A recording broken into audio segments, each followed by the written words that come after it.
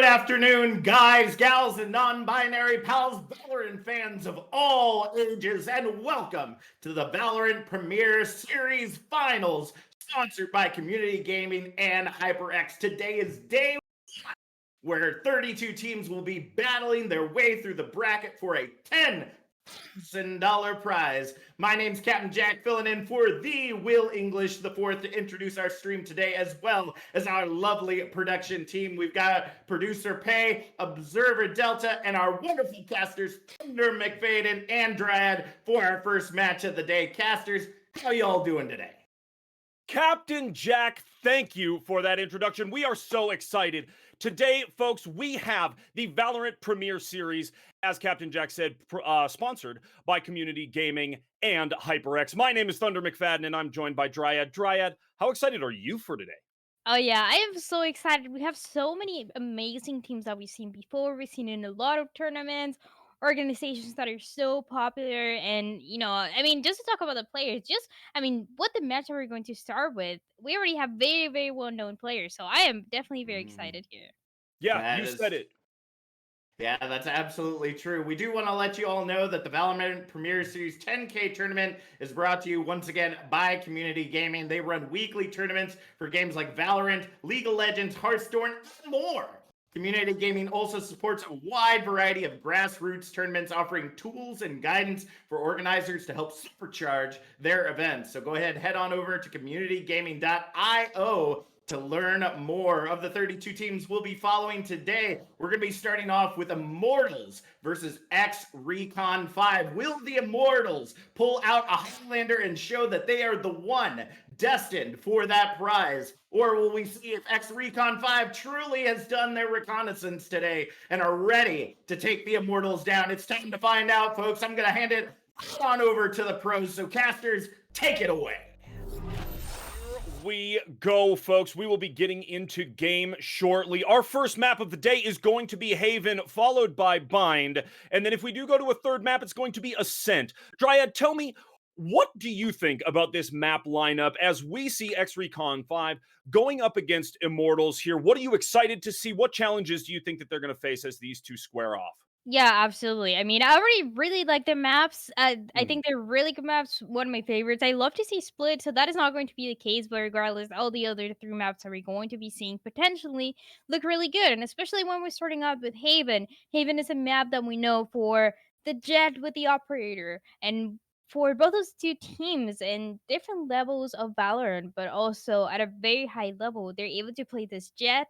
They're able to play this duelist, this double duelist most of the time, and for it to be so effective. So Haven is a good way to start it off to get that momentum going, especially on the attacking side, right on, really knowing where to go inside, having that confidence and building that confidence for the second and third map. I completely agree. I just absolutely agree with you, Dryad. I think that Haven being the map to start off, I feel like that map is just a great equalizer, okay? All of the other maps can be a little polar as far as attacking or defending side, whereas Haven is one of those, so many mind games with the three different sites. So many, as you were talking about, the operator angles and all of that, they are going to come into play later on in the game. I like the situation we are in now with Valorant, though. The operator becoming a little bit tougher to get, even though they lowered the price. The econ in this game has changed here Yeah. so much over the past month with the abilities and everything. So I'm so excited to see what they are going to bring to the table. And when we get this map number one going on Haven, super excited to see what these teams have to bring. And the pistol rounds, I think, are going to be huge, setting the tone for either of these teams.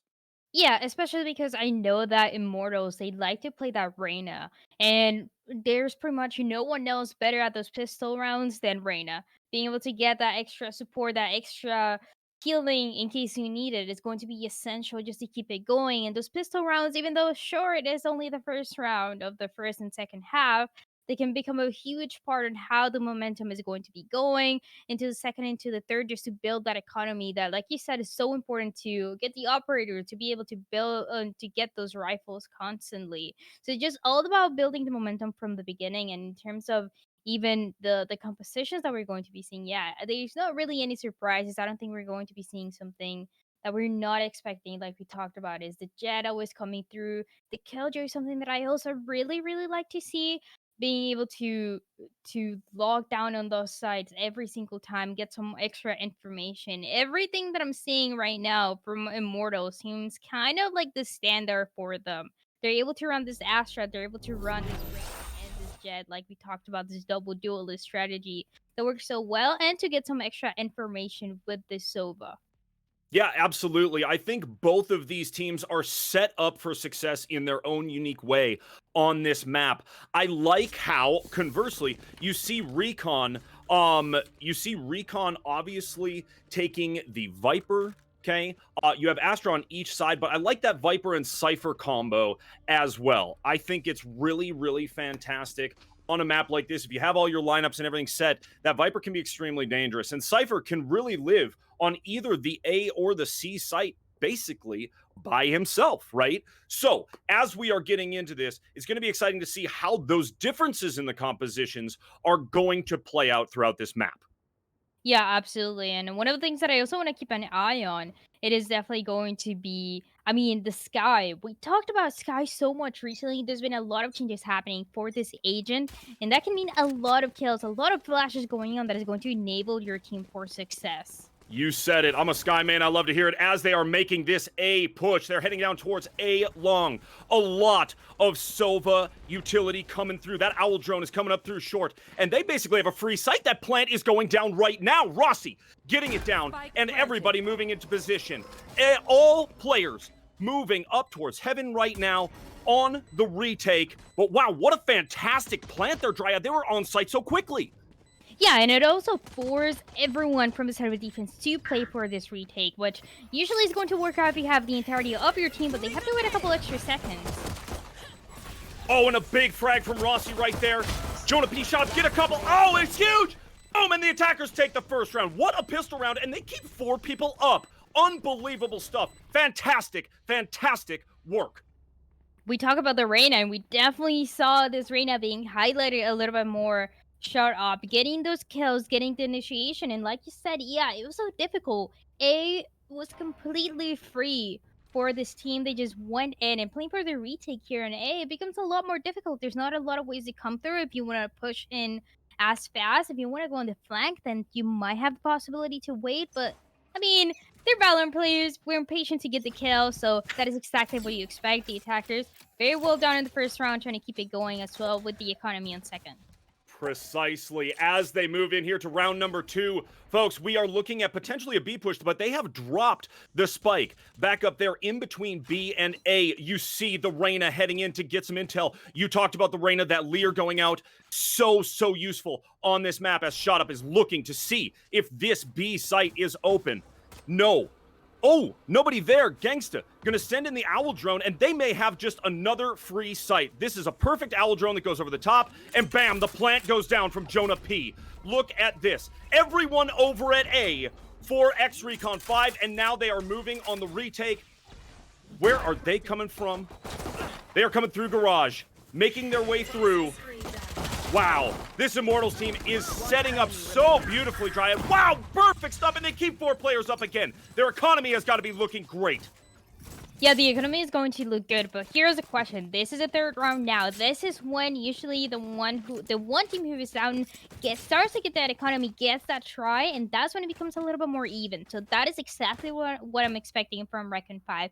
A really good job, and also a little bit surprising that this team, they have the confidence to go into B. These are very hard site to plan and to retake. There's so many places they can come and hide from, so it becomes a lot more difficult for any team. But the attackers so far for Immortals, they're feeling confident. They are, you know, and we talked about it beforehand, looking at how this team sets up, how they play mind games on this map. Again, playing slowly here, very nice stuff. Shot Up, gonna look over this Viper wall. Stealthy Mike not able to find anybody over on A, so they're gonna move. Stealthy Mike gonna push up a little bit.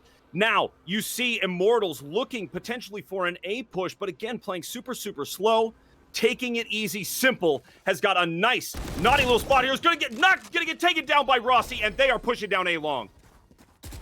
But yeah, that's right. Not even the economy is going to be enough. The number advantage, and once again, going for it to Immortals, who is pushing A, using all that utility just to get some information, just to get those kills. And so far, only one, trying to get a couple more. But it's going to be once again playing for the retake, it seems like, for the defense. Oh! Nice frag for Gangsta, and now they have full control of the A site, but the Jet's going down. Jonah P goes down, and now we have a 4v2. Ooh! Look at this, it's all on the Viper. Will the Viper save or no? Gonna push, and there it is. Attackers win again. It is 3-zip. You know, you said it, Dryad, before this round. When you go into round number 3, no matter what half, it's different. It is just different. Now everybody has some sort of weaponry, some sort of firepower that they're bringing into the round, and it's gonna make a difference. But right there, Immortal does a great job of shutting down and just making that A site happen.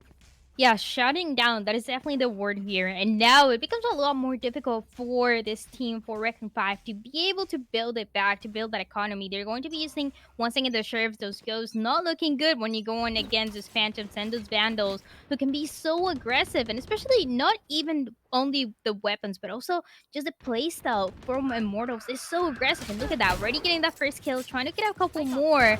But they are playing for those picks more than anything, and it's working out so well. Ooh. You said it, a couple of nice frags, but that blind is coming out. Oh, that guiding light, but Stealthy Mike just does it to push them back, does not push forward on Immortals in this 5v3. They're going after this A site again. They are just kind of toying with exRecon 5 right now. And listen, they can. exRecon 5 coming in on a save round. They have pistols. They've done a decent job holding off, but now in a 5v3, it is, oh, a nice tag for Shot Up. Rossi taking another one, and now again, Viper all alone, and they will get this plant. Absolutely. And once again, playing for those picks, and also taking into account that the defense was pushing them. Even with the flash, they didn't capitalize out of it from the sky. Now, wow, calling, now getting a couple kills, trying to go in. That needs to get 3 more, though, and that is not very difficult, not very easy to do. With the Soba, with the Killjoy, with the Astra as well, everyone able to get that information. Yeah, there it is. Yep, and there it is, Hooligan. Oh, but a nice kill. Great headshot from Hooligan, coming from heaven. Oh, gets taken down, but it's gonna take a few players with. Now, in this sort of circumstance, when you're in a 1v5 in this game, we talked about economy beforehand, and we've talked about economy a couple of times. I believe in this sort of circumstance, one player saving a weapon is not as valuable as taking out those 3 players and dinging the other team's economy. I believe that. At this point, when you have to save in this game so much more than you used to, I think that's a great move right there. Even though it's a 4-0, I do believe that exRecon 5, if they put a couple of rounds together, they can get themselves right back in this thing. Yeah, it's all about trying to get that information first and capitalizing out of it. We saw this guy getting the flash, connecting the flash, but not able to get the kill, having to back up, in fact. So that is something that they need to capitalize on every single time, especially now we hear Viper's Fit coming in. A lot more information going in just to control those fights. You said it, a big kill from Shot Up to open up the round. That's a first blood that you really want to see. Shot Up now, at this point in the game, known for shots like that, right? Absolutely brutal stuff from this Reyna, and that ultimate is coming out from the Astra. The Cosmic Divide is going to make this extremely difficult to retake when you are on the map. Oh, a big frag from Shot Up again. That's a 2-piece. Going after a third. Is Shot Up going to get it moving through this wall? That Leer is just so perfect from Shot Up every time. Stealthy going down to Rossi. It won't be an ace. Boy, what fantastic work out of Immortals again. Yeah, absolutely. No one has been taken down. Everyone pretty much with full health trying to go in. And with this Viper's Pit as well, even when you want to make it a little bit more difficult, just Immortals, they have such confidence. They're just going in, they're getting the kills. That is really all they need. They keep this momentum. They know they don't even have to use a lot of ultimates. We saw that Cosmic Divide coming through. And at perfect timing as well. They're not using it too late or too early. And yeah, of course, before it turns into the 6-0, you need to go into a timeout. That is necessary just to decide what you're going to do with the economy, because you're able to get those weapons, you're getting taken down, you want to try it again, but something has to change. Clearly, it is not working for Recon 5. You're right, and now as I look at the economy here, they are likely going to be on a save round again. Smart for them to go ahead and take the time out here.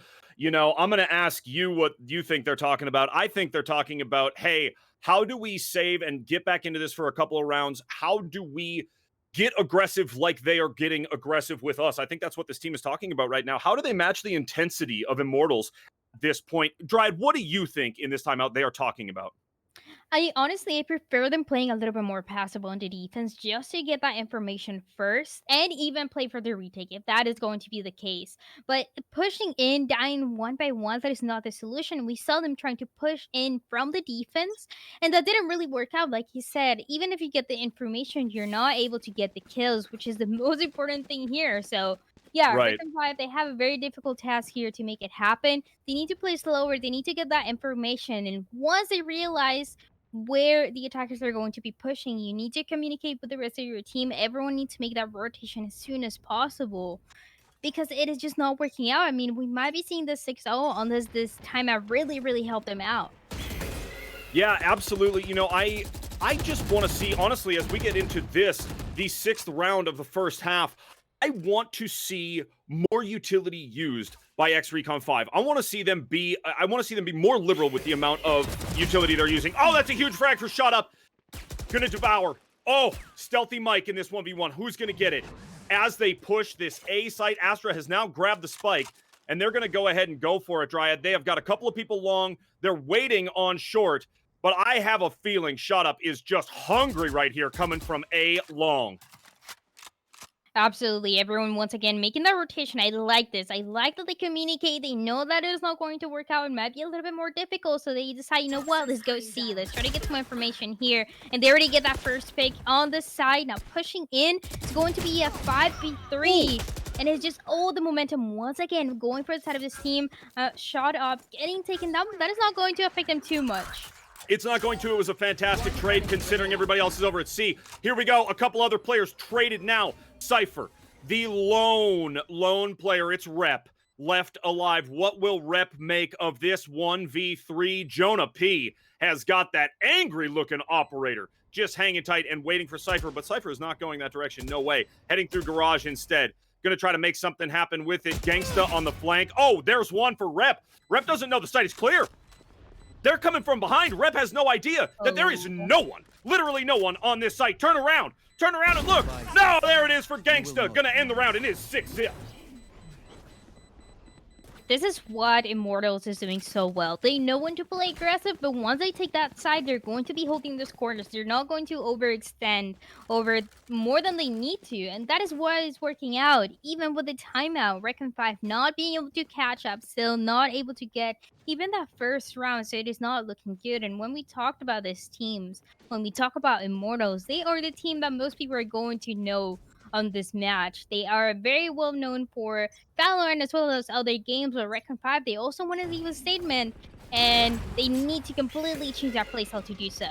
Yep, I think this is the time for them right here. They have saved into this round. They now have an operator, a whole gang of phantoms, and they are ready. They are spread across this map. As Immortals play slow down towards A has been very sweet for them, very sweet to them, and they are making moves here. Oh, Jonah P coming with that ultimate, the Blade Storm. Where will this opening frag come from? It is a slow, but boom, it is Jonah P taking out Stealthy Mike on this move. The Astra utility gonna hold them off of A for just a brief moment.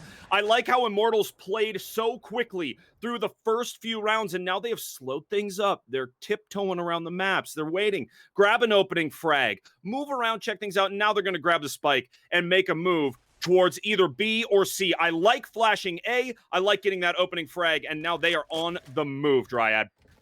Yeah, and they're going to have the advantage on that positioning as well. One thing that I didn't like to see is that those Seekers coming through for Recon 5, they came in too early. They got taken down immediately. Of course, you ideally want to make sure they get some information. You're able to push behind them, but that really wasn't the case. And now it's a 5v4. Every single time, the number advantage going to Immortals.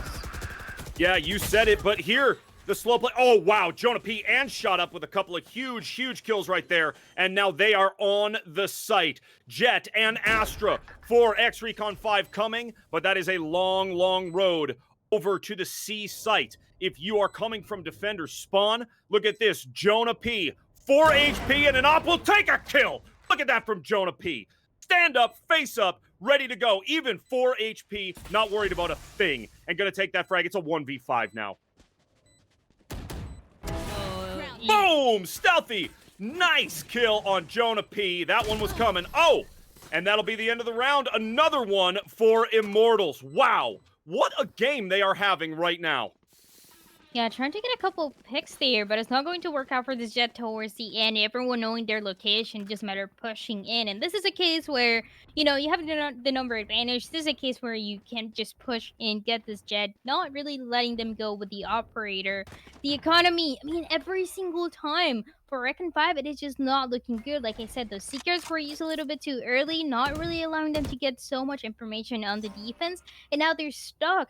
They're stuck in the same situation. They're able to build those rifles, they're able to get them, and then they get taken down immediately. Yeah, and again, we keep talking about the economy. We keep kind of beating it to death, but really, it is to be said, wow, Shot Up goes down quick to rep. Look at that. With the Sheriff, oh boy.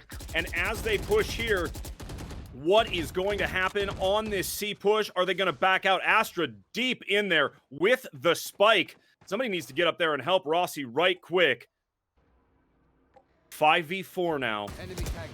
Defenders doing a nice job holding back, but now 4v4. Gangsta. Oh, and there comes the ult. Is the ult going to catch anybody? Let's see. Everyone backing off. This 4v4 just got spicy, and they are moving. They are getting out of C. They're getting away and heading towards B. Attacker spawn. Yeah, that is a good kill happening for this Jet. No, trying to get a couple more, but once again, 3v3. This is the best that we've seen Recon 5 do. Just a matter of their rotation. It has to happen fast, and it seems like the attackers, they definitely know this with the operator. Everyone Boom. going to get taken down. There it is, the stealthy going down. The plan going to happen as well, and they always have the number advantage. I can't say enough. They know exactly what abilities to use, and it is just working out. Even when they used the Hunter Spear a little too late, that wasn't really going to affect them, and now this is going to look harder for Recon 5, but 8-0, not being able to get a single round from Immortal so far.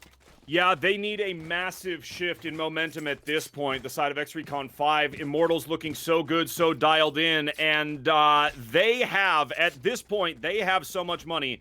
It is coming out of their pockets, it's coming out of their ears, and it's coming out of their bags. They don't know what to do with it. They have to give it away at this point.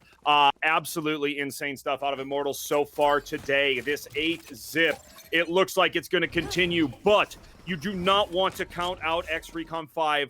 They have shooters on the team, and that last round, we talked about it. They did a great job of getting some frags and playing at the pace of Immortals. They just couldn't keep up through the round. If they keep that momentum, if they go ahead and they match what Immortals is bringing, I think they can get themselves back in this, but they have got quite a hill to climb up at this point. Big Lear out of Shot Up goes on. Yeah, after the 6th round, it just becomes so difficult for the defense here to get that momentum going. They still can make it happen. There it is with the operator. I mean, that is one of the possibilities here. Just keeping going, taking down this Jet. But now, look at that. The side, once again, going for the attackers. Yeah, you said it. They are planting at this point, and they're pretty well set up on the site. Astra, 4 defenders coming around on the flank, but really, at this point, they have got to make some moves. If you are exRecon 5, you want to be getting in there and using utility now. These seconds are ticking away on this spike. Where are they at? Somebody has got to push and somebody's got to use some utility. Simple getting down some utility, but it's not enough. And Emil with the lockdown, a beautiful ultimate, and all of a sudden, boom. Ooh, a 1v2. Does Hooligan have what it takes? Not quite. There it is. Another round goes the way of Immortals.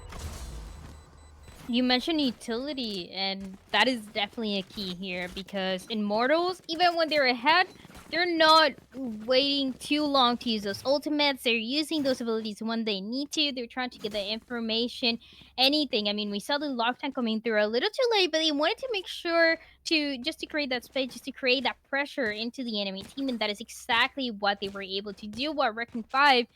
I mean, now you have the Cosmic Divide. I thought they were going to use it that last round. They didn't. Now they're waiting. But at the same time, this is an ultimate that they can wait for on the attacking side. Wait for it to go down before pushing in. So ideally, maybe using it for the retake might be the best strategy here for Recon 5. Absolutely. The Cosmic Divide is such a useful ultimate after the plant, always. Yeah. Boom, as these teams, they trade a player. It's 4v4 at this point. The Spike sitting back. They are waiting and playing slow. Cypher. Ooh, Cypher for defenders going to make some moves. Wants a kill right here. That Sheriff out. Making moves around from C long. And they've picked up the Spike. Here we go. Defenders down to 3 players left as these Immortals move. Oh! Rap gonna take one. Oh, boom, and there Jonah P. Making it a 3v2. The plant gonna go down? Not quite yet. Rossi wants a little more information, wants to figure out what's going on, and now that Cypher knows exactly where everybody is, I believe that, yep, there it is. There is the plant from Rossi. They are going to have quite a time retaking the site, but in 2v3, Stealthy Mike looking. Where are they gonna come from? Gangsta, nice work there. Everybody's set up on site. Everybody just waiting. This Immortals team, they do such a great job. Oh, and it's all down to Stealthy Mike. 1 player left. Gonna take a move through garage and maybe just end up saving here. Maybe going for an exit frag. I love the new blade and the new guns. It's so man. Yeah. Oh, I love it too, but unfortunately, that is not going to be enough for Stealthy Mike getting taken down. And it is a 10-0. We don't see this very often in Valorant, but I mean, this Immortals team absolutely proving how valuable they are, how strong they are, how good their communication is. You can see it every single time. They know when to rotate, they know when to push into side, they know when to play aggressive, when to play more passive. They have this very, very well understood, and that is why they're able to keep this momentum going. And I mean, if it keeps going their way, this is not only going to affect this first map for Recon 5, but also the confidence for the second one going to Recon 5. 100%. I mean, obviously, if you're coming from a big loss, it is going to make it tough. Let's not count them out just yet, but man, this is looking good in the way of Immortals. Shot up taking a kill. Rossi taking another one. It is a 2v4 at this point. They are planting A. They have just had A as a free site probably 7 or 8 times in this first half. Shot up getting that final frag, and it's 11-0. They do not have a round yet, exRecon 5. Something major has got to happen if they are going to get back into it on this map. I love Dryad. I love the mind games that we're seeing. We talked about it before the map.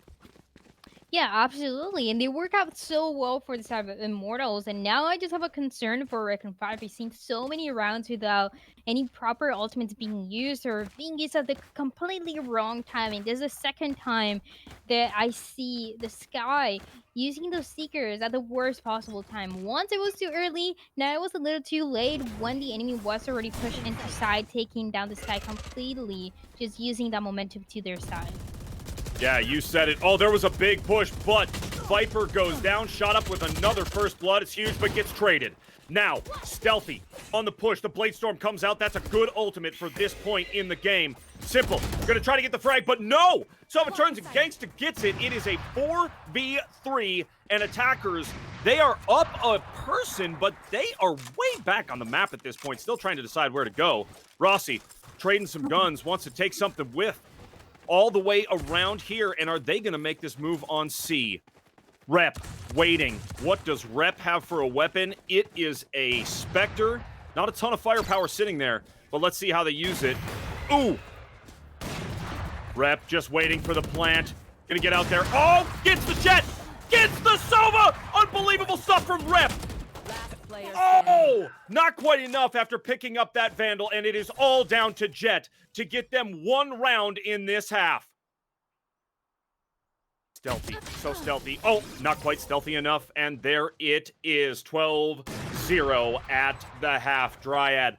What a half for Immortals. Match point.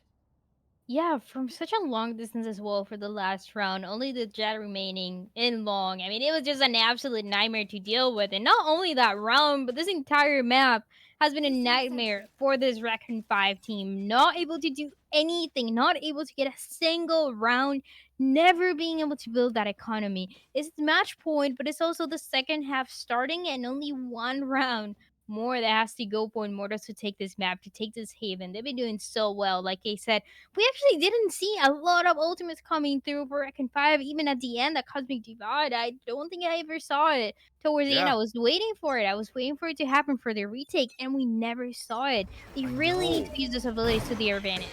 Absolutely. Trying to push in quick. They're going to get one. Stealthy with the first blood. That's huge. Going to take a shock dart right to the feet, but there is Stealthy Mike on the heel. Big stuff out of that sky, but Jonah P is waiting, and Jonah P's got a nasty shorty just waiting right there. Oh, but Stealthy sees it, gets it, and all of a sudden, wow, Stealthy is having a round. Boom, there it is, and we are in a 4v2, 3v2. Do Gangsta and Emil have what it takes to close this thing out at this point? 2v3, and they are still pushing onto this A site. Killjoy all the way over at B, looking for a C push, and it is not there. Sova alone on the A as these three push. Get the information, folks. Who's going to go? Who goes down first? Oh, wow! Gangsta takes two! Gangsta with the ghost! 22 HP goes down! Now a 1v1. 3 HP in a dream for Rep. Where is the plank going to come from? Is it going to come? Oh, wow. Get out of the way of that turret, buddy. You got 3 health left. Oh, no. Watch yourself. 1v1, and this may be it. Bam! Takes the shot, and that is that. It is a 13 zip for Immortals. They take the dub, and that is map 1 all done. GG's. It couldn't look better. It really couldn't for Immortals. It's just so difficult to make a map completely go the way of a team, but Immortals, they managed to do this, and we talked about it. We mentioned it. Immortals being the team that we know the most of. Immortals being that team that we consider at that almost pro, if not pro level, recently having difficulties with those teams at that same level. But when they're going against a tier 2 team like Recon 5, they've been doing so well. I mean, sure, it's only the first map, but they already left a strong statement of how good they are, and they only have one more map to go here. They've been, they've been really fantastic. 13 zip is a real thing. It's a very real thing, and it's very in your face if you are on the side of exRecon 5 for sure.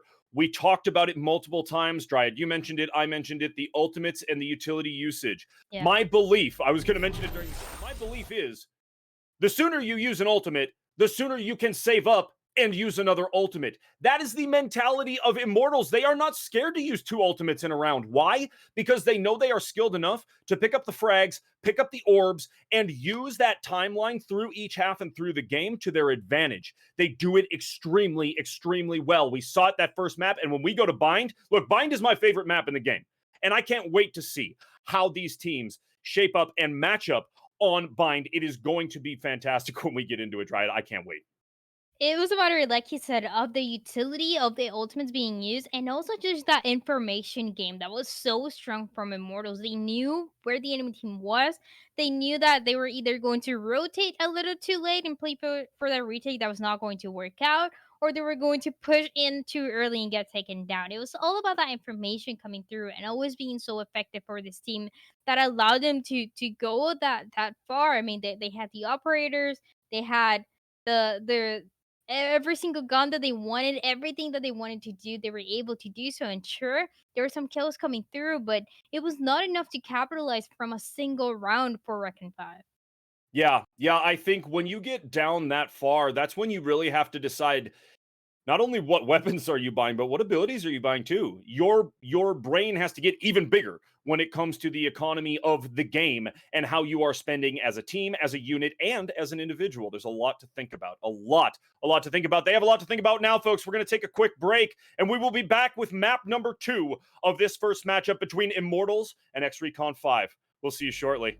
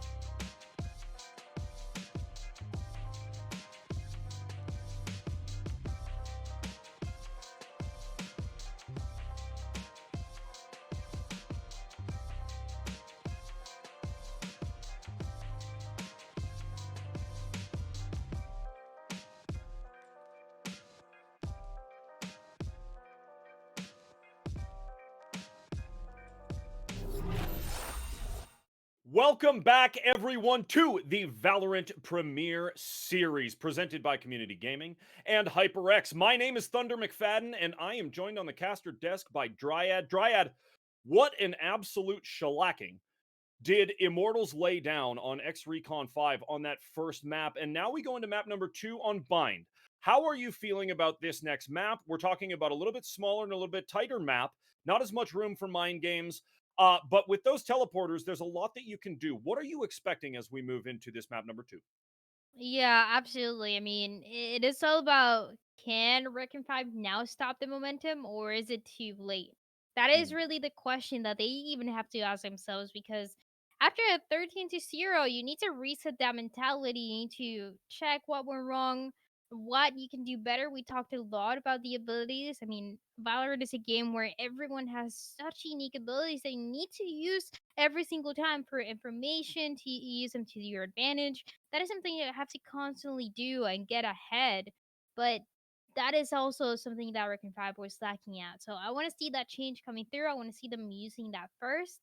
And also Bind, like you mentioned, the teleporters are always so effective.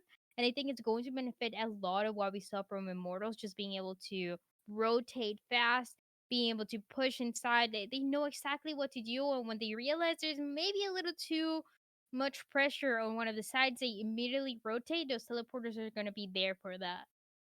Yeah, absolutely. They're going to have a lot of options. The thing about the teleporter, obviously, is it announces exactly where you're going. So, unlike on Haven, where we saw first map, okay, there's more room for movement and more room for kind of retaking, moving to another site, whatever it might be, and you don't really announce it. Whereas on Bind, those teleporters, they tell you what's going on, right? So, I think effective use of those is going to be key for both teams. I think we talked about it first map. We definitely talked about it first map. Look, if they do not take care of their utility, exRecon 5 is going to be in big trouble, right? It got him into trouble on the first map. It seemed like every other round was a save round. And if you are buying like that, that's the way your game is going to go. You're just going to go back and forth.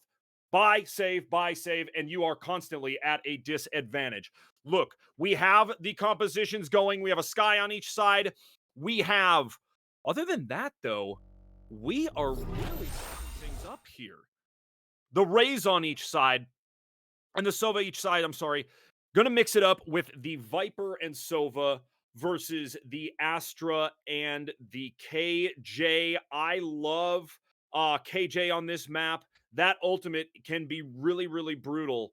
Either site, Dryad. So I'm excited to see what these folks are bringing to the table this map.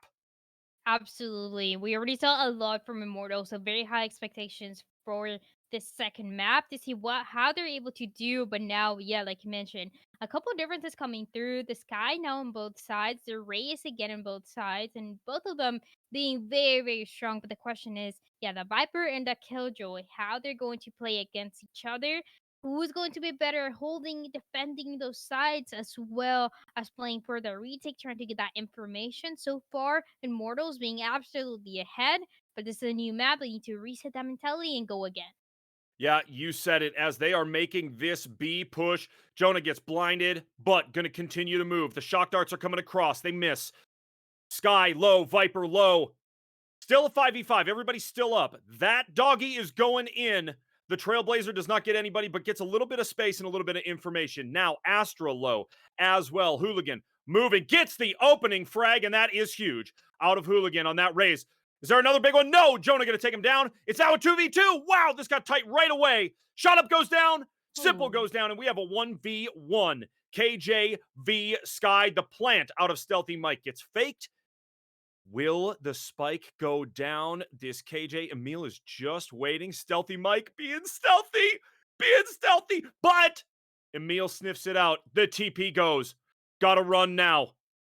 Emil knows exactly what's happening. And this Sky, will the Sky get the plant down? Stealthy Mike trying to be super stealthy. But probably, where is the KJ? I was going to say gets shot in the side of the head, and it is over. Defenders take the first round. Nice work out of Immortals. Yeah, now the best positioning to plant as well. I mean, right in the middle. And yeah, to be fair, they didn't know where this killjoy was going to come from. But, planting in the middle might not be the best ideal for the 1v1. once again going for the 7 Immortals, and it was very close. Probably the closest that we've seen these two teams face each other on this pistol round. No more Reyna like we saw on the last map, like we saw in Haven, where you have the biggest advantage there with that agent. But now, yeah, it's still all about the duel, all about those kills coming through to make the difference. Yeah, you said it. Defenders take round 1. That is for Immortals. But like you said, the tightest they have seemed as far as their gameplay so far. Really fantastic stuff. As these folks and now the movement over towards A. They know. Boom! Rossi gets the opening frag, but gets traded, and that is that. 4v4 at this point. Defenders positioning well on A. Sky is on the lurk over on B, and we may see a rotation out of Immortals here. Or rather, Recon. Here we go. Yeah. They're trying to figure out where is going to be the best side to push, getting really close to that raise. But it's going to be the raise getting the kill, getting taken once again the 3v3, and it's all about the numbers to see who is going to take the advantage. The raise though, really low. Oh, and that is that. Here we go. Immortals take him down again. They keep 3 players up, but we talked about it last map. We always talk about it. Round number 3. Everybody has weaponry of some sort, okay? We are no longer on the pistol rounds. We are moving in, and this would be a fantastic, fantastic time for exRecon 5 to try to make something happen and come back into this. They have spent all of their money save for 200 credits. They have 200 credits as a team, and they are going into this round ready to whoop. They have firepower. They have better make it happen. Otherwise, they are going into round number 4 with no cash. Let's see what happens here. They are moving. They have left the spike, getting some intel over on this B site. Stealthy Mike gonna send that Trailblazer. Here goes the doggy, but gets taken down right away. Wow, the defenders are Immortals are doing a great job getting out there, but Gangsta and Joda P go down. It is now a 3v4. It is no longer a 3v4 or 3.5 because Omen has been healed by Sky. Everybody at full health. So here we go. These attackers, they're gonna come back and grab this spike, but where are they gonna take it to? Oh, man. Big kill for Hooligan, and now a 4v2. This is the best position that this team has been in all day long. Rep goes down, gets shot in the back of the head. Absolutely. Immortals now still, I mean, they don't have the numbers advantage, but they are able to connect those kills almost every single time. Now, the Killjoy was able to clutch that last time, trying to do it again. Both of them full health, so they have the possibility here. It's all about getting that information first. Maybe the Killjoy, you want to use those abilities, but I'm shut up getting taken down. This is the opening that finally we might be waiting for. Yep, you said it. This 3v. Ooh, and there you go. They keep 3 players up. They keep 3 weapons, big ones too, and they are moving into this round number 4. They have gotten their first round win of the day. This is huge for exRecon 5, and they need to carry this momentum into these following rounds. They need to do it. They are capable of doing it. They just need to stare down those crosshairs and tell themselves that they've got it. They are right back in this thing. Yeah, absolutely. It's all about being able to build that momentum, like you said, trying to keep it going for a little bit longer. And it's all about the kills. You saw how carefully the attackers are playing, and I like seeing this. We already saw a change.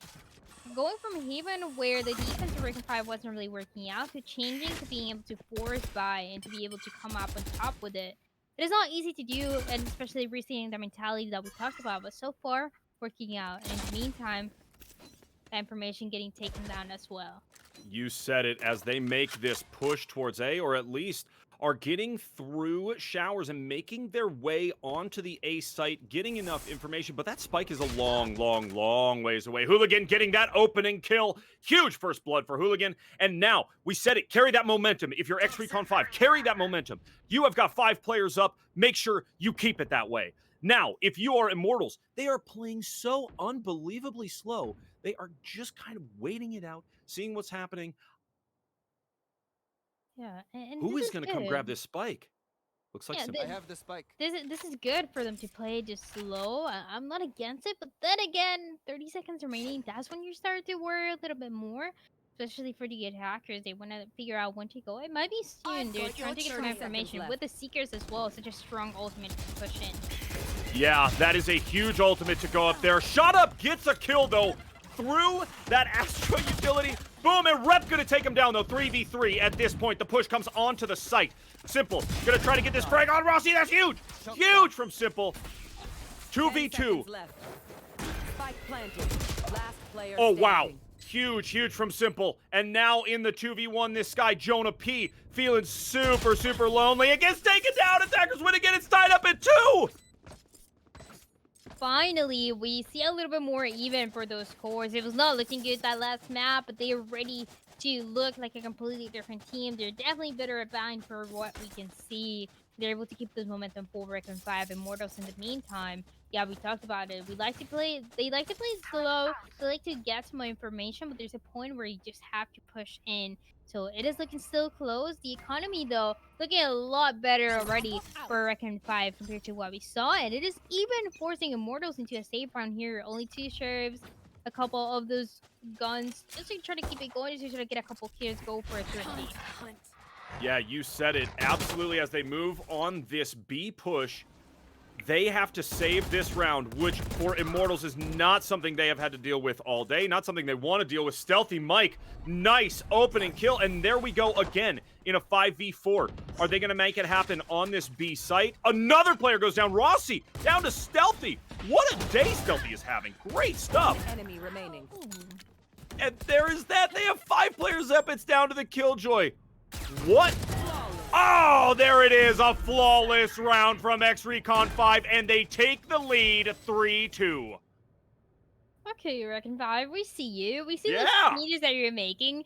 Using those abilities, pushing in, getting the kills, and catching Immortals a little bit off guard, a little bit surprising as well compared to what we saw on the last map. But they're doing better. They're getting ahead for the first time and trying to keep it going. But I mean, the thing now is that Immortals now, because they had a save round, now they're able to full buy, and they also have every single ultimate to use. They can use the Hunter's Fury early on to try to get some information. They can also try to use the Seekers more than anything, and there it is.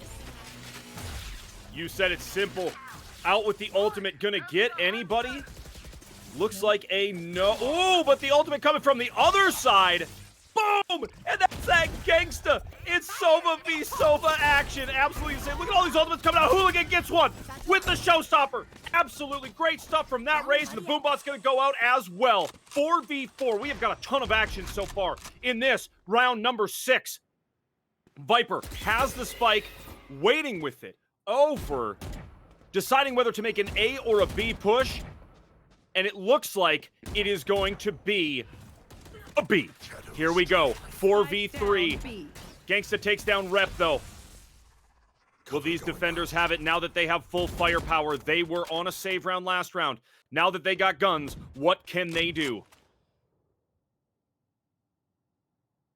I have the spike. Yeah, Very here's quietly where you get a pushing little in. more careful now, trying to get those kills as well. And now definitely the momentum going once again for the Savage Immortals. They were waiting for that. All of those abilities being thrown in that we talked about, but Stealthy actually getting that kill. So That right there 3v1. from Shot Up was an absolute class in how to use Ray's utility. And Stealthy got through it and got the frag. Absolutely crazy. Yeah. And now the 1v3. Will the plant go? Oh, there it is. Defenders even it up. 3-3. Immortals looking good on that defending round. They used 4 ultimates though. 4 ultimates used for this have Immortals. We talked about how they had all 5 of them, but they were able to capitalize out of it. I mean, we saw the Hunter's Fury, both of them coming through early on, and it was the one from Immortals, the one who was able to get that pick. That opening pick was crucial for how the rest of the round was going to go. Now you still have the Cosmic Divide to use early on when you're pushing in, so there's still that possibility for Immortals. And both of the teams still trying to get ahead. They sure are. As this Trailblazer comes in, gets taken down by Shot Up, sees it. Shot Up takes a paranoia right to the face, but is going to send a Boombot, which will get picked up by Stealthy. Stealthy going to take the orb, and now we are in showers with the spike. Stealthy figuring out where to head, and there comes the ulti. Ooh! Where is Omen going? Up top side. Up in heaven, ready to catch that opening frag, and gets it! Stealthy does. What a fantastic ulti to get that opening frag. And they are now on this site. The plant is coming soon. Shot Up getting taken down by Hooligan. Boom, we have a 3v3 all of a sudden, folks. Oh, my favorite ult ever to go on top of a spike. It's the Viper ult. Woo! I'm gonna make things absolutely brutal for the retake. Walking into that green cloud, it is no fun at all. Immortals gonna have to make something of it. Jonah P. Is Jonah P gonna be the first to push? Sends in a blind. Oh, wow. Emil gonna take one. Oh, there it is. Nice work out of Simple on the end to finish it, and they go up another round.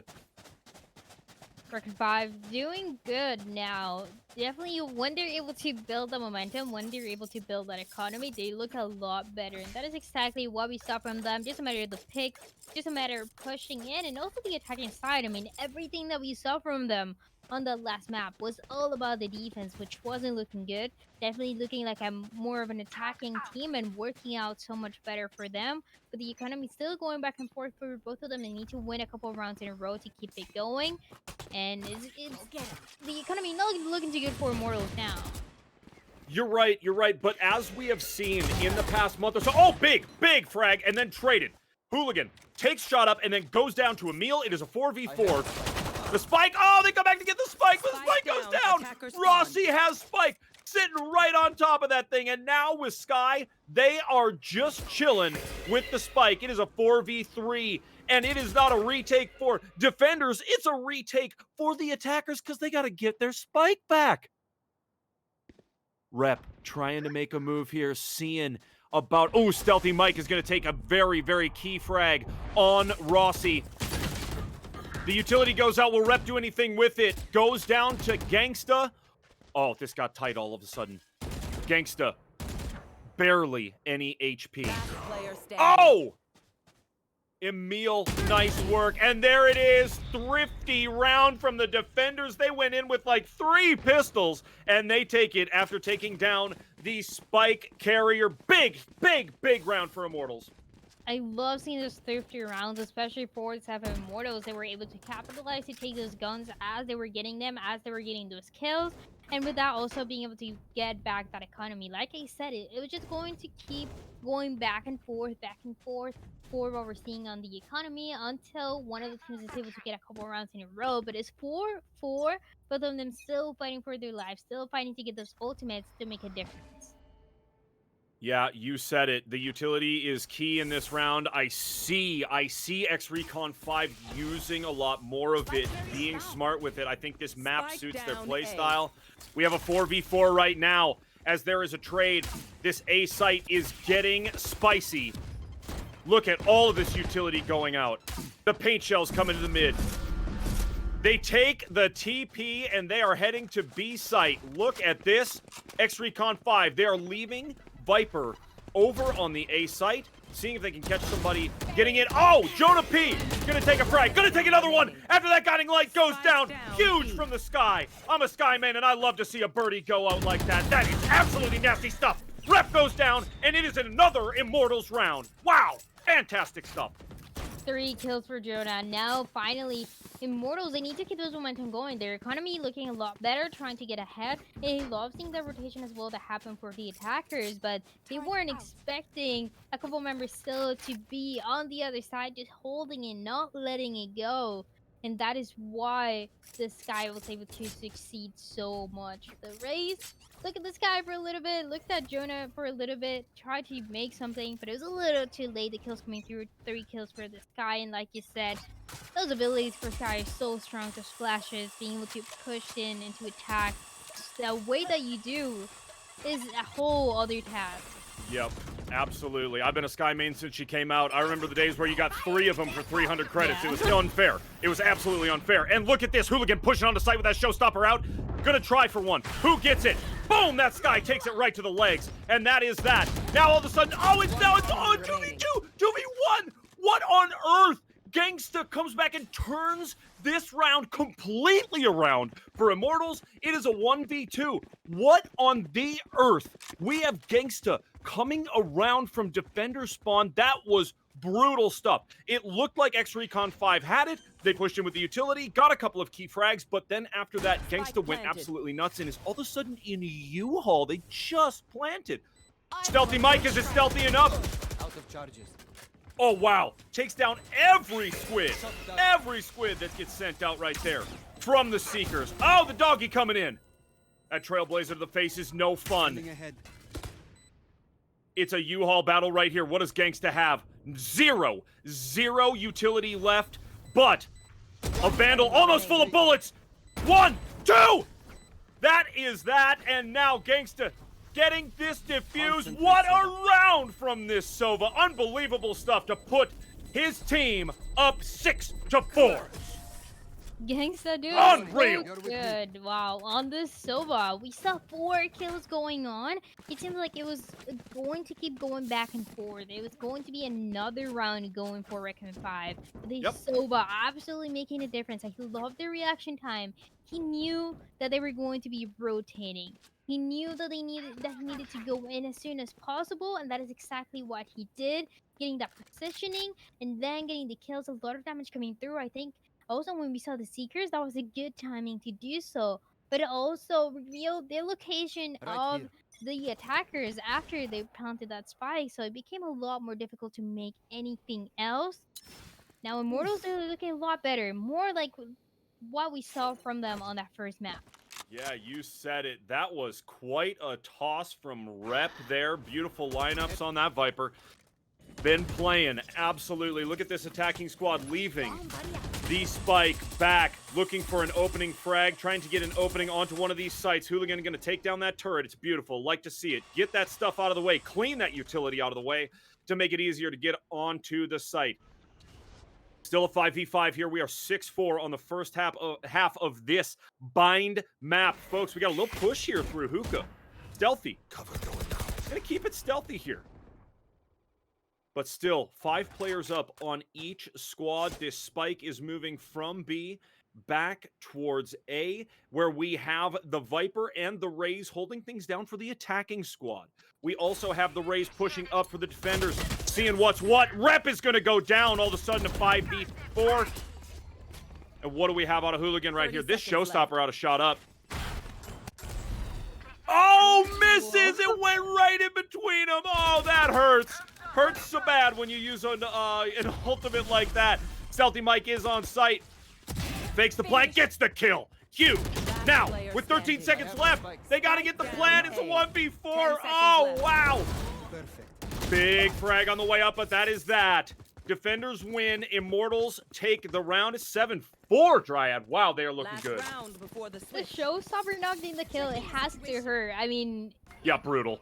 Getting that showstopper already takes a lot of time, a lot of kills to be able to get that ultimate, and then not able to connect those kills. It really has to hurt. And sure, people say that the showstopper can also be used to create that space to kind of scare the enemy team a little bit more, but you definitely are looking forward to getting those kills. And not necessarily the case. This is going to be the last round. Everyone trying to buy everything that they can, but Immortals once again getting ahead, doing great. Yep, you said it. As they are moving here, Stealthy Mike's Trailblazer heads through the showers and onto the A site, creating a little bit of space, finding out where folks are at.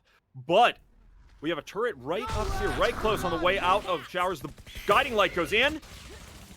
Blinded folks, nice kill. Kills out of Stealthy Mike. We have got a 4v3 here. Stealthy Mike, 2-piece here on the round. Couple of big ultimates in this final round of the half, and the spike is going to go down. This exRecon 5 wants to take it to half. 7-5, will they do it? Ultimates are going out. Utility going out. Absolute insanity. Boom! Look at that! The Trailblazer gets Rep because Rep got no HP left, and that ultimate goes down. What a huge, huge get for the side of Immortals. We've got a push going into U-Haul. Oh, wow. Stealthy goes down, Simple goes down, and it is all up to Jonah P on the sky. Stealthy Mike. Whew. Here we go. Oh, boy. That is that, and Defenders will take the final round of the half. It is over. Wow, you can see the difference between the two teams already as the confidence keeps building up for the side of Immortals. When we saw the beginning, it's kind of going back and forth, just trying to build that confidence, trying to get the economy going for Immortals. But when they got it, they were absolutely unstoppable. The kills coming through. I think the point of change was that Sova against that doing so good. I mean, if we look at the kills, 16 and 5, that's not easy to do, getting so ahead. And now changing a little bit, going on into the second half, a little changes have to happen. We saw Immortals do really good on the attacking side on Haven, trying to do the same thing here. Yeah, they did so well attacking on Haven. They were just absolutely seamless. It looked like every single plant was fantastic. I cannot wait to see what they bring here. They're not going in with a ton of firepower. Gonna kind of just save into this second round. Big push from Hooligan. Gonna get an opening frag. Big stuff right here. Ooh! Hooligan goes down. Jonah and Rossi both taking one, and it is a 4v3. Jonah P gonna heal somebody up. Rossi goes down. We got 3v3.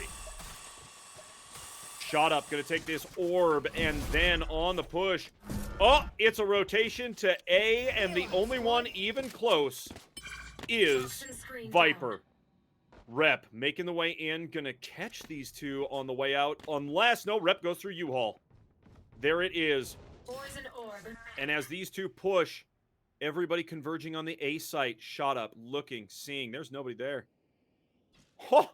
Who are the... Okay, Stealthy and Simple are heading back over to the B site. They don't know that everyone is pushing on to A. Emil looking for this kill in U-Haul. Placing swarm grenade out. It's a swarm grenade. Ooh, does not get activated just yet. Boom, Rep goes down.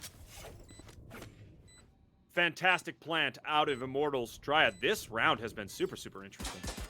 Yeah, absolutely. I mean, such a long run, especially taking into account that it's a pistol round. Everyone fighting for their lives. Everyone knowing the stakes of getting the advantage on the second half. They definitely understand that they want to keep it going.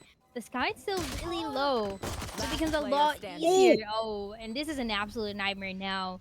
Guy, 18 HP. Not a lot that you can do here. Oh!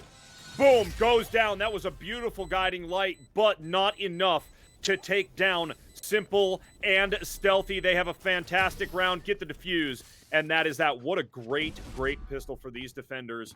exRecon 5 looking pretty decent with the small guns. Let's see how they take it through this second pistol round and then into getting some real guns here. I'm excited to see what they have to bring to the table. Yeah, of course. If you win that round, you want to buy those Spectres, you want to get ahead, you want to get that economy, but it's also the same thing that we talked about. I mean, how much longer are you going to be able to build that economy for? We definitely saw it going on that first map, and now still not very decided. This is going to be definitely a key point for those ultimates to come through, for those abilities to make a difference. Yeah, you said it, and now we are looking at everybody kind of buying into this round. We have got a lot of guns the way of Immortals as they are pushing hookah and pushing long B. Rep waiting in the box, just chilling, saying, come to me. We have the Astro Utility going down, shot up, waiting with those paint shells. Hucks it. There we go. What kind of damage? Oh, in there! Oh, yes! Oh, wow! The gravity well and the paint shells all together. It's a hot combo, and they are... Oh! But Rep with a couple of huge kills, and now it is all down. Oh, was all down to Emil. Defenders take another round. Oh, that utility coming from Hookah looked so good, but it was not enough. Also, I want to see that Emil is playing like 150 ping, and he's still doing amazing. I don't know how this is going on, but for Immortals to have this player and to be able to be highlighted so often, and it is not only in this tournament. I've seen Emil in other tournaments being able to be highlighted, and that also the killjoy is going to give you a little bit of the advantage with the ping. But yeah, it is not easy to do, knowing that everyone is going to be playing that low ping. You're playing in the higher one. And so it's all about also the support from your team that you're able to get early on. Yeah, you absolutely said it. That ping, I mean, it just... It is so hard to deal with. Oh, big kill from Stealthy here to open up the round. Attackers. Oof. Looking difficult for them. Rossi going for a kill. Not going to get it. Going to get a tag on the Omen. Omen missing. Missing with the paranoia. Moving on to site. Rossi coming through U-Haul. Oh, but Stealthy gets healed. Rossi with 35 HP coming through U-Haul. Do they have it? Oh, Rossi goes down. That's the spike. Emil down A. right there to pick up the spike, but is Stealthy going to get this? There it is again. The spike is down, sitting in U-Haul, and the rest of the Immortals players are just what feels like a mile away, even though they are right close here on a short coming through the middle. Oh, big one from Jonah P, though. Let's see if that Marshall do some work here to get that spike back. Jonah does have an ultimate. Will they be using those Seekers at this point, or will they save them for a further round? Last player standing. That is that, and with a Marshall, you don't want to be all alone. Boom, that's that. Defenders win. A couple of really fantastic rounds from exRecon 5.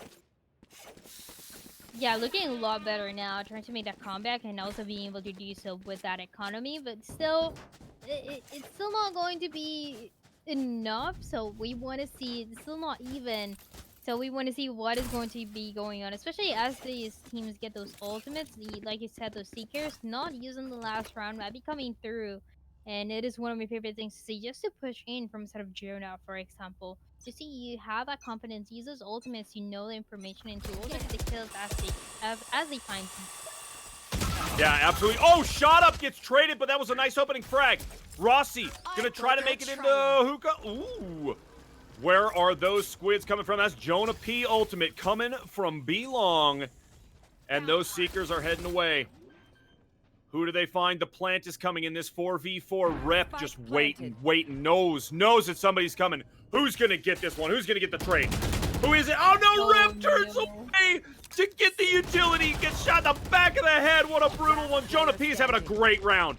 Oh, unbelievable stuff. And there is one player left. It's Hooligan. You gotta do something really nutty right here if you are going to take back this round. Hooligan gonna get that operator and wait at this point for some exit frags. What a round from Immortals. Nice push onto the site. Way to make it happen. And now Hooligan gonna just let the round go and take the op into our following round. Yeah, you know that you absolutely need that operator for the next couple of rounds. So, you know, to have it and to keep it going to be essential for this team. Still very close, though. Only 2 rounds that are making a difference here for the side of Immortals. And only 3 members remaining, so that means they were able to keep a couple of those guns, not all of them. So, forcing a couple of them to buy as well. Not a complete nightmare so far for any of the 2 teams, but Immortals still getting ahead, still using those ultimates. They definitely use those Seekers a lot better. Use them later in the round and being able to make them a little bit more valuable, just knowing that they knew they were going to be capitalized on, compared to using them a little too early, knowing that they're going to be shot at. Yeah, something to really remember about that Sky ultimate is the closer you are to them, the more effective it can be. The Showstopper does not connect, does some damage, but not quite. Shot up, getting out of there, and just regaining that HP. Doesn't want to be in that Viper ultimate. It's a brutal place to be.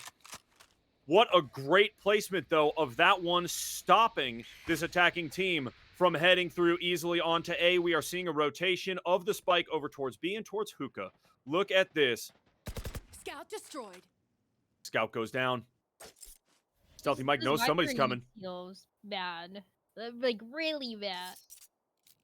Just to even keep that ultimate going, it's gotta be a little bit more. You do have this guy for those heals, but it's all about the rotations for the attackers. And really, they want to go in. They want to face this ultimate.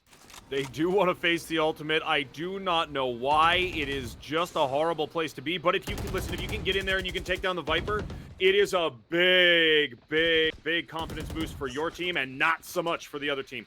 So, can they get in here? Nice one from Rep.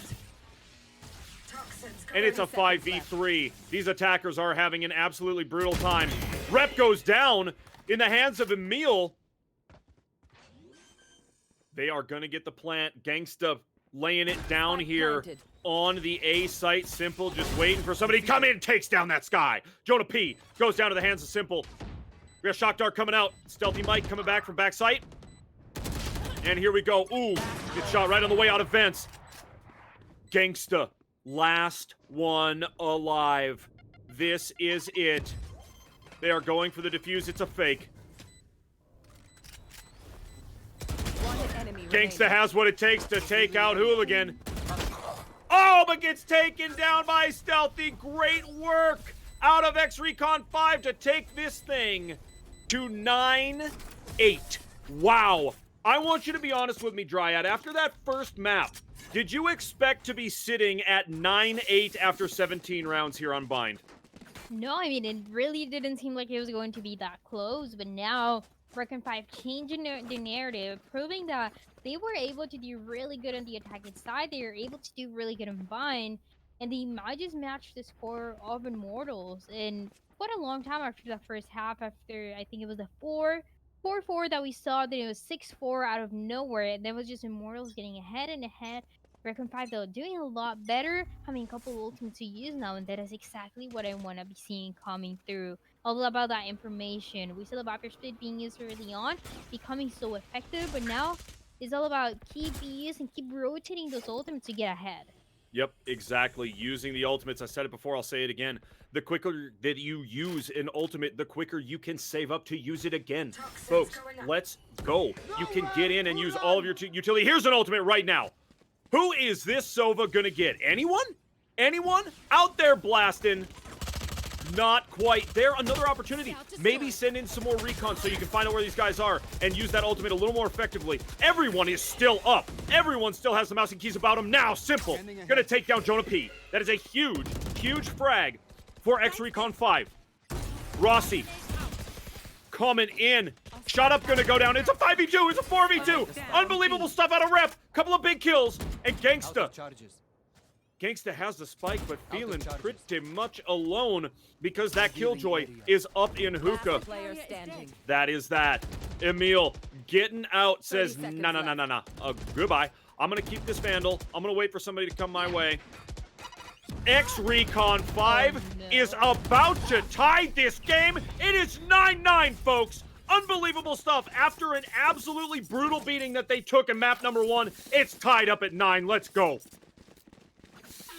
9-9, and Recon 5 putting up a fight, proving that they can get to the level of Immortals, and that is exactly what they're doing. Really good rotation of ultimates, really good information game so far that we're seeing from these two teams, and 2 ultimates available for that next round. And this is where the matchup comes up that we talked about at the beginning, is the Viper versus the Killjoy, who is able to get ahead, and so far it has been the Viper all the way. Yeah, Viper's been doing great. All of that utility has gone down so well. Every wall, every snake bite, every orb just looking so good. Unbelievable stuff. This push coming. Everybody is belong. Everybody on Immortals is coming in. They take an owl drone to the face, and now they know everybody is right there. They're going to play patient, though, see if this rotate comes out. They may hit that long teleporter, a big trade. Gangsta and Rep. Simple taking down Emil. We have 3v4. Simple blasting with that glitch pop. Who's got it? Oh, Simple goes down to the hands of Jonah P, and it is all even up. Hooligan. There it is. And now, Gangsta, that is it. Takes an op shot to the dome, and it is a lead for exRecon 5. It really seems to me that Immortals that were feeling confident after that first map. Yep. And then they just made a lot of mistakes, in a lot of ultimate mistakes. They are pushing in when they shouldn't. They're getting taken down before compared to what we saw early. So they have that extra confidence that there's a point where, yeah, that is why we have the timeout. You need to talk about it. It's not really working out. You don't want Recon 5 to get even more ahead because that is going to affect your economy a lot. You either have to full save for the last couple rounds, or you have to hope for the best after you buy those rifles. So it is not the best situation to be in for Immortals. But Recon 5, they've been doing so well. I love seeing the changes. They're playing a lot better compared to what we saw on that first map. They're using those abilities a lot better. The Seekers, like we talked about, one of those ultimates that you're able to get quite a lot of times in a round. And so capitalizing out of them every single time that you get them is going to be key for them to keep this going. You said it, Dryad. I couldn't have said it better myself. The economy looking rough. But here we go. Immortals are going to buy into this round. They're getting everything. They're spending it all. And they have the big guns to take. Where are they going to take them, though, is a good question. They're going to leave the spike right next to this doorway here, and they are going to just kind of slow play it. Every single player spread out, looking for an opening frag. They want to find out where everybody is coming from. This is a pretty naughty push that I'm seeing out of... Oh! Whoa! Oh. Hooligan through the blind takes out Emil and Jonah P. That's a showstopper for the ages. Clip that, my nerds. Unreal stuff. Wow, that is not easy to do, and even Flash too. The Rays able to do this. That is a way to open up a round. Unreal. Unreal. That is the last thing Immortals wanted to see after what I'm sure was a great timeout. Oh, now all of a sudden things have changed. Shot Up takes 2 frags and it's a 3v3. They're gonna get the plant. And now the rotation coming back. Stealthy Mike is close enough. He doesn't have a long way to go. But, oh, there's that blind. Not gonna capitalize on it just yet. Chasing this Sova. Chasing him. And there comes another birdie, a nice blind. Gangsta with the big kill. Oh, wow. There it is. Attackers win and even it up after taking a showstopper to not one face, but 2 of them. In the beginning of the round, they turn it around in a 3v5 and take the round. It's 10-10. This is getting super exciting. Oh, absolutely. I mean, it is so close, and it was just about the Rays on one side opening up the fight, getting 2 kills with the showstopper, and on the other side, for Immortals shot up, getting 4 kills towards the end. So not an easy task to do, but this duel is being able to be highlighted a little bit more. Now allowing Immortals to build those ultimates. They have those seekers to push in, and love seeing what they're doing now. Look at that. The confidence is looking like it's back. Yeah, you said it. Shot Up is just ready to go. Ready to go after that round. What an unbelievable 4K. Huge stuff. They are... Man, this Immortals team is looking good right now. They have found a rhythm, and this late stage of the game, they want to close it out right here. They don't want to go to a map 3. But Stealthy Mike going to send that guiding light through. Blind some folks. Jonah P has an ultimate. When is Jonah going to use it? Now.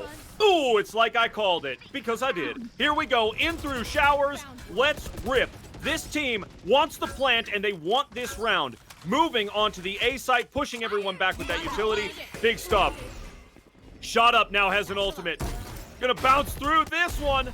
Oh, it gets the shot on Stealthy Mike through the wall. Unbelievable through that Cosmic Divide. Beautiful stuff. You can't see or shoot anything through that. Can't hear through it. So what a shot. There we are in a 5v2. Ooh! 1v4. And it's Hooligan all alone. All alone with that Phantom. Gonna go ahead on over here and just save that thing because the team, both of these teams just have nothing left as far as cash. Immortals are gonna carry a little bit of momentum in this next round, but boy, Hooligan gonna go back and pick up that operator for the team. Not a bad move. Gonna take the Killjoy. Oh, good, does take the Killjoy. There you go. Hooligan looking for another possible exit frag. Yeah, that is going to be good. It seems like no other kills will be coming through. Oh, that is getting very close. I don't think it's going to be close enough, though. Oh, nice actually one! Does get it. Oh, wow. The operator. Yeah, that is all that you need. Oh, that was risky, but the Rays being able to make it happen, really good job as well. But Immortals, nonetheless, still getting ahead. Still 11-10. And they have the economy to keep it going for the next 2 rounds, which is going to be key for them. Immortals, I really do see the changes. I really do see that they fixed those mistakes. They were feeling overconfident. It was affecting them. They had a timeout.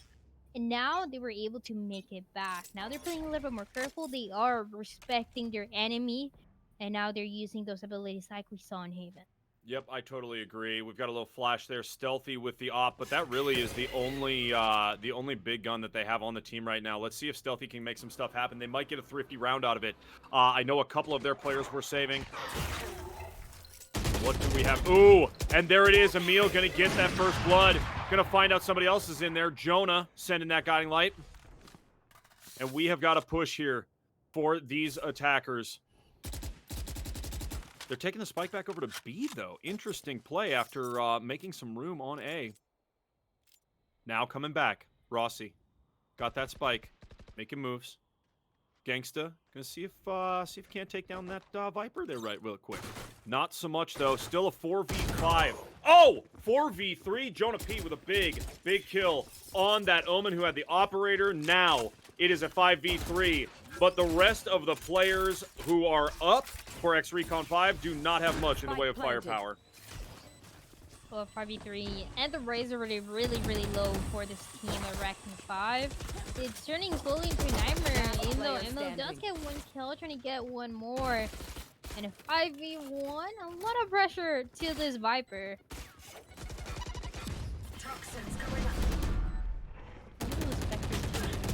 Oh, wow. Oh, Rep gonna get one. Oh, not gonna get another one, though. Rep does take town, shot up, but here we go. Heading into match point. Folks, this is round number 23 between these two teams. The first game went to 13 rounds, lest we forget.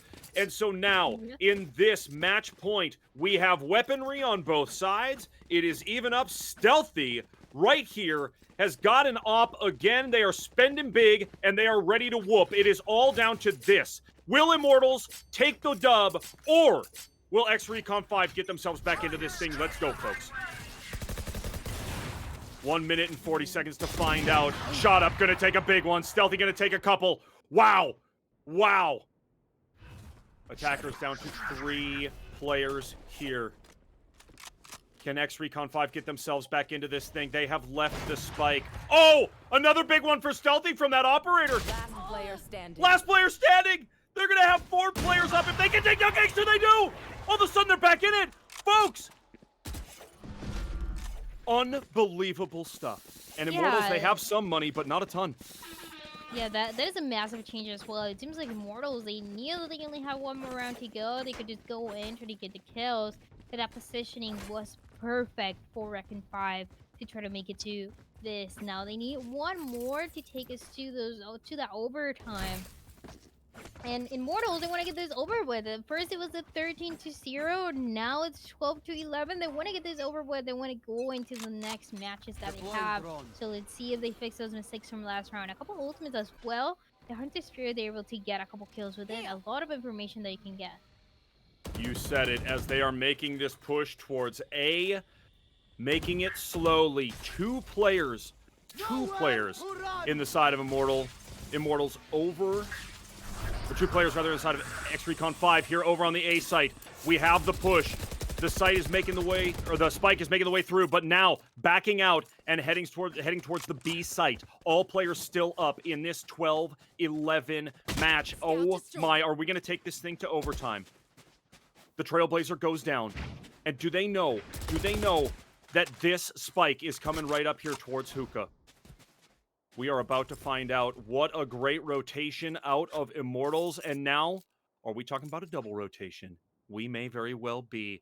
They are moving from B back towards the A site. Rossi can't decide which way to go. The comms, I'm sure, are on fire right now. Where are they? Where is everybody? Rossi now making this push towards the B. B long it's going to be. 30 seconds left. Sky over towards the A site, but everyone else pushing towards B. Are they going to make it onto site, or are they going to teleport back to A? Playing very slowly. Hooligan gets the opening kill and is traded. It is a 4v4.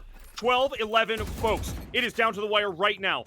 2 Immortals have what it takes. Will they get this plant? There's 10 seconds left. Will they get the plant? They won't. They will not get the plant. There's barely enough time. There is not enough time. Oh, wow. There it is! The plant goes! Unbelievable stuff out of Immortals! Oh, it's a 1v1! Stealthy with the op! KJ! Oh! Folks, we are in it right now. Does Emil have what it takes to hold off Stealthy? It is a standoff right here. Boom! The shot from Stealthy! And we are going to overtime! Unbelievable! 12-12, and it is, like you said, going to overtime. Looking so close. Why did the Killjoy peek? Why?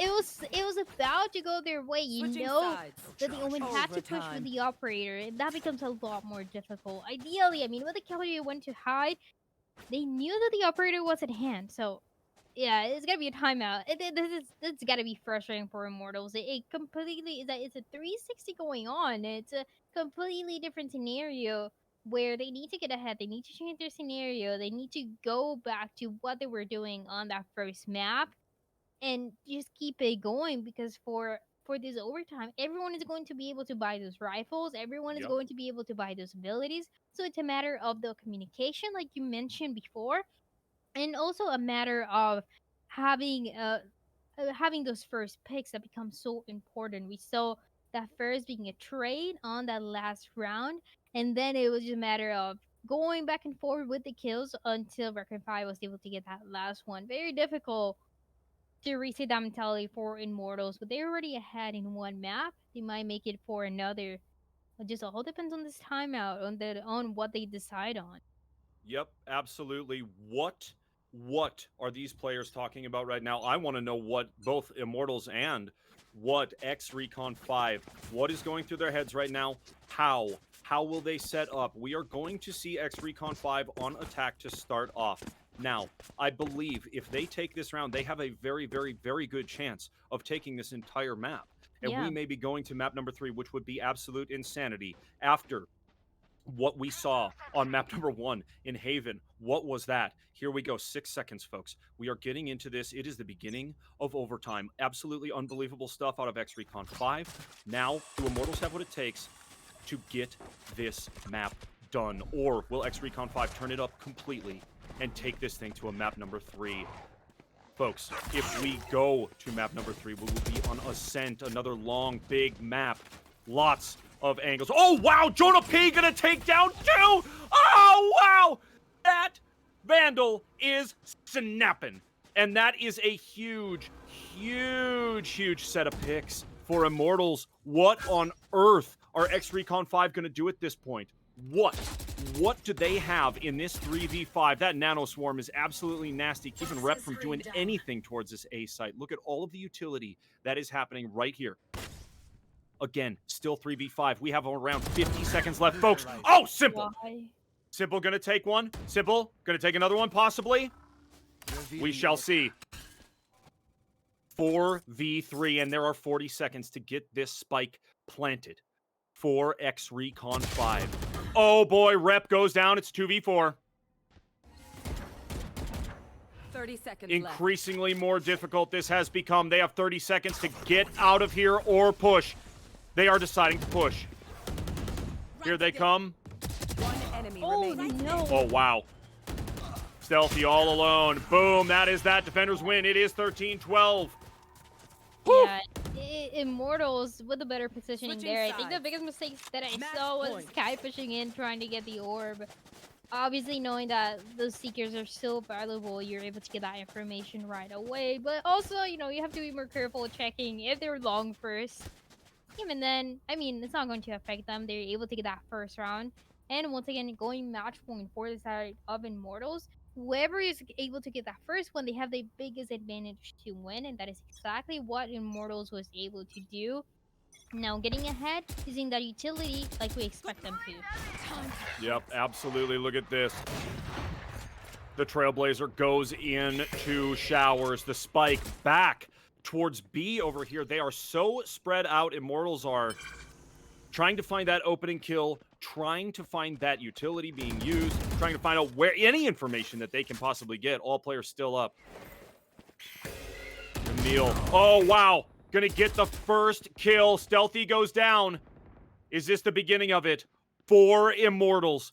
This will be huge if they can get a Stealthy. Mike takes one but gets traded. It is a 4v3. Hooligan gonna push. Waiting for that Sky and gets her. That's it. All of a sudden, 3v2. We may very well be continuing on with this. Gangsta moving over, getting the information for Rossi. Right here. Moving towards this B site.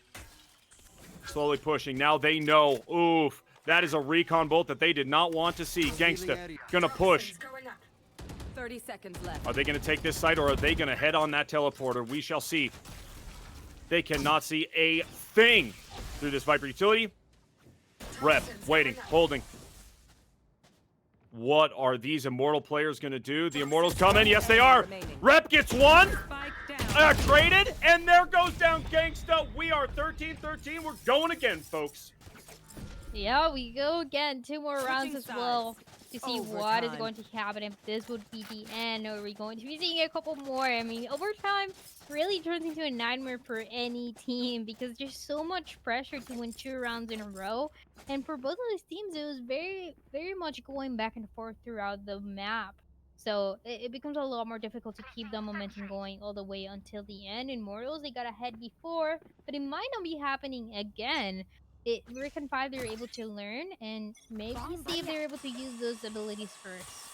Yeah. They have made adjustments so well, exRecon 5. Now, Immortals, same thing. Both of these teams very even up on this map. You'll love to see it. They're playing extremely well. Rossi with a very naughty angle. Up top there, not going to get anything. Going to get taken down by Stealthy Mike. Unreal. Here we go. exRecon 5 pushing onto site. They are making it happen. They take down Jonah P. Gangsta takes down Stealthy Mike. Oh, and the plant is coming in. Rep gonna get it. Emil, all of a sudden, 3v3. They do not get the plant. Now Rep going for it again. Hooligan watching.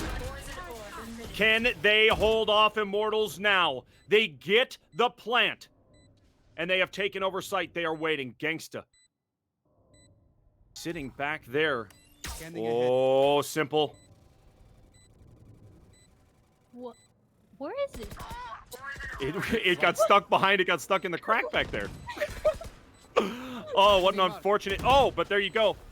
Owl drone straight to the face. There is that Rep with a hot Phantom right there, and Gangsta is all alone. Does exRecon 5 have what it takes? They do right here. It is 14-13. And if we remember, exRecon 5 is extremely good on defense on this map today. What do they have? Oh, what a game it's been. What a game. Yeah, both of the teams have been really good at the attacking side, but now it is Recon 5 able to get ahead, making a big difference here, and now pushing into the defense to see what they're able to do. Even an operator at hand. This is the way that we saw Stealthy clutch on one of their rounds with the operator. Everyone peeking this Omen and getting taken down immediately. A lot of pressure for Immortals, but they might just get this as well. We shall see. Yes, staring down Stealthy with an operator is scary. Very scary. But we have to remember, Stealthy spent all the money on that op. So, got to make very good use of it. Otherwise, what are we doing it for, right? Here we go. The push coming in through showers. Who is going to get this opening frag? That is going to be key on this map right here. The site pretty much bare. They're going to push. Oh, wow. Rep getting one. Getting two. Simple taking one. Oh, wow. Unbelievable stuff. Simple, what you got with that glitch pop? Let's see it. Looking away. Nothing. It is a 2v3. I got the spike. Jonah P, great job getting in, getting that frag, and about to get this plant. What do these exRecon 5 players have now that this has been planted? Stealthy coming up top with that operator. Getting taken down, though! Jonah P! Oh, wow. It is all up to Emil. And these exRecon 5 players need to push. What a great set of paint shells right there. The blind comes in. They know it's U-Haul. They got a pinch. It's a fake defuse. Emil making moves. But, oh, takes down Hooligan. Placing swarm grenade. Stealthy Mike. Stealthy Mike gets half. Ah! A clutch from Emil at 14-14. We continue, folks. Woo! Oh, one more. Surely we'll be figuring out who wins this map, right? And one more. We have to see it. Round 29. Yep. Really turning into a nightmare for these two teams. One of them trying to get ahead, but it's just going back and forth every single time. That was an insane clutch as well. Really playing for the time, and that is one of the things that a lot of players can be hesitant about, can make a lot of mistakes, that you want to play for picks instead of time, but when you already have the spike planted, you want to play for that, you want to take the advantage. Once again, let's reset that mentality. Stealthy with a big opening kill right there. That gravity well comes in, though. Do we see any other utility? No, they break free. Stealthy. Gonna send that paranoia. Spike planted. Or rather, the dark cover goes up into heaven. Emil on the backside. It's a 5v4. What do they have? Emil trying to shoot through those boxes. Gonna get him! Emil gets stealthy through the boxes on an absolutely brutal wallbang. Jonah P. with the blind. A beautiful blind and a beautiful take for Jonah P. Now a 2v2. Unbelievable. Gangsta is a 1v1. Rep will get it. And that is that. Another round goes the ways of exRecon 5. Wow. Do they have what it takes to take this defense round? Dryad, this is getting insane. Yeah, this is not real. This is not a real game. It cannot be, right? It cannot possibly be that we went from 13-0 to 14-15. This is not real. This is a simulation that we're living in. I think so. Nobody's showing us that. I mean, even the agents have a couple of those sentences that we hear from them. Just a little confused, and I would also be confused in this scenario. So many rounds, around 30. To define who's going to win. Exactly what you said, Dryad. You know, in this simulation that we are living in right now, I do want to welcome everybody to round number 30 in this matchup. What on the earth is going on? Utility flying everywhere. It is an A-side battle right here, but the spike is back towards B.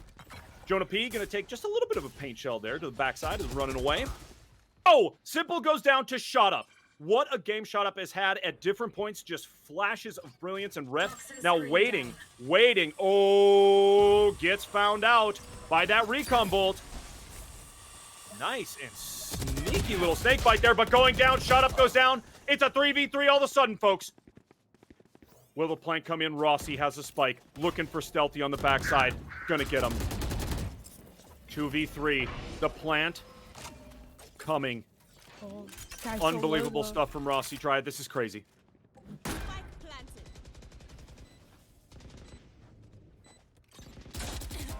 Stealthy Mike. Good stuff out of Stealthy Mike. But still in this 2v3.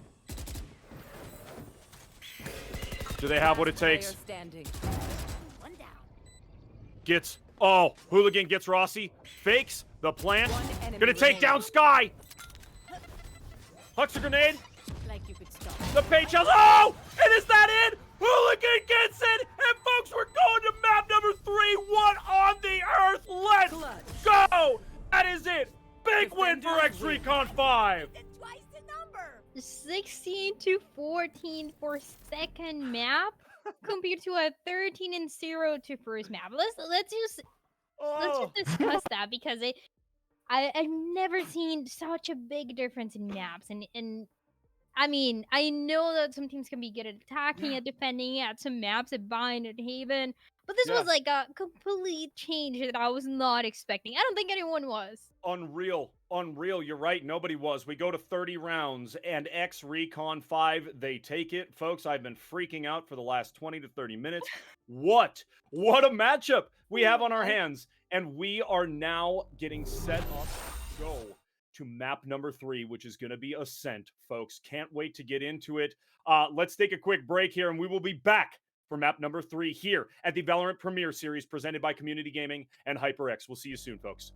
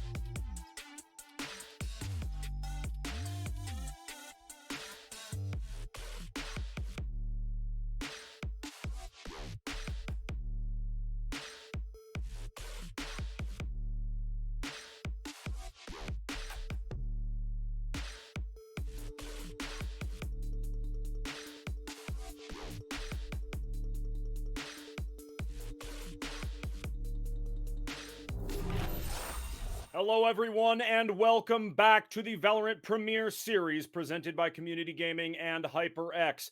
My name is Thunder McFadden. I just got done putting the pieces of my brain back together after it was completely blown off in that last map on Bind. The performance out of exRecon 5, absolutely insane going up against Immortals. What do you think? Dryad, what are your thoughts going into this map number 3? How are you feeling? Are you okay right now? I don't know if I am. I have no thoughts. My head completely empty. I mean, we just had I can't get over it. 13-0 and then 16-14. That is a completely opposite scenario from what I was expecting. I mean, sure, Mhm. obviously I expected Recon 5 to be do better in bind, but not to take us to the distance in that map. So now, I mean, once again, it's a matter of going to Ascend, it becomes more of the Valorant standard of maps to go into. So a lot of better preparation for both of the teams. I think Immortals, they proved themselves to be the better team on that first map, but they made a lot of mistakes into second. We talked a lot about the utility that they were using and about the ultimates, how they were rotating. I mean, it was so clean that first map, but they completely lost that momentum on second. So Yeah. I think that last little bit you said, momentum. Valorant is a game that is so much about momentum. Each round, each half, each game. How do you carry your momentum? How do you shift momentum? How do you take the momentum back in your favor, which exRecon 5 has done at this point? So now we have said it, and we talked about it on the break, and we talked about it before too. If you look at it on paper, Immortals should perform extremely well on Ascent because they performed extremely well on Haven. They're very similar maps, they're very open maps. It provides for a lot of gameplay and gunplay, which is very similar to map number 1. Okay. Again, on paper, you would think, well, Immortals, they should probably have this and they really should have an advantage. And we're going to see when we get on the map. We are going to find out. I'm telling you, though, the amount of momentum that exRecon 5 has right now after that long map number 2, now going into map number 3, I am not counting them out at all. I saw shots and I saw moves in that last map that impressed me very much. yeah. And that's what's carrying exRecon 5 into this next portion. What are you expecting to see in this map? But also, I mean, even in just like the different parts of it, the pistol rounds, and then as we move through, Dryad, what are you expecting to see out of these two teams? Yeah, I think I expect a lot more confidence coming through from Immortals. Uh, just from the beginning, they know that they need that confidence. When they were winning those rounds in a row, that was all about that confidence going on. They were pushing in. They knew they could get the kills, and they did. And then it is the same case for Recon 5. They also have the momentum that after such a long map, they were able to win. So that is something that I want to see from them. Just able to rotate those ultimates. I think we talked a lot about it. A lot of mistakes happening for both when it comes to rotations, when it comes to ultimates, when it comes to timing. I think timing is the biggest one here that I'm watching out for. But I'm expecting a lot of back and forth as well, especially when it comes to Ascent. Like I said, it is one of the maps that you pretty much always see being played in Valorant. So a lot of better preparation that has to go on the attacking and defensive side for both. Yeah, of course. So tell me this, Dryad. Do you like Ascent? When I first started playing Valorant and when I first started playing the map Ascent, I hated it. I hated it. I also wasn't as good at the game as I am now. I'm still not that great. I'm not gonna act like I'm that good. But Ascent was a map that I really just didn't like. And now it's one that has grown on me. I think there are so many opportunities, great opportunities for retakes, but it's a map that you have to really try to get on site. You know, it's not as easy to get on site as a number of the other maps. And so that's what I like about this particular matchup on this map right now, considering exRecon 5 has so much of this momentum and Immortals are looking like, they just kind of got found out a little bit on that last map.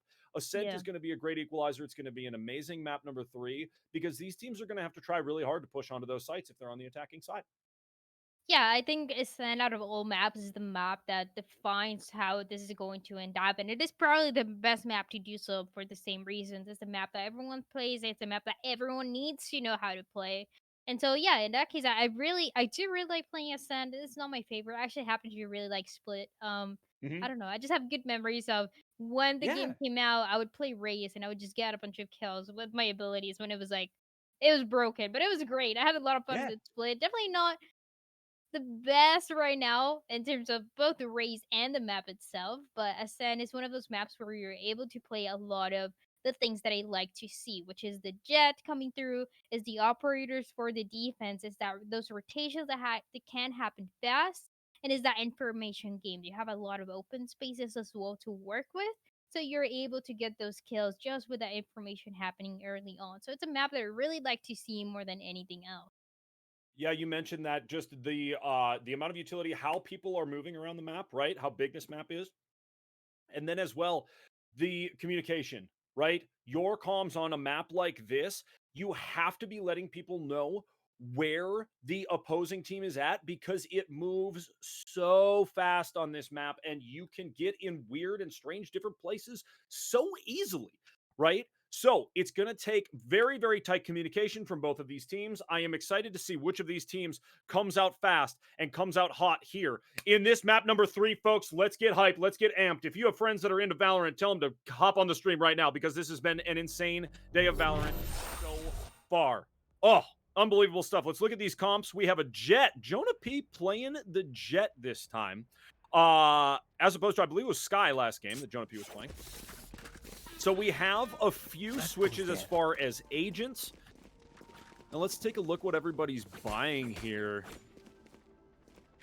Yeah, I mean, I don't think there's going to be any surprises with the Ghost of the Classics as well. But one thing that really does catch my attention is those agents. Coming from this side of Immortals, these are the exact same agents that they played on Haven and that allow them to go 13 and 0.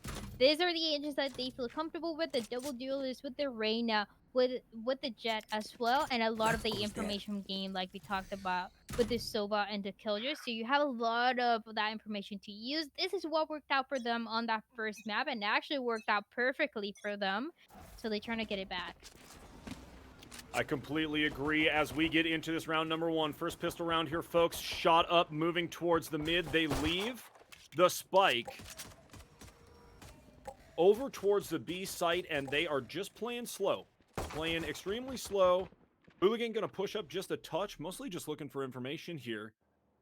We've got some decent Astra utility going down and blocking the way. Jonah moving towards the A site here as the spike moves across the mid, and they have just kind of a free little jaunt across the mid there. That is a scary thing to do, but they're checking all their angles, and there are no exRecon 5 players there. Now they have been seen. Everybody pushing onto the A site. What do they have? Oh, Stealthy goes down. Now Rep with the trade. Rep goes down, and we have a 4v3. Is the plant going to come in? Killjoy, yes. Emil going to get it. And every player on the side of exRecon 3 coming through on Heaven. There you go. Stealthy Mike taking a couple bullets from that.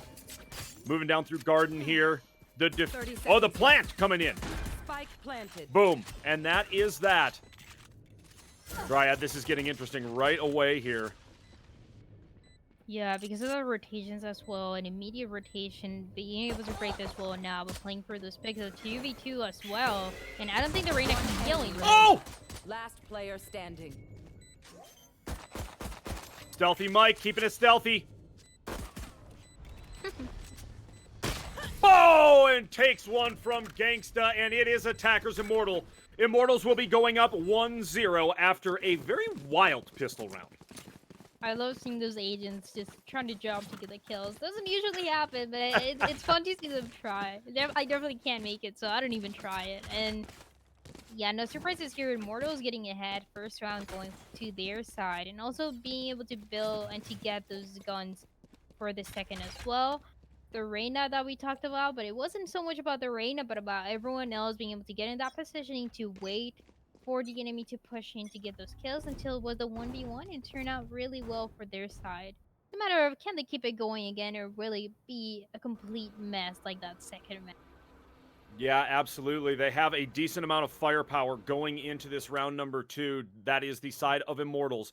They leave the spike over by B.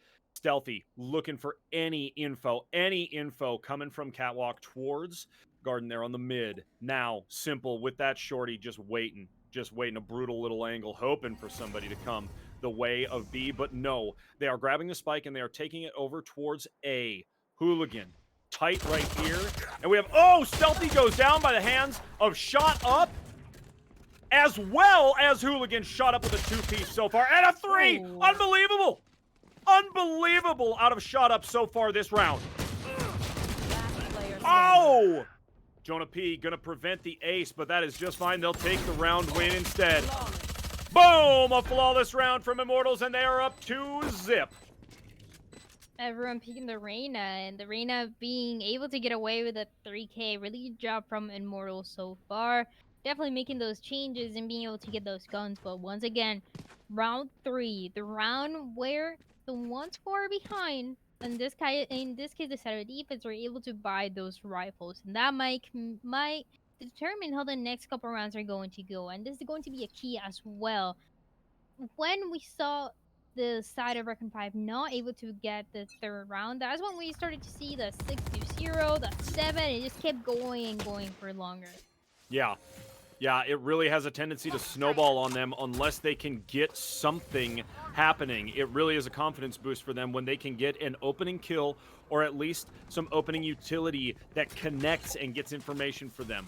So, Gangsta moving across the middle here, as is the Spike, heading through Catwalk and over towards A, but will it continue over towards A?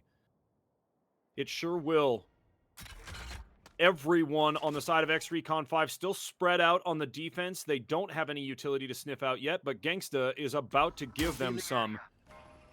And there they have the indication that it's coming towards A. Will they rotate? Not right away.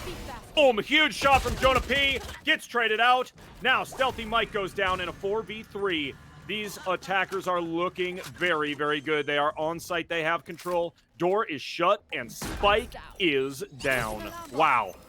Great stuff out of Immortals. They get down onto the site so quickly. Immortals, they're really good at playing aggressive. That is what's making the difference so far. They have the number advantage. Everyone with full health and any sort of information is going to be a lot more difficult, especially coming from Haven. Area.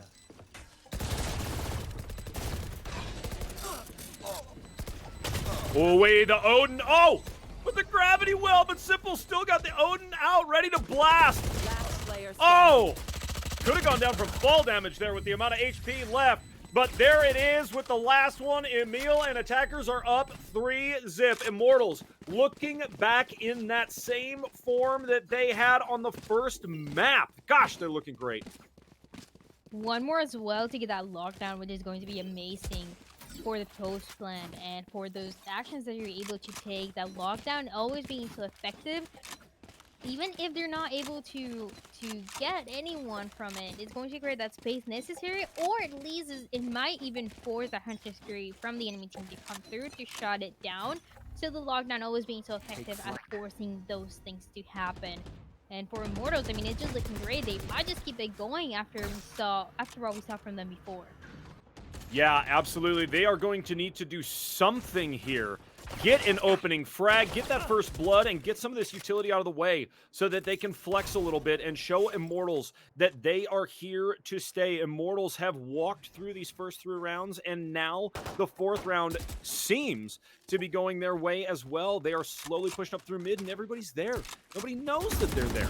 They are pushing through this door, and it looks like B site is what they want. Jonah P already there, looking to catch. Emil catches somebody in the garage right there. Jonah P looking for somebody up in market. Shot up.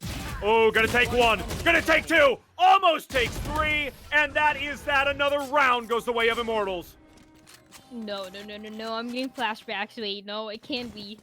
Right, it cannot possibly be that Immortals just get that momentum and they never let it go, right? It cannot go this way. It is a little too early as well, 4-0. But, I mean, they're just looking like we saw them on that first map. They proved themselves to be the better team when we saw that map. They made a lot of mistakes into 2nd, and now they're trying to make it back to 3rd. And it is looking great. They are getting the kills, they're using those abilities, everything is going to the way that they want to. That lockdown's still available. They're just rotating those ultimates, and that seems to be enough.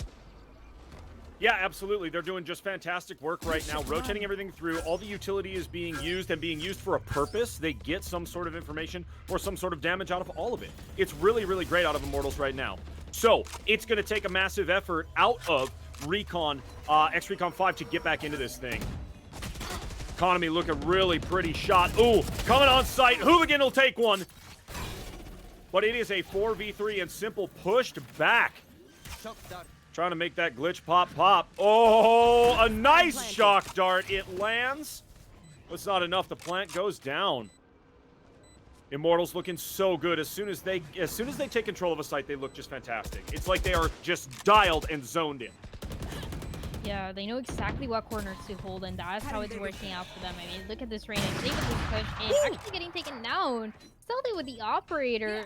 This is not something that you want to have for Immortals, but you still have the number advantage, and you know, yeah, it's going to be a safe round going. You don't want to let that operator go if you are Recon 5. You're going to lose another round, though, so not an ideal situation. Oh! But, okay, maybe looking a little bit better getting those picks. No one else. One enemy remaining. Wow. There you go. Clutch. Take the money at least a little bit on that round. 5-0 Immortals, but exRecon 5 are going to get a couple of exit frags there at the end. Nice stuff. Now, how hard does it hurt the economy? Not too bad. Immortals, there's a less PG way of saying it, but they have screw you money right now. That's the kind of money that they have right now. They have enough money that they can just kind of do whatever they want. And so they, I think, are going to carry some more momentum.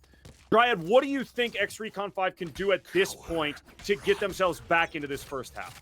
Yeah, it's going to be difficult. That Bladestorm is going to come through for sure. Yeah, there it is, coming through for this team. Just to keep that momentum going for Recon 5, you need to play for those picks as well. Oh, boy. Stealthy caught out back there in the wine shop. Bad stuff. Woof.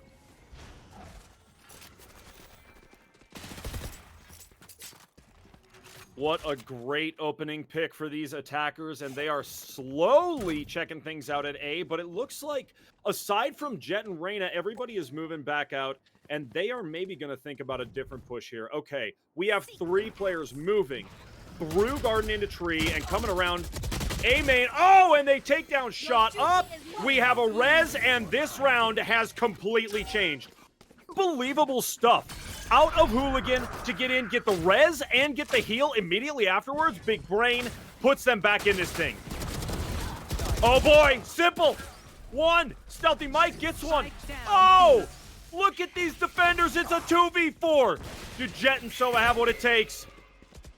Jonah P with the op takes one. 30 seconds left. Who's gonna peek first?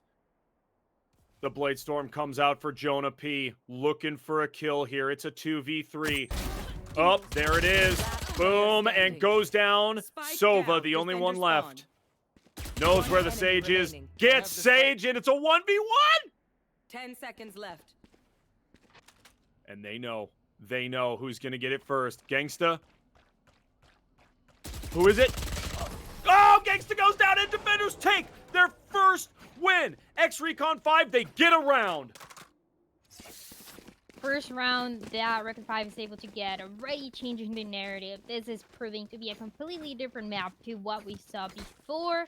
And Immortals still ahead by 4 rounds, but this is a good start for Recon 5. Playing for the time, the plant, you know that it was not able to come through, so it was about who was able to get that kill first, and it just happened to be Recon 5.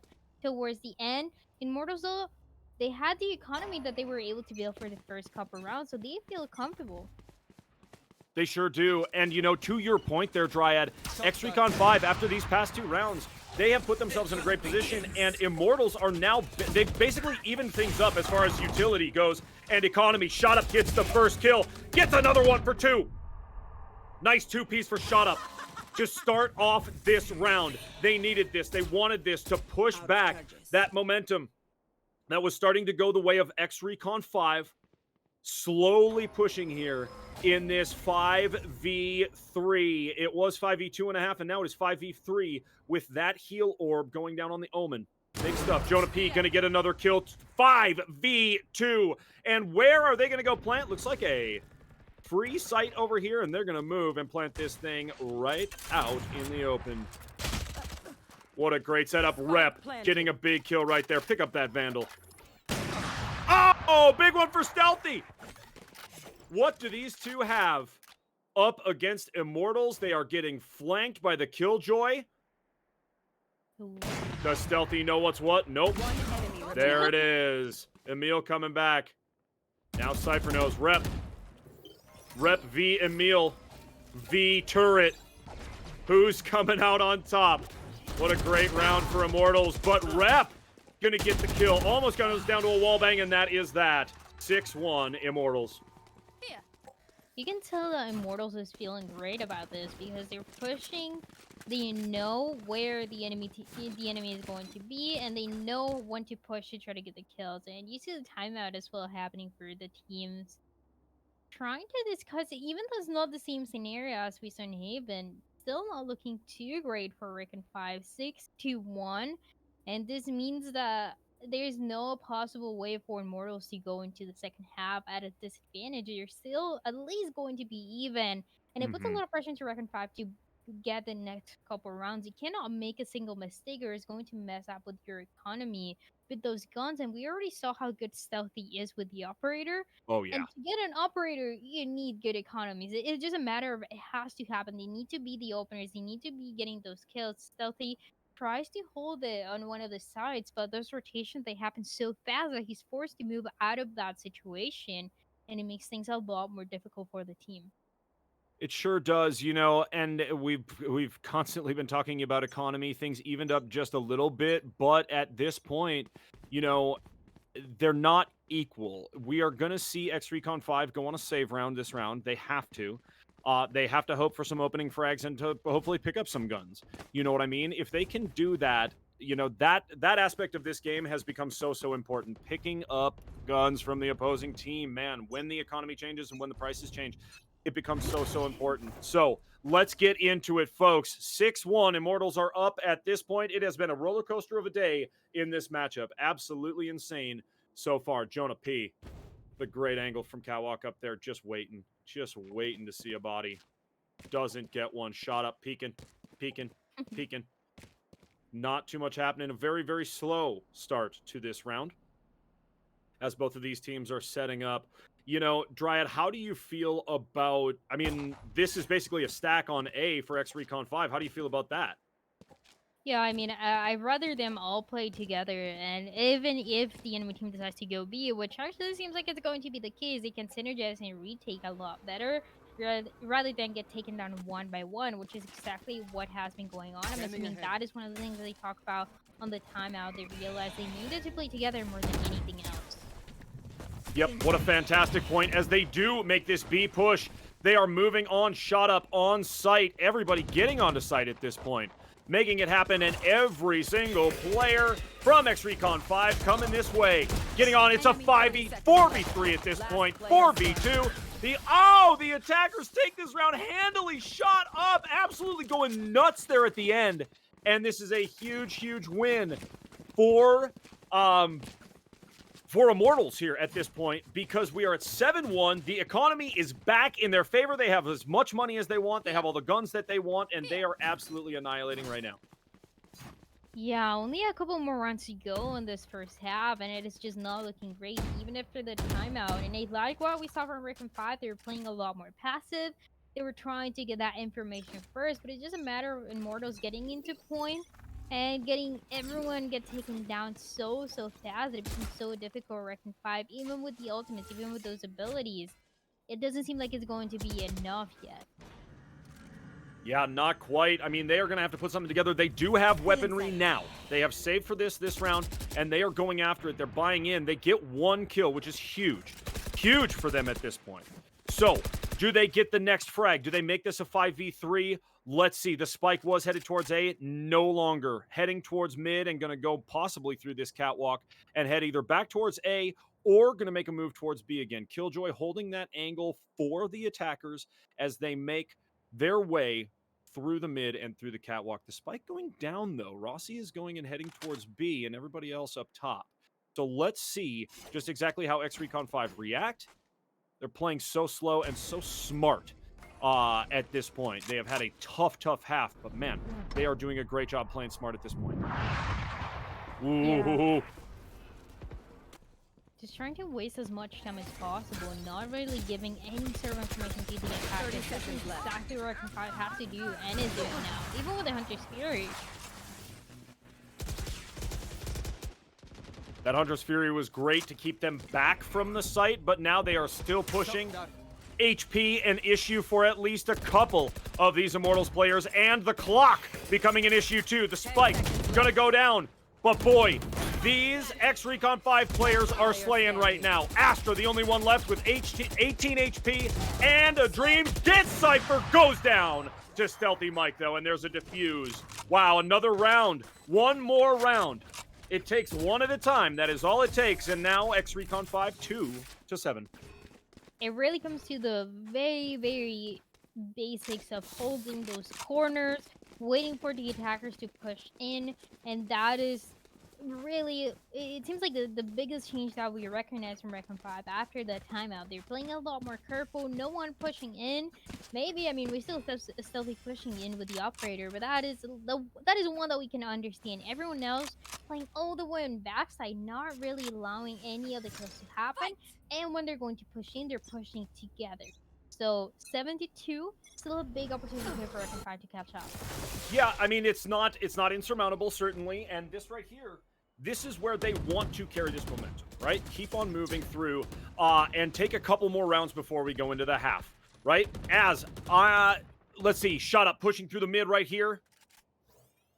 The spike right out there in the middle of the courtyard, just kind of hanging tight as Shot Up goes and gets information, gets some things figured out as they push. Are they going to push through market, or are they going to take it back around and go through the garage? It looks like a B push at this point. Stealthy Mike sending an ultimate through that wall, blast the wall out of the way, and those Seekers are on the way, but not for long.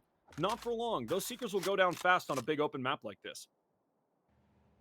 Yeah, so that is why I'm always hesitant to see the ultimate coming through, because it has to be at the right time. It has to be that you know where they're going to be, or you know they might be close, just to try to get that stun, or to know a little bit more exactly where they are. So that is when the Seekers become more effective. Now, a lot slower as well for the attackers from this side of Immortals. You should run. You want Trying to play a little bit more, and said the it. Lofton as well coming through. 30 seconds left. Oh, wow.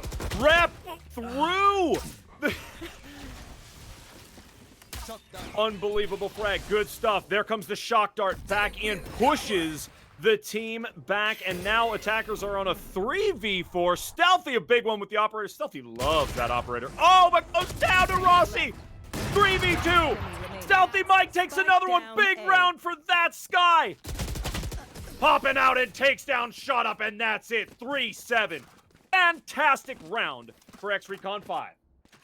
There was no time for the rotation as well. They knew they were going to be late for Immortals. They went from one side to another with less than 30 seconds remaining. It put a lot of pressure into them to at least try to get the kills. Not really going on the way that they wanted to. And Recon 5 doing a lot better. Immortals, they wanted to play careful as well. They wanted to play slow. But too slow on the attacking side can also affect them quite a lot. Especially when you have Stealthy watching these corners with the operator. He's been constantly getting kills in every round that we've seen him with that gun. Yep, you said it. There is a fine balance, especially, you know, it depends on what team you're playing against, but there is a fine balance between playing too fast and too slow, right? Some of these rounds, we have seen these teams playing too slow, right? You gotta get in there, you gotta push when the utility works, you gotta push when the utility's on, and when the ultimate goes out. So, excited to see what is happening as we continue to move. Stealthy, that shrouded step getting out of the way and back onto that A site. Nice stuff. As Jonah on the push, it's a 4v5. Does Jonah have what it takes to take out either this Omen or this Sky? A Shot Up goes down, and all of a sudden it's a 5v3. Gangsta gonna send that recon dart. Shock dart goes in. But Hooligan is just waiting. Oh, the peek comes in, gets took. There you go. Great shot from Gangsta, but it is a 2v4, and it is not looking good for Immortals at this point. Stealthy Mike, boom, nice shot. Big phantom kill, gonna send the doggy. That Trailblazer gonna get him right there. Yeah, they are concussed. You said it. They're gonna be blinded here in a second, too. 30 seconds left. Yep, Stealthy Mike making nice work of that utility, and a headshot to finish it off. Yeah, I love seeing this coming through Last now round from is Recon the 5. half. I love seeing the teams that are able to adapt and to make the changes necessary, because it is not easy to do. If your instinct is to go in and get the kills and you have to stop yourself, it might become difficult. You might lose a little bit of that momentum and that confidence.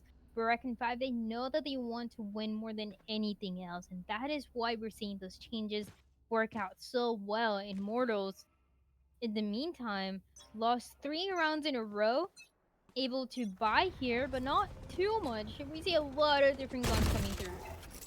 Yeah, we do. You know, at this point, we are in the last round of the half, and it's weird to see Immortals down on their guns. Oh, Stealthy Mike with a big kill to start off. Shot up going down that fast is never a good sign. Oh, Rossi down as well. 5v2! Stealthy Mike having an absolute banger of a half right now. Emil goes down. Stealthy loves that operator, and Gangsta is out of here too. Wow, 5-7. Huge stuff out of exRecon 5 to get back into this game. And a flawless 2 towards the end. That's a way to leave a statement. That is a way to prove that they can also be an amazing team. And Recon 5, they have all the potential now on the attacking side to get ahead. It's only 2 rounds that are making it different. It's also a massive change that we saw from the beginning. It was 5-1. It was not looking great. And out of nowhere, Recon 5 with a timeout. They really made a change. They really knew what they had to be better. And this is what we expect. Recently, they won the #1 spot on the American Gaming Network. And that also proved that they might be the up and coming team that you need to watch out for. They are definitely showing us that.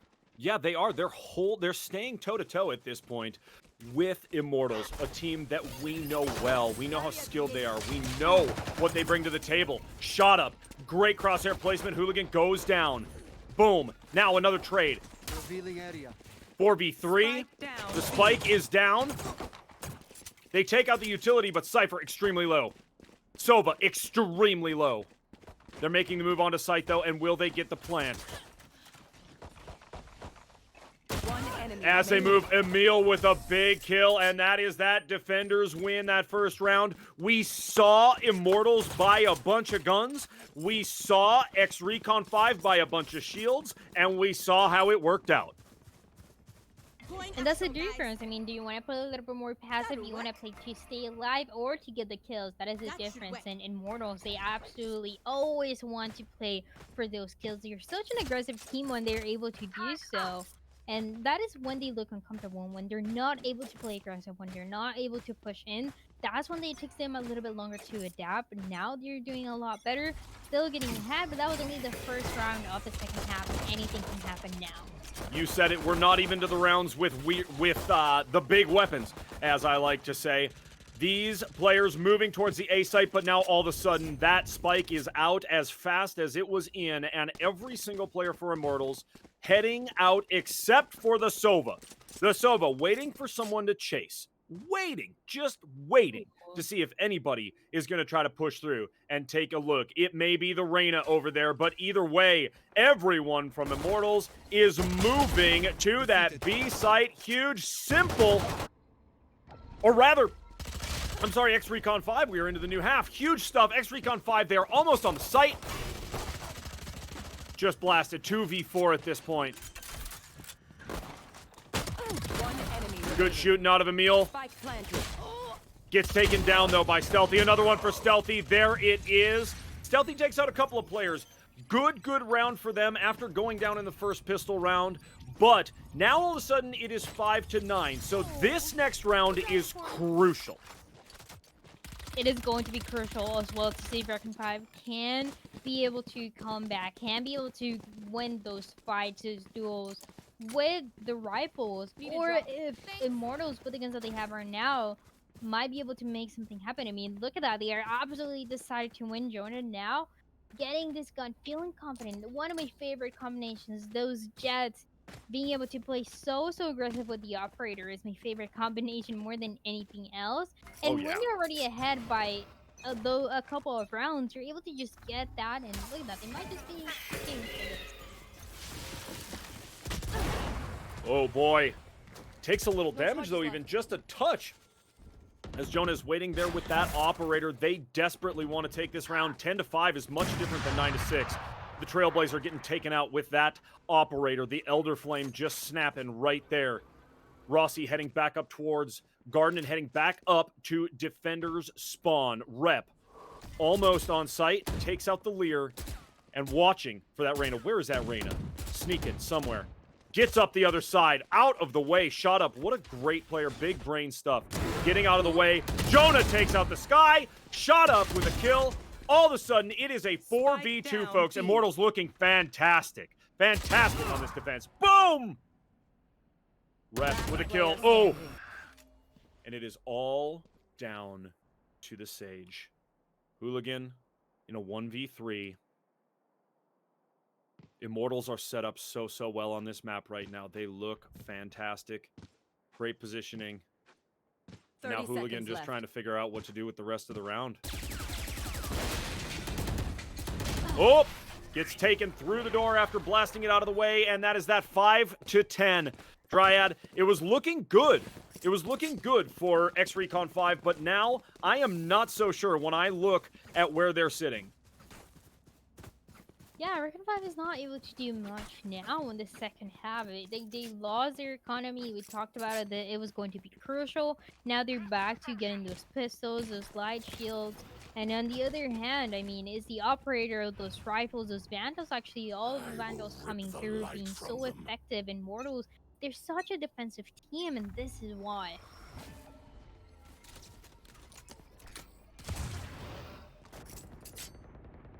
All right, we are getting the action going here, folks. They have left the spike back on the A side, but deep back in attacker spawn. They're just waiting it out, playing slow, trying to get that opening kill. Sky looking worse for wear, but getting healed. Rossi takes a kill. Big one on Stealthy. And now, Rossi back up onto the A site, waiting for another push, hoping for another push.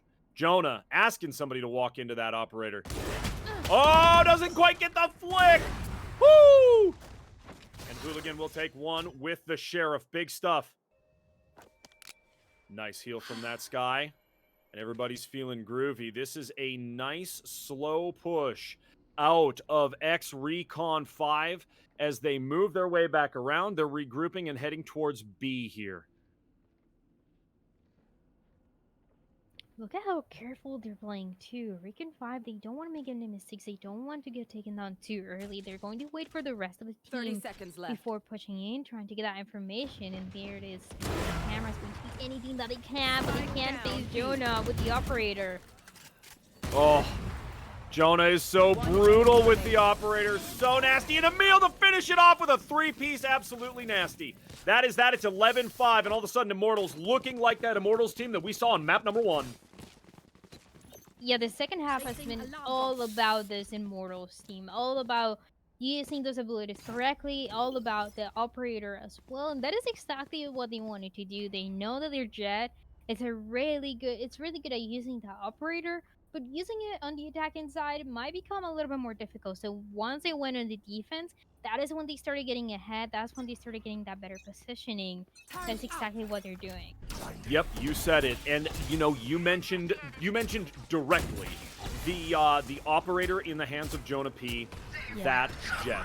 Absolutely having a great game, being a difference maker on the map, and now putting the team in a position where they are up, and they are up very, very good. Stealthy gonna try to ult over here.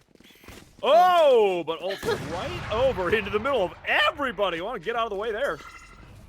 I've got your trail. Yeah, has to run, but that gave a lot of information to a lot of ultimates as well. They know how crucial it is for Immortals to be able to win this, build that economy, and also use those ultimates the better that they can. Yep. Yeah, if it's going to lead to a round win, use the utility. Just do it. Put yourself ahead. They are approaching match point if Immortals can make this happen here over towards the A site. They're pushing, and they're getting the plant right now out of Stealthy Mike. Spike planted. Oh, big kill out of Immortals. Jonah P just working that operator. Fantastic stuff right here. Stealthy looking for that kill on Rossi. Gets it. Player standing. That is that. Whoop! And Immortals getting the defuse. Emil with that final kill in the defuse. And we are sitting at match point, folks. Match point it is. match point and everything that Immortals wanted to do from the beginning. It was all about winning those rounds Match in a point. row. Over and over again, they're able to get it back. And I can't get over how good Jonah is with his operator, knowing exactly what positioning he has to take. And we saw Reckon 5 trying to go for their retake all at the same time. I can imagine them almost counting down to go in, but every single corner was being held by a member of Immortals. So that made it a lot more difficult to make it happen, made it actually impossible. And that is why we have match point, only one more that could determine that Immortals move into the next round. Yeah, absolutely. I mean, I just honestly, it's so hard to. Oh! Shot up in Jonah. Couple of big ones. Rossi going down, Gangsta taking one, and now 3v2. This push is coming towards A. With Simple and Hooligan, they are gonna get on site, but not super easily. The door goes down, wall goes up, and the spike is gonna go down here momentarily. Hooligan all alone. Oh. Hooligan, what do you got? This Sage, it's all down to Hooligan. Blinded. Oh, takes one. Oh, but gets taken down, and that is that. Immortals are going to take the win, and they are going to move on after a very, very long round number one, going up against exRecon 5. Wow, Dryad, it has been quite a matchup between these two teams. Defenders win. Okay, everyone, Yeah, take it back absolutely. I mean, they Thank took you. us to the Let's get distance. travels. After we saw the first map, I mean, it's difficult not to think that the second map is going for the side of Immortals, but Reckon 5 did an amazing job at changing the narrative, taking us to the distance on Bind.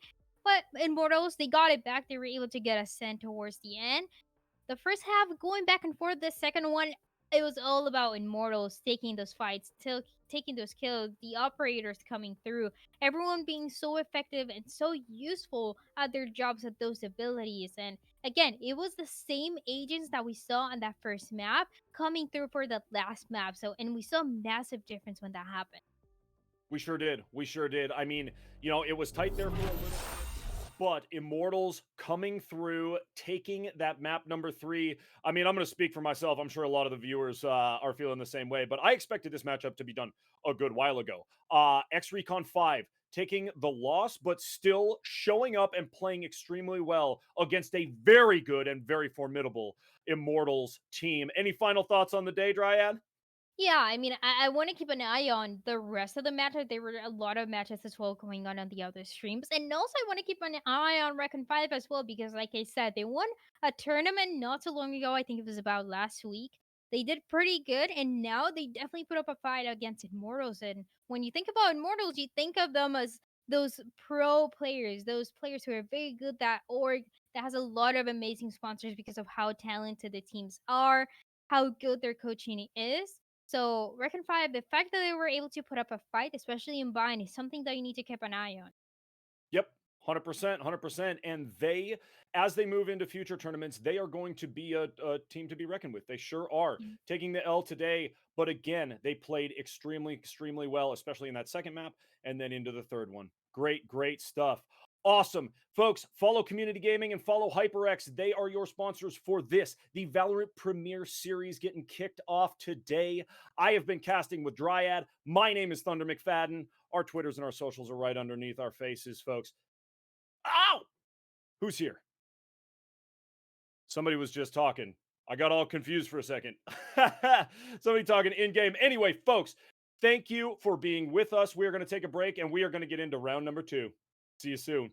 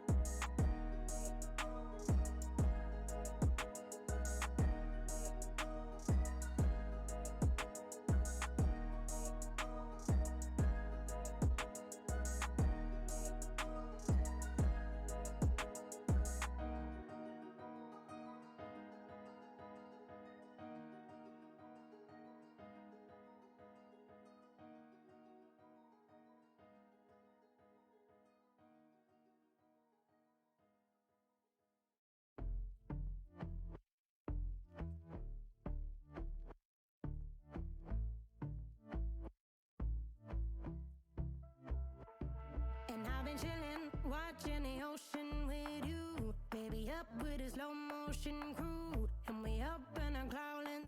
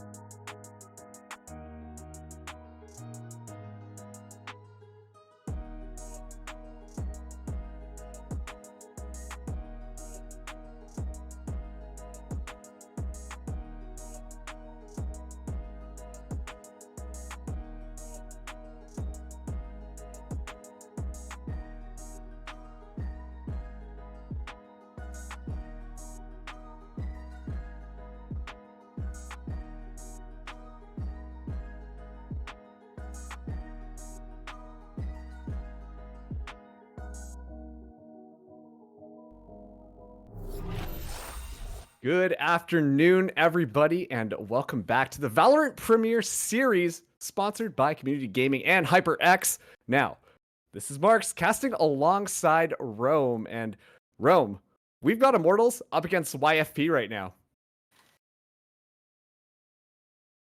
I'm just gonna assume you're talking, Mark. Sorry, I don't have audio right now. I can't hear you at all. So you just gotta give me a second here. Sorry, I'm peeing my pants right now. You just gotta give me a second to figure out what's going on. I heard you just a second ago before we went live, so I'm not sure what the issue is.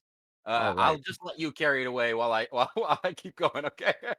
Well, Since you as can hear Rome me is back there plagued pretty by a well. bunch of tech goblins, I can kind of fill you in on what happened here. Immortals, they just faced off in our last round, and they won their first map 13-0, but then had a little bit of issues going into that second map. And finally, on the third map, they were able to close it out 13-5, and so they're advancing up into this bracket. Meanwhile, YFP, they won their last round 2-0 without dropping a single map. So if we wanted to take a look just specifically at statistics-wise, well, YFP might be getting Immortals a little bit of run for their money, but obviously Immortals, a very experienced team. They're bringing some really high talent to this series right now.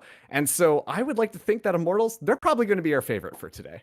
Yeah, definitely, and happy to be back in here with you. Sorry about the Glad to have you, Rome. everyone. Happy to be able to hear my co-caster finally. Man, I almost dropped dead from fear right there. But definitely Immortals got to be the favorite going into this one. We really saw what I thought was two different versions of the Immortals squad in that series against Recon 5. Personally, what it looked like to me as I was watching that bind game back a little bit, I think they got a little overconfident, Marks, after that 13-0 on Haven. I saw a lot of kind of aggressive plays on the defensive side of the map out of Immortals. I really don't expect them to show some of the same weaknesses that we saw on that map in this match here. So we'll see how it goes down, but do keep that in mind that it did look like they got a little over aggressive at times after that first stomping that they had on Haven. And for those of you who didn't see, they 13-0'd exRecon 5 on Haven to start out their previous best of 3. You hate to see it, but at the same time, you'll love to see it. But regardless, we are now going in Immortals versus YFP. We're going to be loading into our first map right now, and it's going to be Icebox. So, Rome, what can you tell us about Icebox? Yeah, I mean, this map is really can be so challenging. You have different things that you need to overcome on both bomb sites. On the A site, there are just so many different places that you need to check. There are all these elevated positions where defenders can be. There are all these corners that you need to clear. And on the other side of the map, on B, just such a tough site to get the spike down. We see a lot of Sage being played on this map, but interestingly, we don't see it on the side of Immortals right now. And this can be successful, but typically what we see with Sages, especially on attack on this map, is they're pretty much just, Uber Eats, but for spike delivery. They put the wall down, put the spike down, and get out of dodge and hope you leave a nice tip. So we'll see how their attacking halves go, how the attacking half goes without a Sage here. I'd also like to mention YFP, they tend to have a little bit more of a defensive comp here, but it looks like it's going to be Immortals just completely rushing their way onto B site here. I see them running in. Let's see, Lynn going to be finding the first pick onto Rossi. Jonah P on the back, looking behind Yellow. As the trades are coming through right now, it looks like it's going to be a 4v4 right now. But in position right now, Jonah P able to find the pick onto Lynn. Trading it back, 4v3 right now, and it's looking like Immortals should have this B site control, but they're choosing to play it slow, really confuse YFP about what they might be doing here. Yeah, slowing down a little bit. YFP looking for a little bit of information. Jonah P trying to punish with Sheriff. Going here, Emil still waiting. The double swing comes out. Jonah P got overwhelmed, couldn't find out what was going on as Worldwide comes in and shuts the coffin onto Emil. But that's going to be shot up going down. It's all up to Gangsta. But two people, Worldwide, making it look too easy right now as YFP take our first round. Yeah, and when you do take B side, it can be really helpful to have a player lurk late underneath tube. Once things get really hectic on the site, it can be easy to lose focus of the flank. Luckily there, for YFP, they were wise to it, and they were watching it, were able to take out Shot Up, who was coming through underneath tube, and that really got them the round there. From there, it was a 1v3, and not much else that can be done from there. Spectre's in the hands now of the defenders. YFP have a significant gun advantage. Well, actually, Marks, Immortals, they're forcing it now. Yeah, we questioned a little bit of the Sage pick right there, but Worldwide is definitely making that one work out here. Looks like Immortals, though, sticking to their guns. They felt comfortable storming that B site, so it looks like they're going to be doing that again. We see the owl drone go in there. Not able to find anything, but Tekra sees somebody going to have to back off right now as Rossi is going to be advancing. Doesn't know that there is the Killjoy Molly there, but finally moving into sight, in position. That's going to be the plant coming down here as Immortals are in a good position to defend this one. And great job. As I noted, normally Sage Wall is used really heavily to plant on B site. They're able to do it without one. Now backing off to play post plant. Couple players behind yellow. The rest setting up to watch flank and play from long. Yeah, 5v5 situation. You don't see this too often, but Gangsta taking out Reform, swung a little bit too far, but right now the picks are coming through for YFP, as right now it's only 2v4. And right now, YFP, they've got control of the bomb site. That's going to be the defuse starting with a very deep Emil looking around. Gonna deny the defuse there. Emil comes alive, finds one. He's gonna deny the plant. It's 1v1 now, right now. Tucker going in for it, but not enough time to get the defuse off. I think that's probably gonna be, yep, that's right, Immortals. They're gonna be able to take this round with the spike exploding. That was an absolutely crucial snake bite there on Marks. Without that, they're getting it to half, and they're easily able to defuse it there after he runs out of ammo when he drops down. And Emil with great positioning, though, able to take out two members that he needed to take out, and the force pays off. Unfortunately, they're not going to be able to take any of those weapons into this next round, so their buy might suffer a little bit because of it. Right now, it looks like, again, what you'd see if you won the first round. Couple of Spectres and a Bulldog, but an excellent job out of Immortals and a great late flank out of Emil to get them that round. That was huge. I'd like to think that Emil definitely knew what was going on there, but just was in the right position at the right time. Tekra getting really aggressive on that, but Gangsta ready to punish it. Jonah P took a couple of bullets, but it's not going to be too big of a deal, as that's going to be the ult orb. We see Worldwide moving around behind yellow. Hopefully trying to getting a little bit of an angle here, but the gun advantage just looks so powerful for Immortals right now, as they're playing it a little bit slow, moving their way on to B. Yeah, and that was an aggressive play. One that I don't really know that I would necessarily have supported if I was on the team. Just kind of really aggressive with the Spectre. We knew there were two players who could have taken him out. Still continue to aggress. Now Immortals are making their way onto A site. They have site control, and they're looking to set up for this post plant. Ooh. Kill there out of Jonah P with the Spectre. Yeah. Next up, it's gonna be another for Jonah P, making it look a little bit easy. Gangsta on the flank, able to catch Worldwide as well as Lin, and that's gonna be a flawless round for Immortals, making that one look absolutely easy. Yeah, great job. Off that, able to get its ultimate on board, first one that we've seen so far. And off that round victory, they're going to have weapons going into this next one. Should be pretty even, though, as it's looking like Lin has the operator in hands, the Jet for YFP. It's going to be looking to punish some of those aggressing players, as they may have just sniffed out this A hit, as the Immortals players are setting up here, and the operator, it is on A site, Marks. Let's see what happens. I'm not gonna call it a greedy operator, but you know, it's a choice. It's a choice. Make sure you buy up here. Lin getting into an aggressive angle, immediately getting value out of that operator. Just domes Jonah P. Worldwide falling down, trading it out, but the Hunter's Fury as well as Shot Up are gonna make that one impossible for Mr. Juan to escape from there. Lin under fire. Pretty good over here, but Shot Up is going to be punishing him for being in there. Reformed in a bad position. What a great dismiss. Reformed able to take out Emil, but Shot Up is just on the other end of it. Now Tekra looking a little bit scared, walking around the corner, and Shot Up is going to make that. With 4 kills that round, Shot Up really turned it up that round. Oh, Shot Up is cold. He jumped right out of nest and dismissed. That was smooth as hell. Good Roby, Lord. I've never heard you make that sound before. I've never made that sound before. That was nice. Good God, that was amazing. Oh, great dismiss. I love that kind of stuff, juking the players out. Great job. They're able to get the info. I mean, but beyond just the style points, it is valuable. You use the dismiss to kind of expose yourself to an angle, but right away dismiss so that you can't get taken out. You get the information, and they get the round win. It's a great play. Yeah, absolutely. And that's exactly what you needed to make sure that one was working out there. Now, right now, YFP at a very big disadvantage buy-wise. Jonah P got the operator this time around, getting really aggressive with it. This might not be necessarily a greedy operator, but let's hope that something can happen here. The Sage Wall is going to be coming up there to just kind of defend, slow down that pressure. But Worldwide comes in and takes out Emil. It's the Marshal. Love to see that happen. But right now, Mr. Juan in a little bit of a precarious situation. There's obviously going to find the headshot onto him. Lin, pop the knives. See if anything can come out of here. If this is the time to turn it up, and this is when it's going to happen. Lin finds Shot Up first. Gonna get all those knives back. Right now, YFP. doing a great job of slowing down this momentum. Jonah P took an aggressive peek there, but Rossi punishing Lin with a headshot. Now, Rossi, topping on top of the world.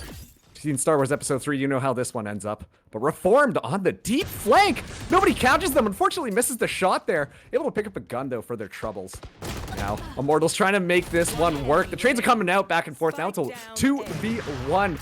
And Jonah P's got an operator and has to take out 2 members. Doesn't have the spike yet, but Reformed is just there. The Phantom shoots just a little bit faster than a sniper rifle, apparently. I mean, that was a spectacular flank there from YFP. Textra and Reform slowly worked their way through B. They didn't need to deal with Emil's utility because he was dead, and because of that, they were able to really punish the. They were really able to punish the attackers. That's an excellent flank. They really took their time. They were really patient, and once that Killjoy goes down, I mean, it opens up the flank so much. The other players, they aren't going to they're not going to have that same natural instinct to watch the flank. It's not their role. We saw it, kind of pay for them in that round. Yeah, both teams right now still able to buy up guns, but it looks like Immortals are taking a bit more of a default style. Rome, how do you feel about that? No, I like that. You know, the benefit of playing the default is you don't need to worry about, any flanks being opened up. You can work off of a pick and play a little bit more off the cuff rather than playing with a set play. But they are going to group up to A, which is interesting considering the Viper's Pit sitting here. We see most teams avoid this ultimate when the defenders pop it on a site, but Immortals don't seem scared right now, popping some ultimates of their own. Yeah, we're going to see the lockdown come online, which is going to deny a lot of space. Dueling lockdowns, actually. Well, not necessarily dueling, but hey, Jonah P's got the knives out, looking for something in here. I think potentially hoping to force them out of the Viper's Pit, which is exactly what they were able to achieve here. A genius play.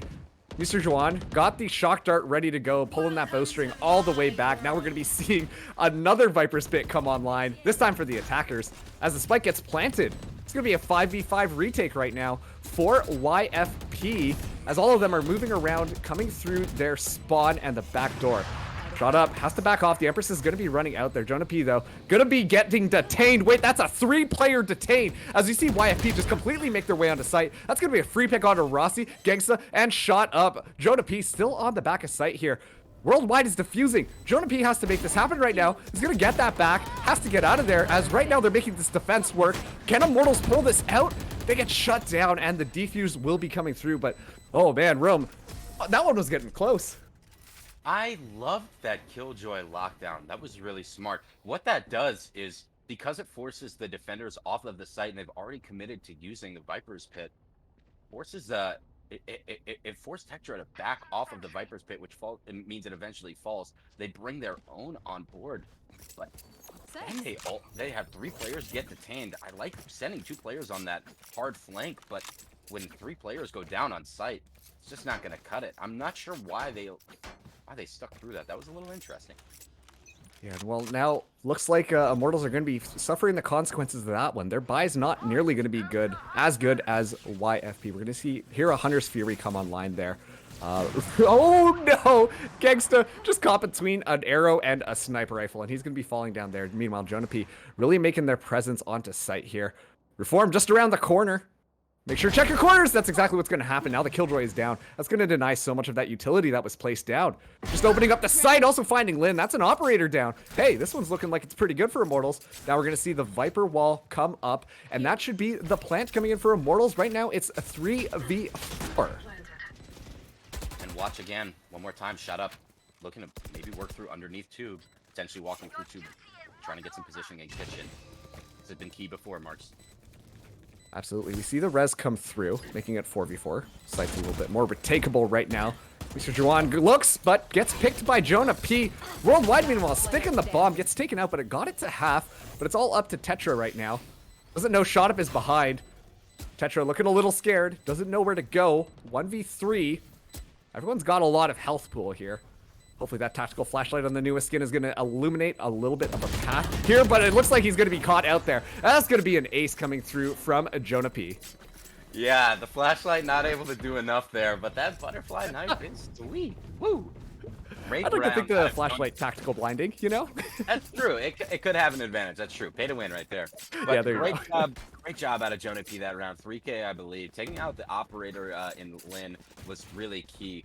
just swung that clean little headshot, really opened up B site pretty much all on his own, was able to get another kill from behind yellow as well after the spike went down. Instrumental in getting another round on the board for Immortals, and if they want to win this, not just this map, but this match in general, Jonah P is going to need to pop off. Absolutely. Right now, Jonah P leading the team with 9 kills. Gangsta's up next with 6, but a great swing. You got to respect the verticality that can come out of Icebox right now. You've seen the results of that one. Hopefully this should be a plant going down, but the Lear's going to be coming through. A shot up gets really aggressive here. Doesn't know that Reformed is right there, but that's going to be dueling kills coming in from both A and B right now. Everything's turning up Immortals. Shot up. Seems like he heard what you said, Robe, and this time really turning it up as it looks like there's only Worldwide still on that A site. He's going to be finding shot up, shutting that down, the operator. 1 shot, 1 kill. Make it easy. Knows that there's someone behind him, but Emil just a little bit faster on that click onto the headshot as Immortals take this 5 rounds to 3. Yeah, and the beauty of Emil's positioning there is that while his teammates are taking B site, he's putting pressure on A. Takes out a member of YFP. But not only that, Reformed is trying to do a little bit of work and kind of gets that pick onto shot up. He still needs to turn around and watch his back again. He can't go and try to clutch up. He gets taken down, and it's really great sentinel play. What do you want out of your sentinels on attack? You want them to make sure you don't get flanked, and you want them to try to lurk a little bit and spread out the pressure across the map. That's exactly what Emil did right there. Absolutely, and we're seeing a lot of pressure being placed all over the map. Mr. Schwan getting a little bit aggressive here. Going to be inside of that Viper's Cloud. But the good thing about that one is that you can get out, get all your HP back, and it's nothing wrong with that. Yeah, just a quick note. It is 9 E's, so it's technically pronounced Mr. Juan. Sorry. Thank you for the correction. Yep, just wanted to put that up. Thank you, Ro. Where would I be without you? I know. Please, right? Yeah, good word. All right, well, it looks like right now, Immortals, they're going to be taking this over onto the A site. There's only 2 defenders there, but it looks like all 5 of their members actually going to be going up there. Worldwide throwing down the wall, trying to slow down this momentum, but with the gun difference right now, this is still not looking good for YFP. Shot up, looking around for a kill. A lot of pressure coming through right now, but nothing quite yet. The wall is going to be fully destroyed. Now the Viper smoke screen is going to come up there, denying sight. Jonah P going in for the grappling play. Let's see if he sees anybody. Spotted out 3 members of their team. Gonna be spraying down, but unfortunately couldn't find anything. Shot up though on the retake. Comes in as well, and that's just gonna be Immortals cleaning up YFP right there. Yeah, not able to get any kills off of that play into top nest, but able to do a little bit of damage and set his teammates up for success afterwards. Excellent job out of Immortals there, and I don't know if you noticed this, Marks. There were no ultimates on the board to start this round for Immortals. 4 now on the board. And a lot going to be coming up soon on the side of YFP as well. So we're going to start to see those ultimates recharging and becoming another key factor as we have a full buy for both squads. Lin with the operator in hands again, although it does have light shields, so keep that in mind. Yeah, it's going to be interesting. Like you said, a lot of ultimates online right now for Immortals. I'm curious to see how they want to use this. Obviously, ultimate's powerful, but you don't want to pop them unnecessarily. But that also introduces the problem of holding on to your potions until you fight the final boss, if you know what I mean. Gotta hold on to those potions, Marks. It's a tough balancing act to make sure that you're not using them too quickly and to make sure that you're not also holding on to them for too long. As a little bit of a whiff there from Lin, not quite able to take out Jonah P as he sees him moves over toward pipes, and his teammates may start to rotate soon as Immortals are making their way on site. Yeah, Lin missing both of those shots. It's going to cause a little bit of damage there, but Worldwide is actually going to be allowing that mistake to be forgave. As they move in here, Viper Wall going to be going up. Worldwide in a great position, but Shot Up just going to take them out. Moving on to the site here. Now the Viper Spit is going to be coming online. Shot Up in a great position, but Tekra is going to find the headshot onto him. Now we're going to be seeing the Hunter's Fury come through, probably to deny the lockdown, which is exactly what that does. But still, pushing into a Viper Spit. This is 3v5. Mr. Juan, thank you for the correction there, Robe, is looking at Emil, knows that somebody's probably there, finds the shoulder, and that's going to be a wallbang headshot onto them. But Rossi finds the pick onto Lin. Right now, 2v3. Spike is not down quite yet. Spike goes down. Reformed finding Rossi through the spam. Gangsta all alone, looking the wrong way as Reformed just takes him out. And now this is going to be YFP pushing this to 4-6. Yeah, and that one stings if you're Immortals. You invested a lot into that. You invested the lockdown, you invested the Viper's Pit, and nothing to show for it. Unfortunately, not able to get the round win. Great job by YFP playing patient, using the Hunter Spirit to counter the lockdown, and eventually able to get the kills they needed to get that round. Initially, it looked like they might have had a little bit of positional issues with Reform, kind of in almost like a one-off spot where it really couldn't get, you know, 1 or 2 more kills and escape or get traded. Got taken out. It didn't look good to start, but they were able to make do. Now, going to try to continue to tighten up the scoreline here as we approach the end of the half. Yeah, Jonah got the knives out. Was getting pre-fired already, but looks like this is going to be an easy pick for Jonah P. Hitting it on to Worldwide, making the world feel a little bit smaller right now. We're going to be seeing the lockdown come in from Immortals. Hey, more ultimates committed. They had a lot in their pocket, and they're spending extravagantly right now, as that's going to allow for the spike to come down. They did detain one player, which is going to make this easier. Shot up in a great position, but Reform able to find the pick. The swing was just better. Jonah P backing off right now, getting into a better position. They planted so that they can defend this from long. Meanwhile, we're seeing Emil go for a deep flank. Gangsta watching that bomb, making sure that they're getting the spray in there to deny anything from happening. But look, there's so many bodies both up and down. Lin moving in with the operator. Mr. Juan finding Rossi. Meester, my bad. Emil was on the flank, but unfortunately couldn't do anything there. And that should be a defuse. This one is going down to the wire. But across those wires properly, and that is going to be YFP with another round. Yeah, great job from YFP, and apologies, I mistook which side. Put down the lockdown the round previously, but once again, the lockdown not quite enough for Immortals. Well, 2 rounds in a row, what do you know?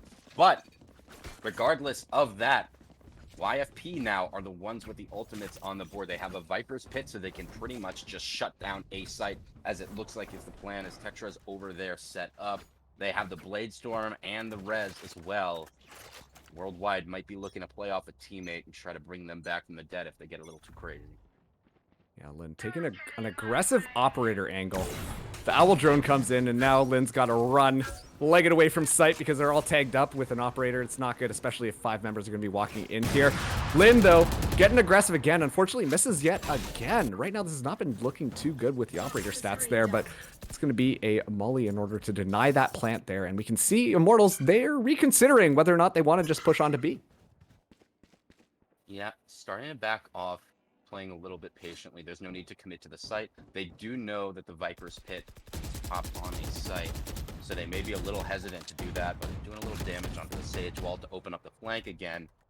That means that YFP will need to worry a little bit about that even before the Sage Wall does just expire itself. We do have some Killjoy utility. It looks like the alarm bot is next to Tube, so they should be able to sniff out any play that tries to go through there. Yeah, right now they're kind of big braining YFP right now, because YFP knows that they did like to push into the Viper's Pit, but as soon as the wall goes up, that's going to be extremely telling. Oh, Lin doesn't even need a sight. Able to find Rossi, deny the plant right now, and Reform coming through, getting the headshot onto Jonah P, making this look a little bit too easy for YFP. Gangsta, though, finding one. Lin able to make up, finds one. The res comes through on Tekra, but Lin is there to punish Gangsta again. Now it's just a meal with the operator. Rome, do you think that they should save this or just go in for it? Well, it is the last. Whoa, that got close. Well. I was gonna say it's the last round of the half, so it doesn't really matter anyway. But wow, they almost turned the tides there right at the end with a couple of slick share shots. But speaking of slick shots, do we need to check someone's PC?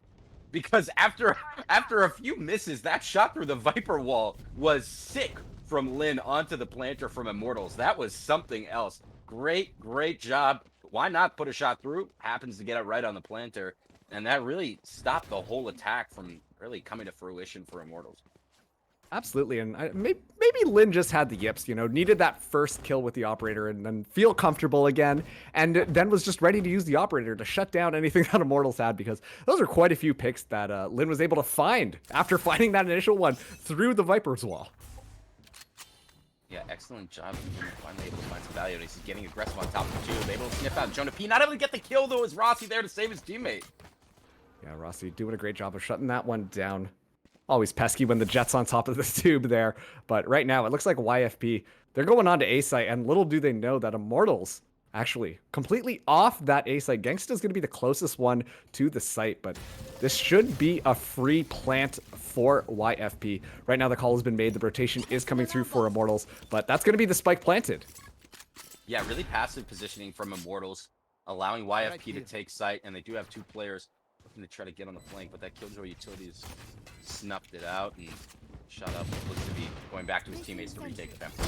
Rossi gets taken out worldwide, just in a great position there. Reformed on the trade as well. The crossfire is just looking a little too good. Gangsta, meanwhile, on close to the bomb here. Emil finding 2. Emil turning it up, and it's 1v2. Can they make this happen? The Viper's acid is going to be hitting the ground here. Oh, just saw the elbow there, but tries to fix the bomb, and that's not going to work out as, hey, YFP, they're taking the lead in this series. Yeah, and I wonder if in the heat of the moment, Emil maybe didn't see just the shoulder there, because he immediately went onto the spike to try to get it to half. Either way, great job out of YFP. Took advantage of the passive positioning out of Immortals. They took sight, and the utility from Reformed watching the flank totally shut down ShotUp's attempt to go through. I mean, that's what Killjoy brings on this map and on every map, where utility is really kind of makes it difficult to do anything on the flank. Absolutely. Well, now looks like it's going to be the aggression coming in from YFP that might need to be checked. Look at Immortals go. They're just beelining it for this B site right now, leaving behind Emil, of course, because Killjoy can lock down a site by themselves, but they're fairly confident that this is just going to be a 5-man rush onto B, and they would be correct in thinking so. Toxin screen does go down, but the gun advantage is in YFP's hands. Defender's Viper's wall is going to go up, deny a little bit of sight here. Reformed looking for something, just getting a little bit of spam through. Got a Phantom in hands, it's going to make a difference. Now, the plant is coming through. Reformed finding ShotUp, but now the rotation is coming through. Immortals are able to find one. Can they find another? It looks like it's going to be a little bit close. Lin has to reload the Sheriff. Back behind Tube. Worldwide in a great position to deny anybody who's going to be walking forwards. Finds Rossi. Jonah P. second guessing that after watching their teammate get taken out, but they go for the wide swing and gets punished as well as Emil falls down. That is going to be YFP making this lead look a little bit bigger. Yeah, great work out of YFP using their utility to really make it challenging for Immortals to retake. They already had a gun disadvantage. It's hard enough as is, and with the Viper walls and the Sage walls, there's just so much that you need to contend with there. It becomes so difficult, and you could see as Emil was covering mid for a good portion there before the spike went down. Didn't even think about coming in on the flank. Instead, just went underneath Tube to help his teammates retake from sight, and really not able to get much value. They will have rifles in hands now, in their hands now though, Mark, so get more even here. Absolutely. Mr. Juan looking at that B site. Lin has to back off. Got tagged up pretty bad. Gonna get the kills though, so that's totally fine. Jonah P in a great position right now. Looking for it. Finds Tekra on the back there. The plant is going to be coming through. Reformed worldwide. Okay, the res comes online for Tekra. As soon as Jonah P fell down here, ShotUp might be the hero that Immortals needs right now. Let's see how this is going to work. Denies the swarm grenade. It's going to be important to give them space here. Sprays down, but worldwide. Able to find the Bulldog headshot. Love to see that. That's better right now, according to my notes. But, of course, Emil coming through. Able to find one, but there's too many bodies on this point right now. Gangsta 1v2. Make it 1v1. Can Gangsta make this happen up against Reformed? Pings up Reformed pretty badly, but has to do something quickly because the clock is running down. It's going to be trying to swing out, but Reformed is going to be spraying down Gangsta, as that's going to be YFP taking this 10-6 now. Yeah, not quite able to get it done at the end there. Valiant effort to be sure, but at this point, Marks, with the lead starting to expand for YFP, you wonder if Immortals might be thinking about taking a tactical timeout. I think if they can't take this next one, maybe they pull it out and start to rethink their strategy a little bit, because right now what they're doing just isn't working. I'm sensing a little bit of passivity in the strategy, and I'm wondering if they're going to try to get a little bit more aggressive and put some of the pressure on YFP in some of these following rounds. Absolutely. And look at the split right now that YFP are taking. Going for more of a default, except having the spike on that A, looking for trying to force out some utility probably, and maybe play for a pick. Meanwhile, Immortals They're just holding their ground because they've only got SMGs and pistols in their hands. Yeah, it makes things so tough. Whew. It's going to be Emil falling down here. You should run. All right, the lockdown is going to be coming online for YFP. It's going to allow for a lot of space here. You can see Immortals are going to be respecting that. Shot up trying to get some exits, but not going to find anything. Just deciding to run it out. And they're going to have to play retake here, 4v5, as Mr. Juan, he's going to be the one who's going to be planting this down right now. But they're coming through on top. Worldwide finds 2. Shot up also finding 2. Making this evened out just a little bit. Rossi finding Tetra. It's going to be huge. Reform, though, takes him out. Now it's 1v2 yet again. Shot up has to make this happen. Spots Lin out onto the side. Got the overhealing, so not afraid to walk through the swarm grenade. Just trying to check the corners right now. The swarm grenade coming through. Able to deny that with the bullets. Bullets apparently a little bit faster than a swarm grenade, but Reformed faster than Shot up. Reformed right now has been turning it up. Absolutely has. Leading his team on Killjoy nonetheless at 21-11. Truly an impressive performance so far. And what's interesting to me is really just not able to get anything going. We saw a very even first half, but things are looking much different since the side swap here, Mark. And still, Immortals, they're still feeling pretty confident. That was a save round, so they're going in with rifles and an operator now. Still feeling pretty confident in their strategies, despite just being 3 rounds away from a map defeat. And you said that they might take a tactical break, but it looks like that they opted not to do so. You can see pressure being applied onto A site. Immortals holding their ground. So operator online for Jonah P, but is looking the wrong way as Mr. Juan just walks in there and gets the Vandal headshot, denying that operator completely. And now we're seeing Shot up trying to clutch this up for the team, popping the Empress. But little do they know that YFP actually are calling for the rotation, as it looks like now they're favoring that B site push. Yeah, they've cut noise. No info for Immortals. Shot being fired, that's going to give them a bit of a clue. You may be able to hear that ult word as well. Rossi close by. Poison's off. Rossi. It's going to be in a great position here. We talked about verticality earlier. Might be an important factor. Able to catch Mr. Juan off guard. Now we're going to be seeing the pit come online to try and deny any plant. But the Sage Wall once again is going to deny a lot of those bullets. Emil able to find Reformed. Killjoy's dueling it out in the kitchen, and Emil coming out on top. Worldwide now hanging out in the Viper's pit. Has absolutely no fear, which I love to respect, of course. But now a lockdown from the defender side is going to be coming through. Worldwide getting aggressive with it, wants to deny it, but Rossi's gonna be there to punish. Now Tetra, last person alive. This looks like it should be coming out of Immortals. Emil trying to peek him. It's a dangerous situation, but Emil is just a little bit more steady in their aim as Tetra falls down, and that's gonna be Immortals getting their 7th win on the board. Yeah, and despite Jonah P getting first blooded there, Marks, they're still able to take the round. And really, it was Rossi that opened it up for them. He's able to get that first kill immediately, throws down the Viper's pit, which is going to make the post plant so much harder for YFP. And what I really like there is the battle of the Killjoys up in kitchen. Great job by Emil taking out Reform, showing, you know, he's not the only Killjoy on the map. And that really opened things up because they didn't need to worry about anybody coming from behind anymore. They were able to take out the rest of the members of YFP and take the round. Yeah, right now both Immortals and YFP can agree. Killjoy, supremacy, that's where it's at. Tetra, though, able to take out Shot up. It's going to be a great way to start out this attack. Now you can see a little bit of the Hunter's Fury coming through. Mr. Juan looking for something. Just kind of flying through there, denying anything, but not able to find anything. Rossi, meanwhile, was able to take out Tetra, but has to run away because that's going to be a revive coming through. As Gangsta, oh, Gangsta finding the 2K with the Hunter's Fury. All right. Hey, you'll have to see that. That's a lot of value out of that ultimate.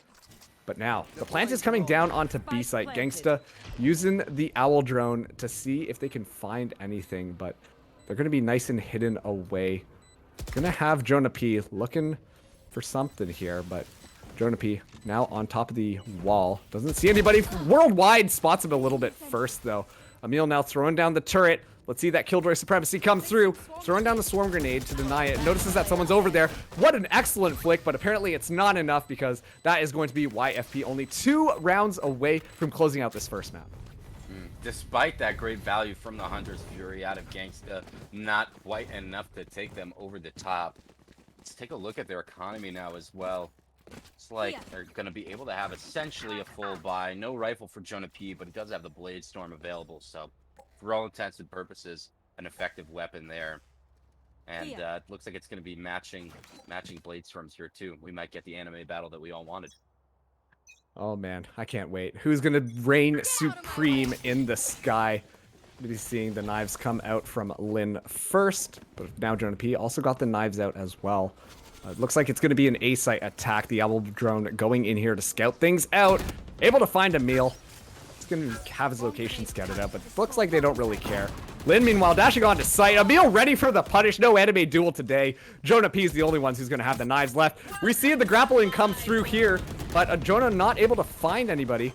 Gangsta still in this Viper's cloud. Finds one. Worldwide swings around, able to take them out. Jonah P, though, finds Worldwide. Doesn't need the knives for that one. Now it's just Tekra hanging out on top like Batman, but unfortunately, a little bit less caped, a little bit less crusaded right now. Has to walk into the pit once again to try and get it, but you know, there's going to be a lot of utility being dumped on here, and now Tekra faced with 1 HP themselves as Immortal pull it back, winning that round. Yeah, and I feel like a bit of a schmuck for hyping up the anime battle. Really not much of anything. Not too much value out of either Blade Storm for either Jet. But another round on the board for Immortals, and anytime you're able to kill the spike carrier before they can get it down and have control of the spike, it changes the dynamic of the round so much. It's just so difficult, especially in the end when you're in a 1v3. You only have 22 HP. It's just not going to cut it. Absolutely not. Rossi, don't worry. Nobody saw that. It's totally fine. The recon dart's going to be coming through there, but it's going to be taken out immediately. Shot up, though, in an excellent position. Mr. Juan has no idea. Can be taken out. The train. Oh, shot up with the quick 2K. Dual headshots, too. That's going to deny any presence that YFP had going into B. Shot up just going to take things slow. Meanwhile, Worldwide going to walk back, grab the spike. It looks like it's going to have to be A. They've got only 3 members left. Reformed in an excellent position to deny anybody rotating through mid. But it's going to have to help support their team. Gangsta's the one who's on that site. Jet spotting the Vandal in the pipes there, but Worldwide, it's going to be committing it to it. Hopefully gave enough room. Yep, that's going to be enough room. The spike is going to be coming down here. Shock darts do come in, but unfortunately, a little bit of a different angle this time. Lin finding the headshot onto Jonah P, making up for the lack of anime duel battle that we missed on that last round. Reformed, meanwhile, missed a couple of shots, and Rossi was just going to be able to take them out as well. Now it's 2v3. Gangsta on the back line. Lin making it 2v2. Could this happen? YFP in a great position right now. Gangsta, though, on this top rope, just misses Lin. The gun was just in the way, blocking the side a little bit, but Gangsta finds the headshot now. Worldwide, only got a Sheriff in a Dream coming through here, but there's too many people on the high ground, and, well, that's going to be the defuse as Immortal win yet another round, clawing closer to the score of YFP. Yeah, and we're starting to see a much stronger version of Immortals on the defense. We haven't seen a huge change up in what they have been doing, but they are playing a couple more cheeky angles. We saw it at a shot up, able to get a 2K in that little spot and be long, tight little corner. Really is punishing if the attackers aren't clearing every little spot. Really like what I'm seeing now out of Immortals as they're setting up, stacking towards B site. 3 players. Their 2 duelists shot up in Jonah P along with Rossi set up towards B long with just Gangsta and Emil on A side. Absolutely. Now we're seeing dueling operators coming in. Apparently everybody loves a Jet v Jet. That's going to be the narrative we're going to run with today. But Lin taking quite a few bullets. Jonah's got the support of their team. Lin now using a very tight angle. Has to be extremely careful, but Jonah finding the first pick onto Mr. Juan. The pick's going to be coming through there, but it's the kill feed is just lining up with YFP, as now they're going to feel absolutely confident into walking this one onto that B site and probably getting that plant down. And there it is. Sage bomb delivery service. Oh, no way. Oh, thank you. He wants a refund. Yeah. Now Mr. Juan is going to pick up that slack and get that spike down there, but an excellent denial by Gangsta. Just a little shock dart around the corner, able to take him out. But now, 2v4. Gangsta trying to make this one work. The recon bolt will be destroyed, but Lin just booping Emil out of the way. Now, Gangsta finding Reformed. Has to take out the recon dart. Now they know where Gangsta is. Comes out here, trying to make this happen, but the added pressure of the shock dart and Tetra flying around is going to be too much for Gangsta as he falls down. And now YFP 1 round away from closing out our first map. Yeah, and despite the first blood going in favor of Immortals off the Jonah P operator shot, YFP actually had a really interesting play where they used the Sage Res as kind of bait to move on to site. They're able to take out the 3 members of Immortals that were stacked up on B long, and because of that, they're able to take the round based on having a 5v2 situation to take the spike down. Yeah, strategy I like to employ when I play Sage in ranked, but usually I just get yelled at. Not 3K, but Gangsta able to find Mr. Juan with the Hunter's Fury, also tagging up Reformed as well.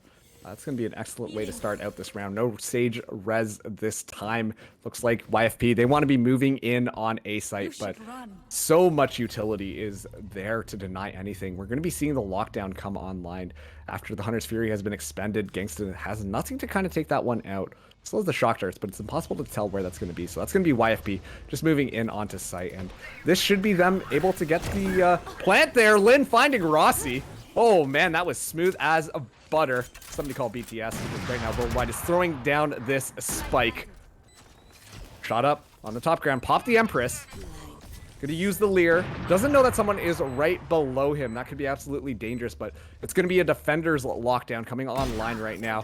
Tetra finds a headshot onto Jonah P. Same with Worldwide onto Gangsta. Now, Reformed gets detained. Not in a great position. Emil coming through, taking him out as well. Tetra has to back off here. Lin still got the operator, but Shot Up is gonna be taking them out.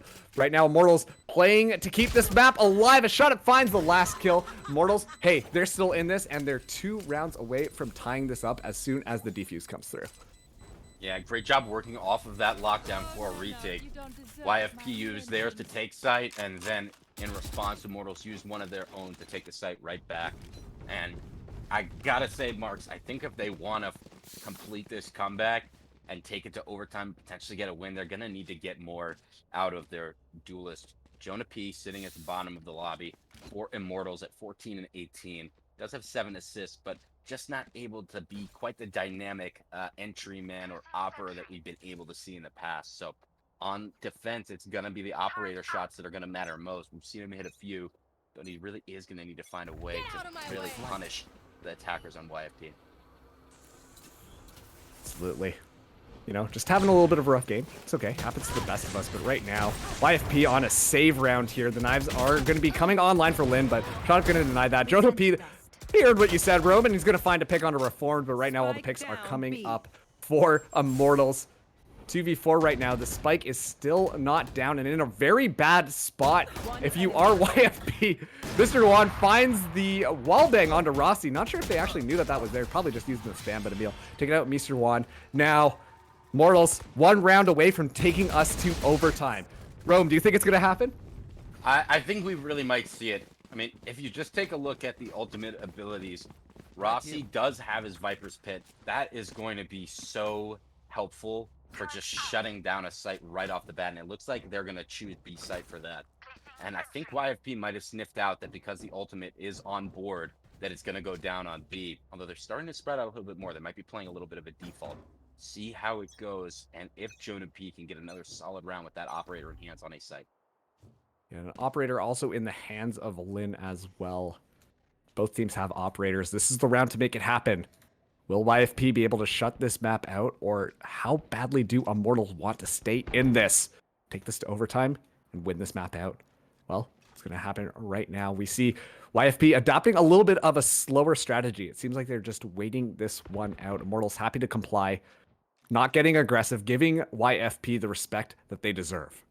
Yeah, and Rossi with a bit of an unorthodox position. Him and Gangsta have a little bit of a crossfire setup at the moment. Drone coming out, going to spot out Reformed. They have a little bit of information. You know, 40 seconds into the round, it's kind of the first bit they've gotten so far. Yeah, now we can see. Looks like YFP are setting up to move this one onto A site. Jonah's going to get tagged up with the recon dart. Misses the operator shot, but that's okay. Jonah's just going to back up, but now we see the engagement coming through. Moving in here, throwing out the recon dart, but actually, it was a fake.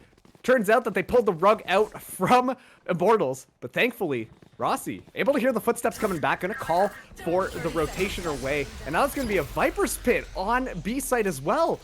Hey, turns out that they didn't pull the rug out from anybody. If anything, YFP, they're going to be in a little bit of a tough spot. The attacker's Viper Pit is also going to come out as well. Shot up finding the first pick onto Lin. Going to dismiss away just before Lin gets that, before Reform gets the headshot. But this is just an absolute fight inside of this mosh pit. That is just a bunch of green smoke. Right now looking like a little bit of a rave spot as it's a 1v1. The spike is down. Gangsta has to make this happen against Tetra. See how this works. The Viper's Pit is a little bit of a big obstacle. Gonna go in. Gangsta finds the headshot onto Tetra, and we're going to overtime, Rome. Oh my god. Okay, that's another noise I've never heard you make before. Wow. Add that to the list. There is nothing I would want to have to deal with less than being down 11-12 and have to face off against a Viper in her Viper's Pit in a 1v1. Goodness gracious, Gangsta with the ice, absolute. I mean, the stones right there to be able to get that kill. Just gets the good timing, walking through the Viper's Pit, and now we're in overtime. It's what the people wanted. Now we'll see. The nice thing about overtime, of course, is we have even economic distribution across the board. Glass cannon operator with no shields in the hands of Lin as YFP are on the defense. We'll see how much value you can get out of that. Time for a field test. An operator come in onto Lin. No operators on the attack right now for Immortals. Let's see how they want to take this. Lin gonna be seeing the Owl drone, immediately shoots it out of the air, gonna be backing off. But little do they know, the spike is actually favoring A, so Shot Up going to be moving in first, try and clear things out a little bit, get their team a little bit of space and information. As we can see, those operators on YFP, they're going into B hard, but now the utility is coming out, so they are going to be rotating around. Worldwide going to be throwing up a Sage Wall, trying to deny it, but fortunately got caught confused in front of the Viper screen.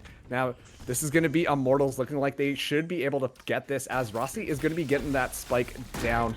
Unfortunately, none of the utility were able to find anybody. As soon as I say that, Rossi gets tagged up with the shock dart, falling extremely low. But Tetra comes in, able to find that pick onto Rossi. Right now, this is going to be YFP moving in.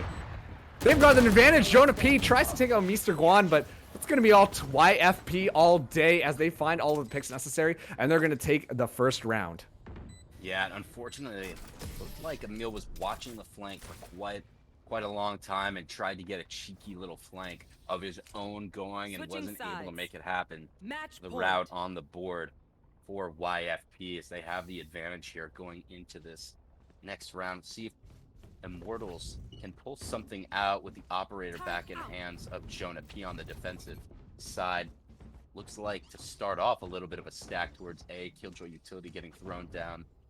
As 3 players going to look to hold that site, but as we can see on the minimap, Marks, a little bit of a lean towards the other site for YFP.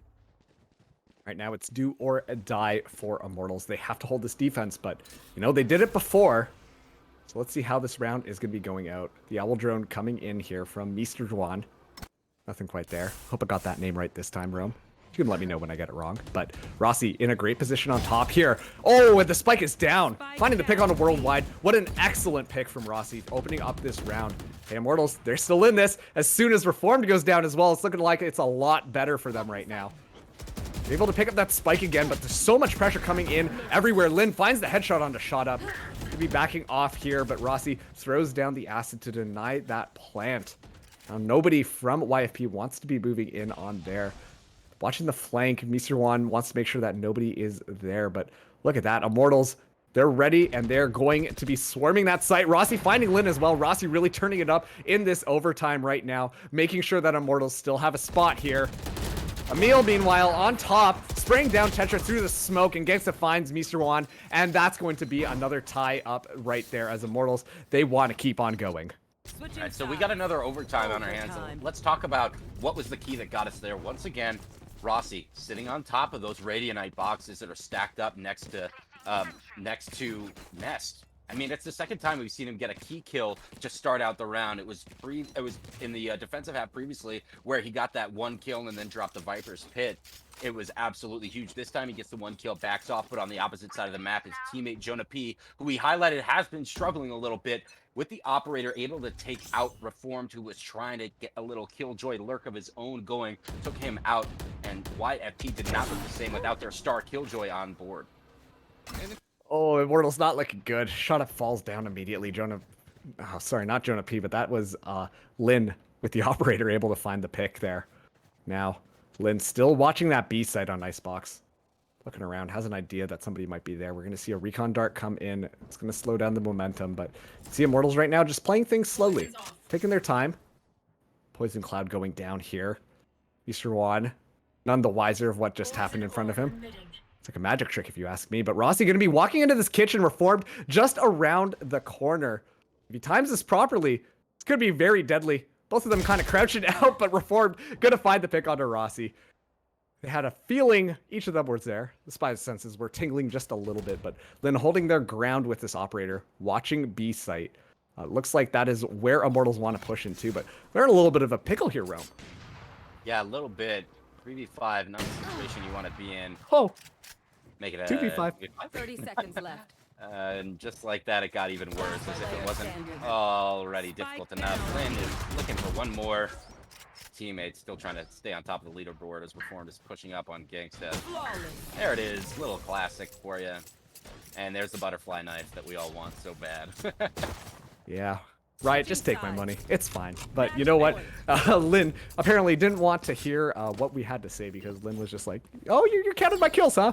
Click, click, click. All right, now we win this round. But once again, Immortals in a bit of a precarious situation. They lose this round, then it's going to be over. So let's see what they've got. They're going to be on this defense. Immortals have looked better on the defense than they have on this offense here. So maybe they can turn things around. But, you know, I imagine their mental game might be struggling just a bit.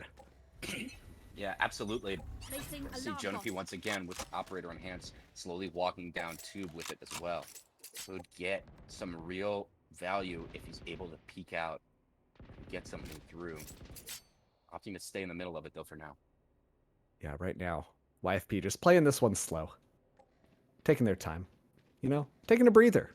Maybe trick Immortals into thinking that they're doing something a lot more big-brained than they are.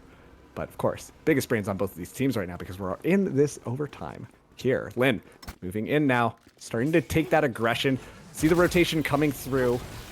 But now it's going to be them storming site. A lot of killjoy utility on the site is going to deny so much of that pressure there. Emil looking around.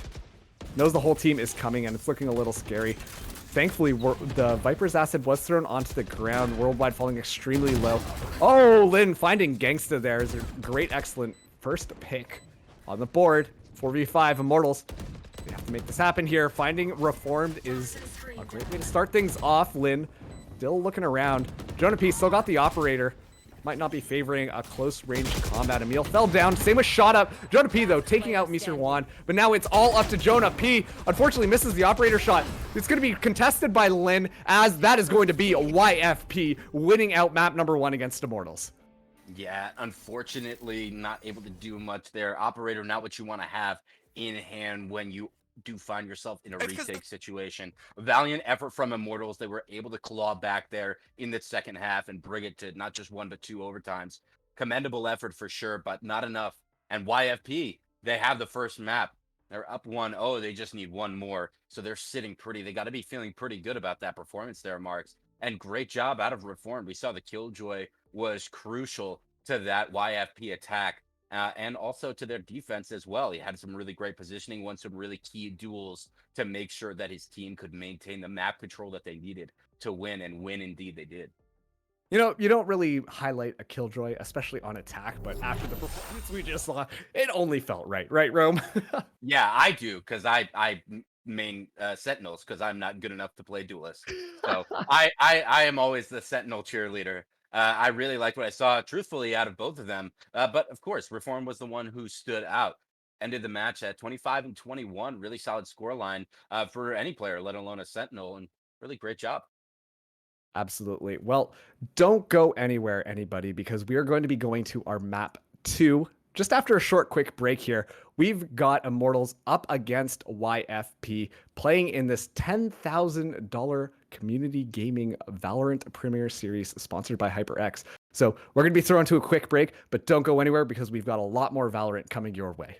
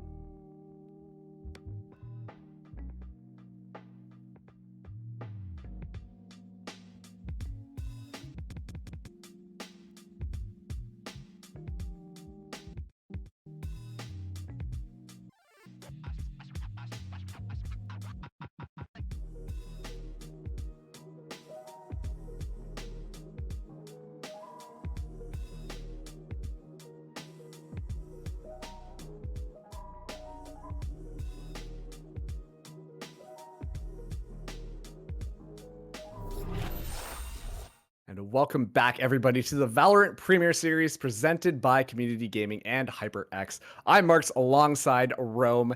And hey, Rome, we're casting Immortals versus YFPGaming. And right now, Immortals down 1 in the series.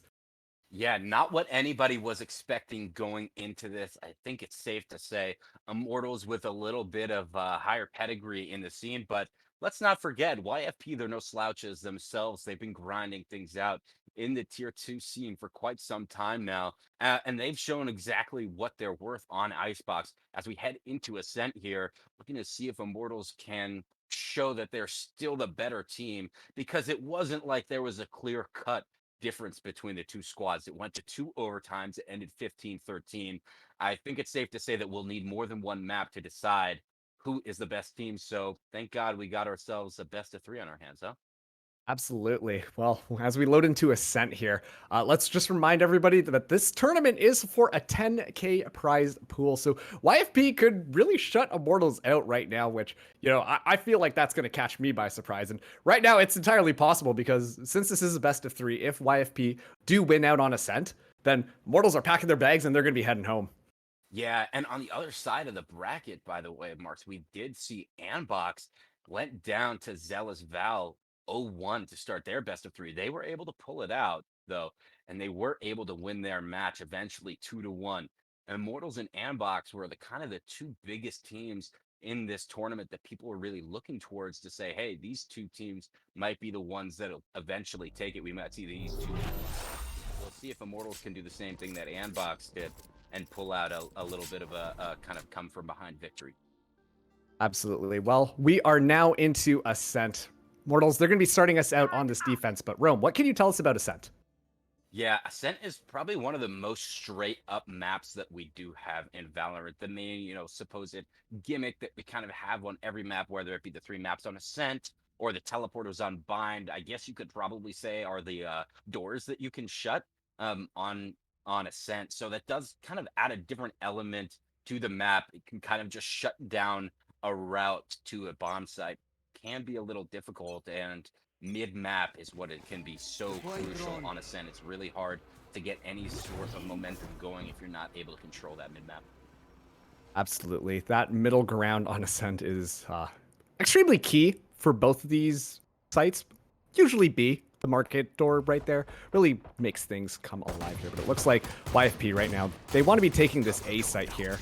So they're going to be moving in. The Trailblazer from Reformed is going to be coming out. It just misses the jump around the corner, but Jonah P with a very quick Sheriff headshot to make this thing go. But the trades are going back and forth right now with, it looks like it's going to be YFP coming out on top, but never mind. Now it's 2v2. Emil only got 9 HP though, so it's going to put them at a little bit of a disadvantage, especially too on a pistol round because, hey, there's a Killjoy turret set up as well. So let's see how things go here. We swing around. Don't realize that both of the members are just underneath them. Formed. Looking around. Oh! Worldwide finds Emil. A little bit of a classic right click right there. You'll love to see that. Gangsta, meanwhile, on the top. Waiting for that smoke to disperse just a little bit. Doesn't know where the 2 people are. Recon Bolt comes out. Clearing behind generators. Now he's gonna have to do something here, but it's going to be an extremely difficult swing. Going to find one, but Worldwide is going to be there to help out their pal Reformed. And that's going to be the first round going to YFP. Yeah, and that got really close there, Marks. These 2 players almost lined up in hell. Luckily, they did have the information. They heard him dropping down from heaven, able to take him out, but it did get a little close there. Round number 1 does go to YFP, though, and they're going to put some Spectres on the board. And we saw it last time. Immortals really not afraid to force on the second round. Saw it on Icebox start of the match when they got some Spectres and Marshals on board. Same thing here.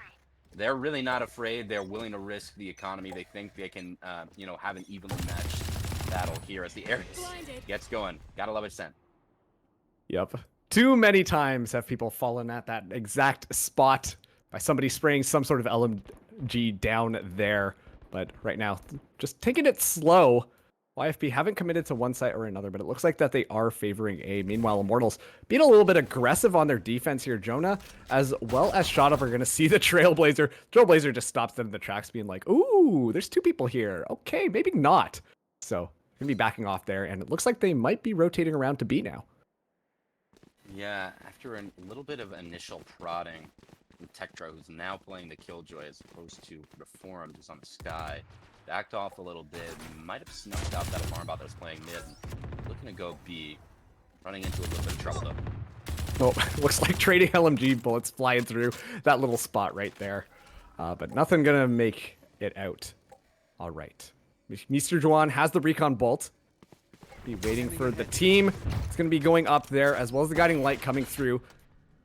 Slowing things down here, but now Immortals know that YFP are gonna be moving in here. Emil not in a great position here. Wasn't fast enough. Lin taking him out, but Gangsta coming alive right there with the air. He's able to find a two-piece. That was gonna be hiding. Trading it out. Gangsta comes out on top with the Ares duel, but Worldwide was there to take him out with the Bulldog, and now that's going to be the spike down on B. Immortals already making their way onto site. Worldwide last one alive, but Shot Up just going to take them out immediately, and now Shot Up going to be getting that defuse as Immortals tie this up 1-1. Yeah, and really, it was Gangsta off the back of his 3K with the Ares that Immortals are able to take this round. They only had 2 defenders on the site still, as the 5 players aggress from YFP, and he's able to get 2 kills, sneak 1 more in alley right before he was taken out. He set his team up for success on the retake as his teammates from the A site slowly made their way over. Huge. I mean, you can't say enough how big those 3 kills were to be at such a disadvantage and to already have his teammate on site dead and to still be able to get those 3 kills. It's really impressive. Absolutely, and ultimately, that's what allowed Immortals to kind of win that round out. Now we're going to be seeing aggressive push there, Worldwide falling down, teleports in, says, never mind, teleports out. Jonah P, that aggressive defense actually working out pretty favorably that time around. Now Jonah has to play it a little bit carefully. Gangsta using the recon dart. He's going to hear so many people coming through here. Jonah gets 2 over on A site. So right now, it's only Mr. Juan on B and Lin on A, completely split up. This is not how you want to play this game, as Shot Up now knows where Lin is. Lin only got a Sheriff, has to make this one work, but doesn't know that there's a flanker coming behind as well. Rossi has the spike control, gonna be playing that one slow as Lin looking to aggress, but Emil gonna find that Bulldog headshot, closing out the round as Immortals take their second win. Yeah, and Martz, as you noted, that aggression onto A main was really what allowed them to kind of stifle the attack of YFP. They were trying to get something going over there. As you noted, the omen for YFP Worldwide, shrouded step in, shrouded step out. Sometimes that's just how it goes. You got to get yourself to safety. And a great job from Jonah P, playing really aggressive, able to take out Reform there as well. Eventually got traded out, but his teammates were more than happy to take the rest of the round, and now they've got rifles in hand, still going up against Ares, Bulldog, Spectres, and Sheriff. Shot Up getting the first pick. It's actually, pardon me, Marks, it's actually YFP with the rifles. And it looks like Immortals kind of going for a little bit of a late bonus round, in fact. Yeah, and hey, right now that first pick on a Tetra, that's a great way to start out that bonus round. Immortals, because of their gun disadvantage, want to play this one just a little bit more carefully this time around. You know, really punish the economy of YFP even more, set them back even further. Thankfully, they have the dollars to do it because, hey, a little bit of cash in your pocket, always a good thing here in Valorant. Yeah, and off that recon drone, able to see that at least 1 or 2 members were going over through tiles towards B. Should give the information. Emil should be ready for this push and got the utility set up for it as well. Yeah, we can see right now YFP favorably pushing onto B. Shot Up on a deep flank.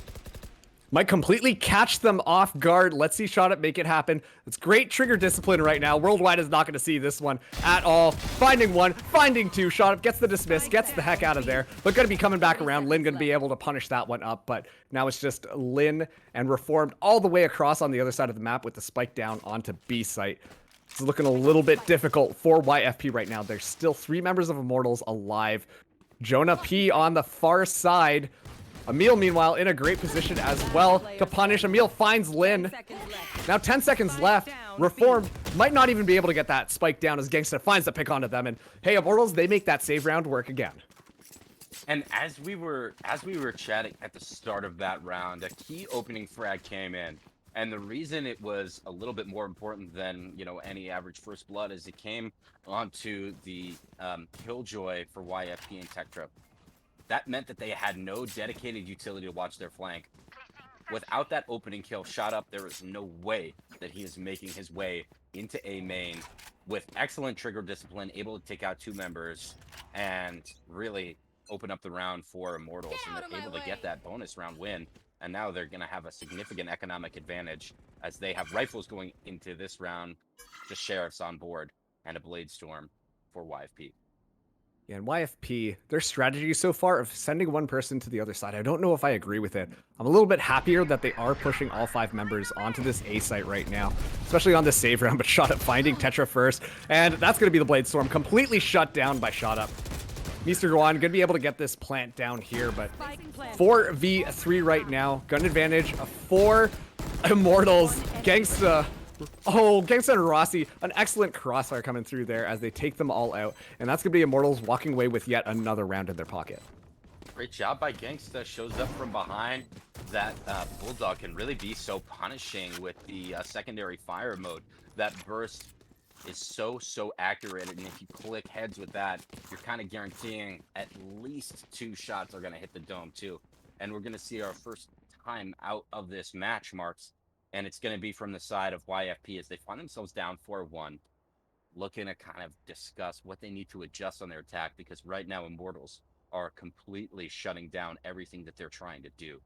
Now, they are going to have the weapons that they need going into this next round, so they may be discussing how they want to adjust what you were talking about, whether or not they want to 5-hit sites, whether or not they want to try to default and work off of a pick, and kind of adjust some of their strategy going into this.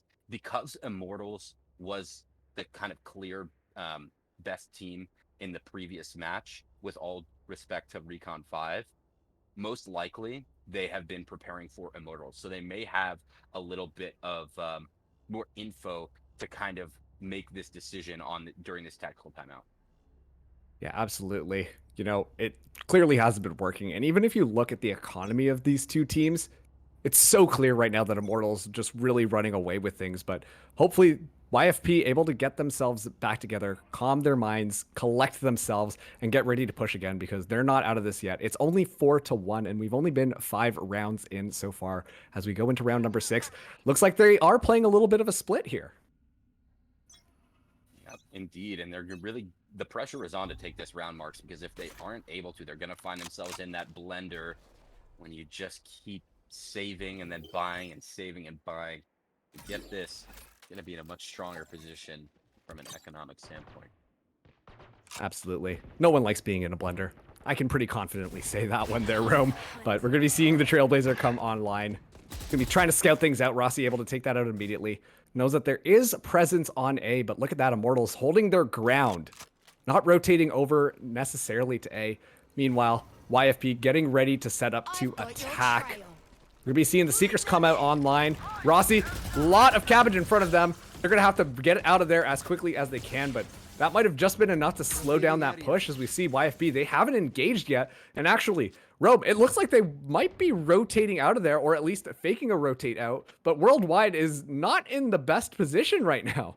Yeah, and we're seeing Rossi, who was on the Viper previously on Icebox on Astra, and he had 2 stars set up in the entrance to A main. Just those 2 stars alone, he didn't even need the Killjoy utility from the meal that was set up right next to it to help him there. And here's Jonah P set up in a good spot with the op. Jonah gets the first pick.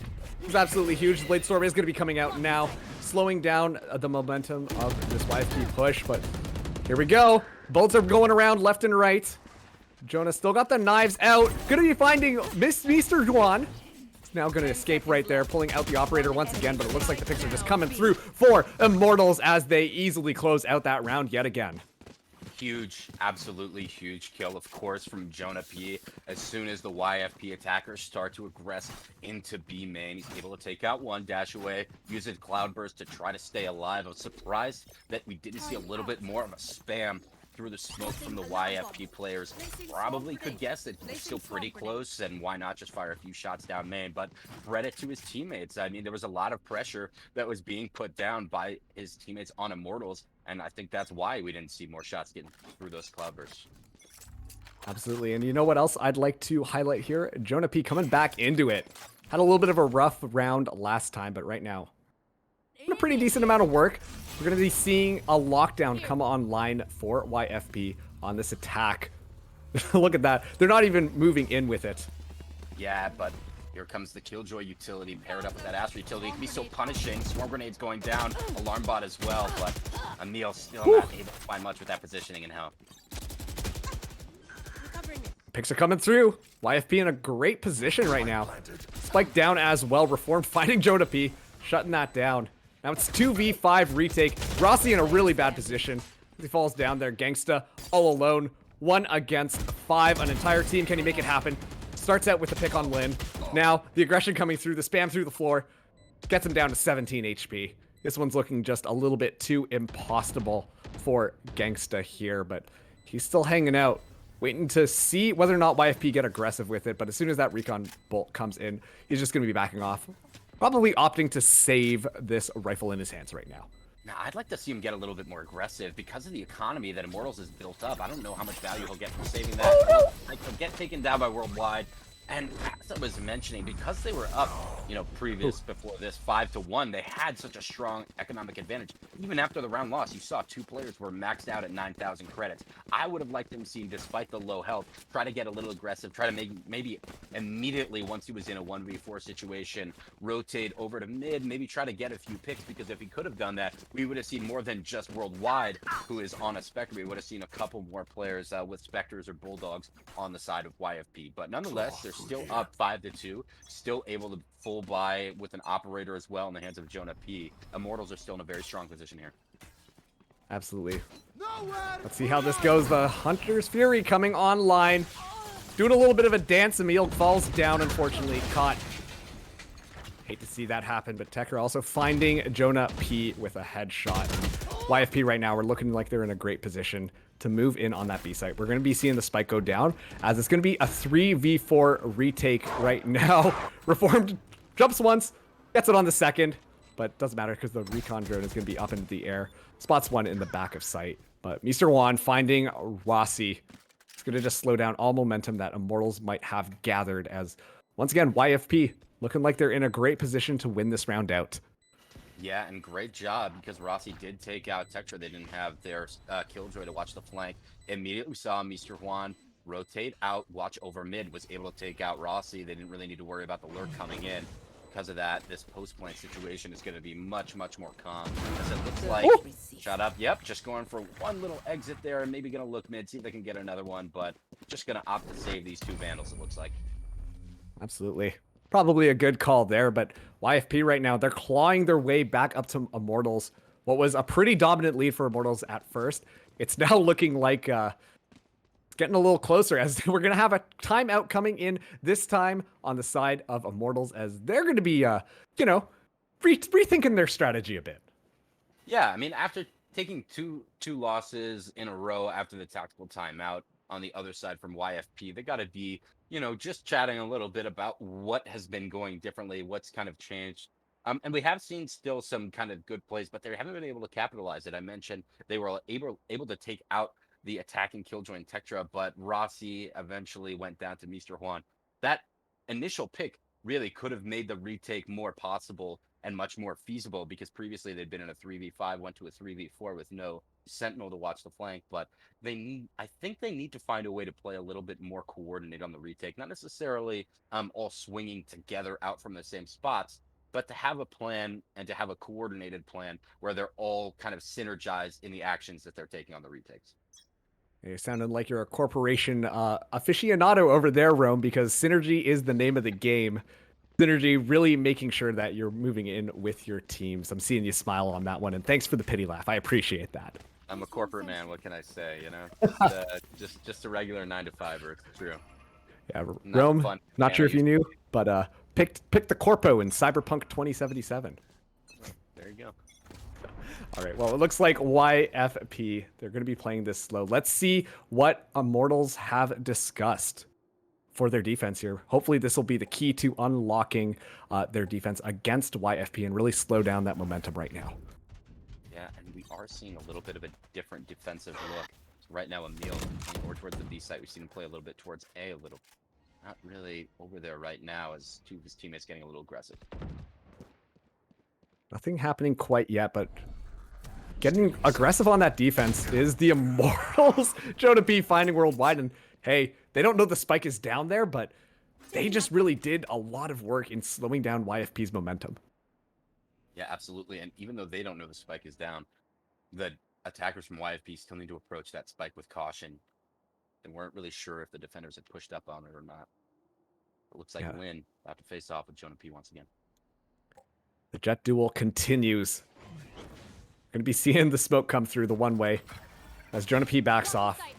Not sure they want to take that battle right there, but looks like YFP, they're going to be getting ready to move things in on A site with the 30-second timer coming in. This is going to signal them to come in and execute here. Shot up behind the boxes here. Finds one, but is going to be, taken out as Lin just finds a quick headshot onto there.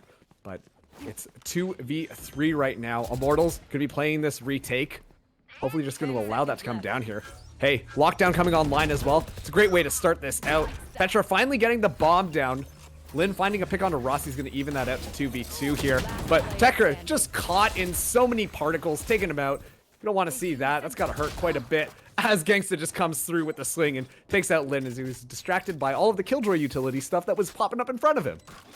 Yeah, and the retake lockdown on A is so difficult to deal with because you need to get out of there, but you need to find a way to do it without completely exposing yourself to the defenders who you know are waiting for exactly that action. There's just so little that you can do if you don't have, a controller still alive to put down some smokes. Really just a tough spot to get into. And another round finally on the board for Immortals after dropping 2 in a row. And we're going to see an even gun round here, but keep in mind, if YFP do drop this one, they are going to be facing a little bit of a tougher bite. It's going to be kind of challenging for them, so they're going to need to find some way to get it done here. Whatever the strategy is, it's going to need to be effective, or they're going to find themselves in a world of hurt. Speaking of being in a world of hurt, there's so much hurt going on this A site, but Rossi going to be the one who gets hurt the most. I need a little bit of emotional support after that one as Mr. Juan found the headshot onto him, but shot up now. Backing up, they're going to slow down the momentum that YFP has gathered, but take a look at that. Tetra all the way on the deep flank on B. Again, it seems like they're reverting back to this strategy. Rome, how do you feel about that? I don't hate it. I think there's some value to be garnered from spreading out across the map and maintaining control. He's got the turret to watch over mid, and looks like maybe the alarm bot also over in B main. So right now they know no one's crossed into mid, and they know no one's aggressed through B main. That is helpful information, and off of that, they're going to get onto A site. The back of some Soviet utility, and going to take a position in hell after he clears it out. Spike down A. Yeah, look at that. Immortals just find a quick 2-piece there. As the spam comes through, Mr. Juan only got 2 HP. The spike is in their hands. They're going to be slapping that one down, but it's not looking too great. YFP in not a great position here. The picks are coming through. Vector kind of keep that one alive, but there's just too much pressure coming in from Immortals as they win that defense. Sorry. And now the defuse is going to be happening yet again as they get their 7th round on the board. Okay, all I'm saying is if a professional player can't control the Vandal spray, then nobody else in my Silver 3 lobbies should ever be buying a Vandal. That thing can be so punishing after the first, 6 or so bullets, and we saw it right there. But a valiant effort from YFP to get onto site, but a great job during the hold from Immortals. They're able to get 2 picks and not surrender too many lives themselves. They set themselves up for success in the retake. I mean, when you're able to get picks and you're not getting traded out, there's not much more you could ask of a defender there, right? Absolutely. No, you're completely right. And you know what you're also right about? The economy of YFP. They've only got pistols in their hands, but Mr. Juan finding Rossi is going to even that out. We do have a Bladestorm online for Lin, but Gangsta finds Mr. Juan. Gonna be great. Lin, meanwhile, taking out a shot up, but Lin falling extremely low. A Bladestorm coming in for Jonah P as well. 4v3 right now, favoring YFP. Gangsta didn't realize he was blinded there, was in the owl drone, but now Jonah P got the knives out, looking for a target. Be swinging out here shortly. The rest of the team is there. The guiding light comes in. Oh, the knife battle happens, but Jonah P comes out on top. You wanted the duel. The duel happened. You're gonna be seeing the paranoia. All of the members are paranoid as heck right now, but Jonah P now reaggressing, finds a right click on the worldwide. That looks so slick. Reform trying to keep that one alive, but Gangsta was just there to make sure that that got punished. Swinging together and winning out the round, Immortals take their 8th victory. Yeah, and I will say, I really liked what we saw there out of YFP. They didn't have a full save there, Marks. They did have Mr. Juan, who had a little bit more credits going into that round by the Vandal. And off of some utility, he was able to swing out and get a kill, and because of that, able to get another rifle into his teammates' hands. That is so key in getting them to that point where they're in, you know, a situation where they're in a 1v2 and almost able to take the round. One more round left in the half, though, and the economic damage that came as a result is essentially null and void. And the main difference I'm seeing right now from YFP is with Tectra on the Killjoy, they're just not getting the same value as they were when it was reformed. Absolutely. We're seeing Mr. Juan use the Hunter's Fury, tags up 2 people, taking out Shot Up as well. Oh, takes out Rossi. That's a sweet 2-piece just from a single Hunter's Fury. Now YFP making this look like it's completely possible. They're going in on that A site. Gangsta just a little bit too slow with the Owl Drone. Gets shut outside the door. Hate when that happens. But Spike is going to be coming down now. The Guiding Light coming out from Reformed. We see Immortals struggling to get their pieces together to try and retake the site. Killjoy turret comes out online. Jonah P looking for a pick. Very bold spot that Worldwide is hanging out on, but they definitely won't inspect him on top of the generators there. As soon as I say that, Emil finds it. But that's going to be YFP winning out the last round in the half, making this still winnable as it's only 8-4 for Immortals right now. Yeah, great work, as you noted, to be able to get it to a little bit more of a manageable round differential. Simple arithmetic that 8-4 is, you know, less of a difference than 9-3. Don't think we need to go. We love math here. Yeah, I don't think we need to go much more into that. But what I do want to chat with you a little bit about, Marks, is we did see we are seeing a bit of a role swap here with Tectra on the Killjoy as opposed to Reformed who we saw on the Killjoy and Icebox. Instead, he's on the Sky right now. What have you seen and what are you noting between these 2 players and the little bit of a role swap that we're seeing? I mean, I think the first thing is pretty obvious that Reformed looked so much better on that Killjoy, but that might have also been just a map preference right there because, you know, Reformed just looked so good. Meanwhile, Tetra right now on this Killjoy, I think they're still getting what they need to done. And now that they're on defense, maybe we'll see a couple more picks coming through. But, you know, Killjoy, the reason you pick them is specifically just to have that utility on defenses. As it looks like we're going to be seeing an aggression coming in from Immortals. Now, going through mid. Dark Dart's coming through. Mr. Juan gets tagged up a little bit. 36 HP. Gonna see that smoke just whiz by his head there. Not gonna think too much about it, but actually Immortals looks like that they're gonna be moving in on this A site. Lin in a great position to... Oh boy, this is gonna be tough for Lin right now. Goes one way, doesn't realize he's gonna be standing in front of the entire team, but they're all over there. And look at that, just complete trades coming in left and right, but right now, Immortals are not favored in the trades there. So they still have the bomb, but so many angles to peek. Mr. Juan looking for the pick on Shot Up. Shot Up finds Tetra. That's a great way to start this out. Make it more possible.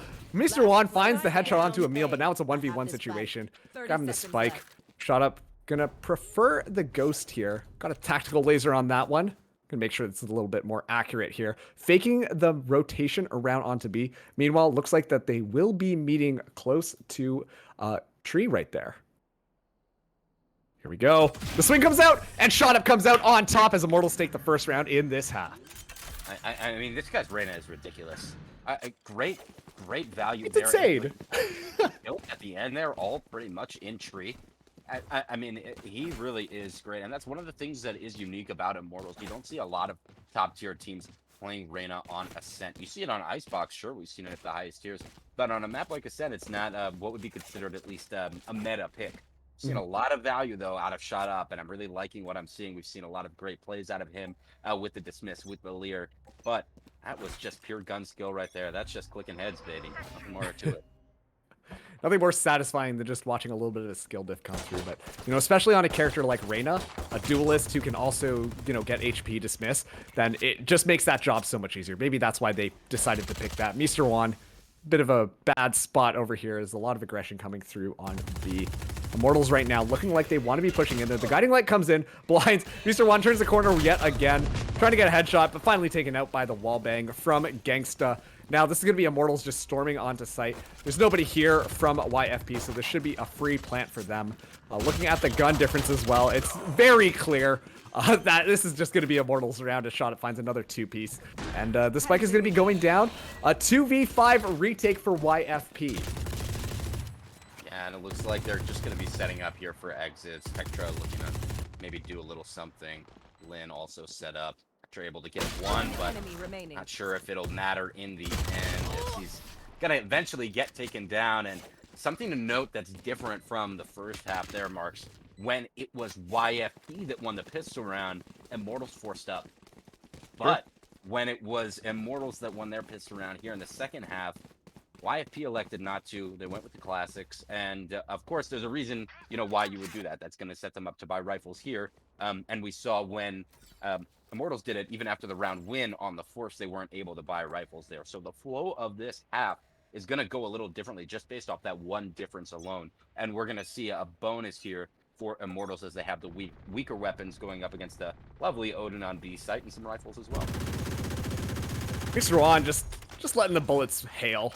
Not going to find too much there. Going to have to finally reload, backing off. But, you know, Immortals, every single time they've been on these save rounds, they've made it work. And so let's see if they can keep that moving here, because they are going to be pushing into just full Phantoms, of course, with Mr. Juan having that Odin. Let's see if the God of Thunder is going to be punishing Immortals for their hubris right now. Yeah, and it's a very good point. They have had success before. Their previous kind of, you know, bonus round that we saw was that Gangsta 3K on B site with the Ares, obviously on attack. Now won't find himself in a similar position more than likely, but they are once again grouping up towards A site. Ooh, as Rossi gets taken down with Spike. Gangsta can get the trade, able to, which is big, able to regain control of Spike. Gonna be huge if they want to make this round work. Gotta make sure you have Spike control, baby. Now, Immortals moving out of A site for a second before they decide to commit back. Emil dropping down the Killjoy turret. Sees somebody there, but Reformed finds a quick 2-piece. Shot up, moving in there. Going to be taking out Reformed, but this is 1v3. There comes the spam once again, but Worldwide was already on site and ready to just shut down that Immortals attack. Yeah, not able to get too much success on the bonus round, but still, they know the next round they'll be able to bring the rifles into it, and that's exactly what we're going to see here. They set up what looks to be a little bit of a spread with 3 players towards B site and the Spike drop for the moment, and 2 set up towards A. And the big thing that we haven't seen yet, Marks, is aggression through mid. We have seen some rotations through mid, but we haven't seen a lot of aggressive plays from really either team to take control and to try to put pressure on one another there. Looks like Shot Up maybe trying to do something, is he's doing a little jump peeking, trying to see what he can find through mid. Yeah, jump peeking or, you know, practicing the latest dance moves. COVID is starting to wrap itself up, but regardless, now that aggression through mid is coming through. Jonah P gets taken out by Reform. Wasn't a great position. The guiding light coming through in order to allow that escape. Shot Up just, though, watching that door. A lot of smokes in between, though, make things a little bit more difficult. We can see Immortals, they do have mid control, but the defense coming in from YFP might be still very tricky for them to cut through. Just might be starting to work up towards market. Interestingly enough, behind Gangsta and not behind his utility, although a drone or a dart may be coming out right now. Trailblazer got a lot of information. Now we're going to be seeing the Seekers come in here. A lot of ultimates. Everybody's just pressing ultimate buttons online, but Rossi takes out Lin, but gets traded out. Swing with your friends. That's the rule of the day. Shot Up, getting a lot of bullets in on Reformed. The Lear comes in as well. Another Lear coming in. Reformed gets taken down. Shot Up just bringing us into his own 2 hands. Finding so many headshots, getting so much value out of that Phantom pick. Is him and Gangster, they're going to be moving their way onto A site. 1 enemy remaining. Worldwide gets followed down as well. And now it's all up to Tetra to try and retake this. And if you just take a look at the, if you're able to see the scoreboard right now, you would see that Tetra on the bottom of the leaderboard for his team, whereas Gangsta and Shot Up with 20 kills a piece compared to just the 5 for Tectra. Kind of the nightmare scenario, I guess, purely based off fragging potential in this map in a 1v2 situation. And right now, we're seeing a much stronger version of this Immortals team, Marks. They're up 11-5. They've maintained control throughout most of this match, and they're really starting to show why they were one of the favorite teams coming into this tournament to take home that 10K prize. Absolutely. Immortals looks like they're a lot more comfortable on Ascent. But maybe that just means YFP, they were very comfortable on Icebox. We only like to focus on the positives here. We're going to be seeing now Immortals going for a bit more of a spread out on A and B. And a little bit of a broken buy to note as well. Some rifles and an Odin, but Reformed and Tectra each with a Spectre and Sheriff respectively. So not full rifles on board right now for YFP. See how this works out in their favor. Everybody just playing it slow. Shot up, once again, still practicing. Getting those jumps through. Gonna have excellent thighs after that one, but let's see how this goes. Rossi in a great position to watch, just in case they do take an aggressive defense out of that A site. Nothing quite yet. A little bit of a recon bolt coming through here, but once again, both teams playing this one incredibly slow, not overextending by any means. Yeah, and a lot of mid control right now. Shot up. Initially prodded up towards market, but backed off. Ooh. Rossi falls. Jonah P. Not sure he wants to peek that. The paranoia does come through. Worldwide doing a great job of slowing things down. Pulling out the Phantom again. Sees a lot of bodies. Gonna get out of that one. A little bit of a tough situation for him. Reformed is here watching the door as well, and now the clock is ticking down for Immortals. It looks like the great dupe has happened. They are going to be moving on to this B site. Shot up 1v2, able to take out one, but falls down. Tetra falling down as well. Can't beat a rifle if you've only got a Sheriff. It's going to be extremely difficult. But this looks like the spike is going to be going down as it's a 2v3 scenario. Mr. Juan got the recon dart out there. Trying to find anything. Got the Odin in hand. Ready to just let it spray on anybody who they find. But the lockdown is going to be coming online. Oh, the spray down on Emil. Pretty slick flick if you ask me, but now Reformed just sticking on that as YFP turned this around in their favor, Rome. You have to give so much credit to Mr. Juan there, and really to the Riot devs. Mr. Juan? Sorry, Mr. Juan. Thank you. And really to the Riot devs for leaving the Odin as powerful as it is. The bullet penetration was key. He's able to take out the lockdown with that alone, and that is one of the strengths, of course, of the Odin is the ability to spam through walls, able to also take out Emil in back boathouse. That was huge. Right here. They were able to really diffuse pretty easily off that because the position for Jonah P was pretty back in B main, not really able to get there in time, got taken out anyway. Absolutely. Now we're going to be seeing dueling LMGs coming through. Gangsta getting a little bit more value out of his. As you see Mr. Juan falling extremely low. You know, Reformed up against the rest of the team. Not looking great. The Bladestorm is online. Immortals on a save round, though. It's going to be difficult. Lin has the judge in hand just in case they do decide to aggress onto B, which is what it seems like Immortals might be doing. At least maybe fake it out. We see Jonah P rotating back around. Still with the Bladestorm out. Looking for some very nifty knife kills, but Reformed in a great position to slow this down. Get that information for YFB to let them know where to rotate. The Trailblazer is going to be coming out. But as soon as they hear it, they're going to be popping it. And that is going to be quite a bit of information. Gangsta takes out Tetra in the back there. Killjoy, all the Killjoy utility going to be falling down. Jonah P uses the smoke to hide from the recon dart. And now, Immortals are going to be getting this spike down. Mr. Juan seems like he's hit. The name of the game right now is spraying through the walls. And he's getting a lot of value out of that. But shot up, finding Reform. Lin training it back on Emil. Mr. Juan using the drones. The Owl drones are going to be high-fiving each other before getting shot out of the air, respectively. Right now, this is heavily favoring Immortals as Mr. Juan and Worldwide have to take this. Both of them just spraying as many bullets as possible. The definition of suppressing fire, if you ask me. Mr. Juan finds shot up. Lin now coming in here, but Gangsta going to be trading that back. Mr. Juan comes through, but it's going to be a right click onto that. That takes him out. And Immortals, they win that round in what was an extremely scrappy fight. Yeah, and let's not forget, what were they bringing into that round? As you noted, as you pointed out there, Marks, it was a save round. And despite that, they were able to get the round win. And the reason they were able to do that was off of two key things. One was some initial damage with the Ares on B site to get the player weak over there. Because of that, Mr. Juan, pardon me, was weak despite spamming the Odin through into hell on A, but it was that kill with the Hunter's Fury from Gangsta that really opened things up and allowed them to aggress onto A site and get the spike down, and they were able to hold on just long enough to get the round win. Now they find themselves at match point. Oh boy, Emil spraying through the one-way smoke, finds a quick 2K. Gangsta with the support. Now this is looking like Immortals should be on top. Mr. Juan finding shot up. Rossi falling down as well. To make this a little bit more even, it's 2v3 right now.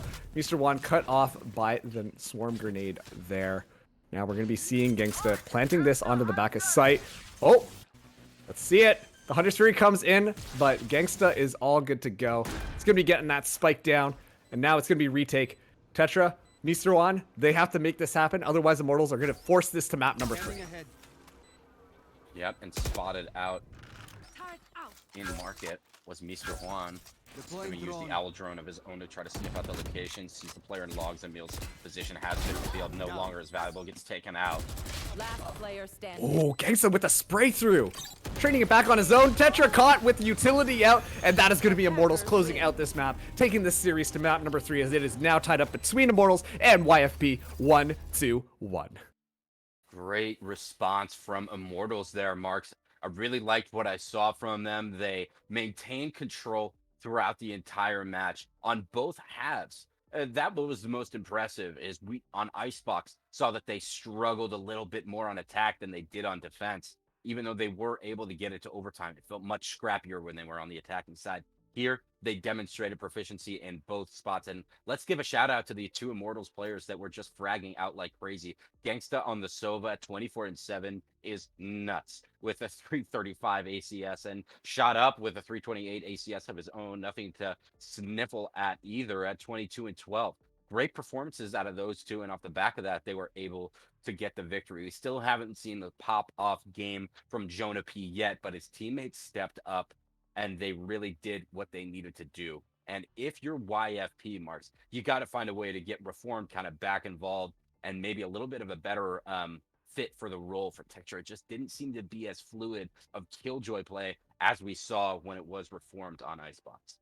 Absolutely, and if you're Immortals right now, you must be feeling pretty nice being able to take that match so decisively, feeling like you're back in charge here. Well, we're going to be throwing to a quick break, but you're going to want to stick around because we are going to be going to map 3, Immortals versus YFP here on the Valorant Premier Series, presented by Community Gaming and HyperX. So stick around. We're going to do a quick break, and we'll be back with map number 3.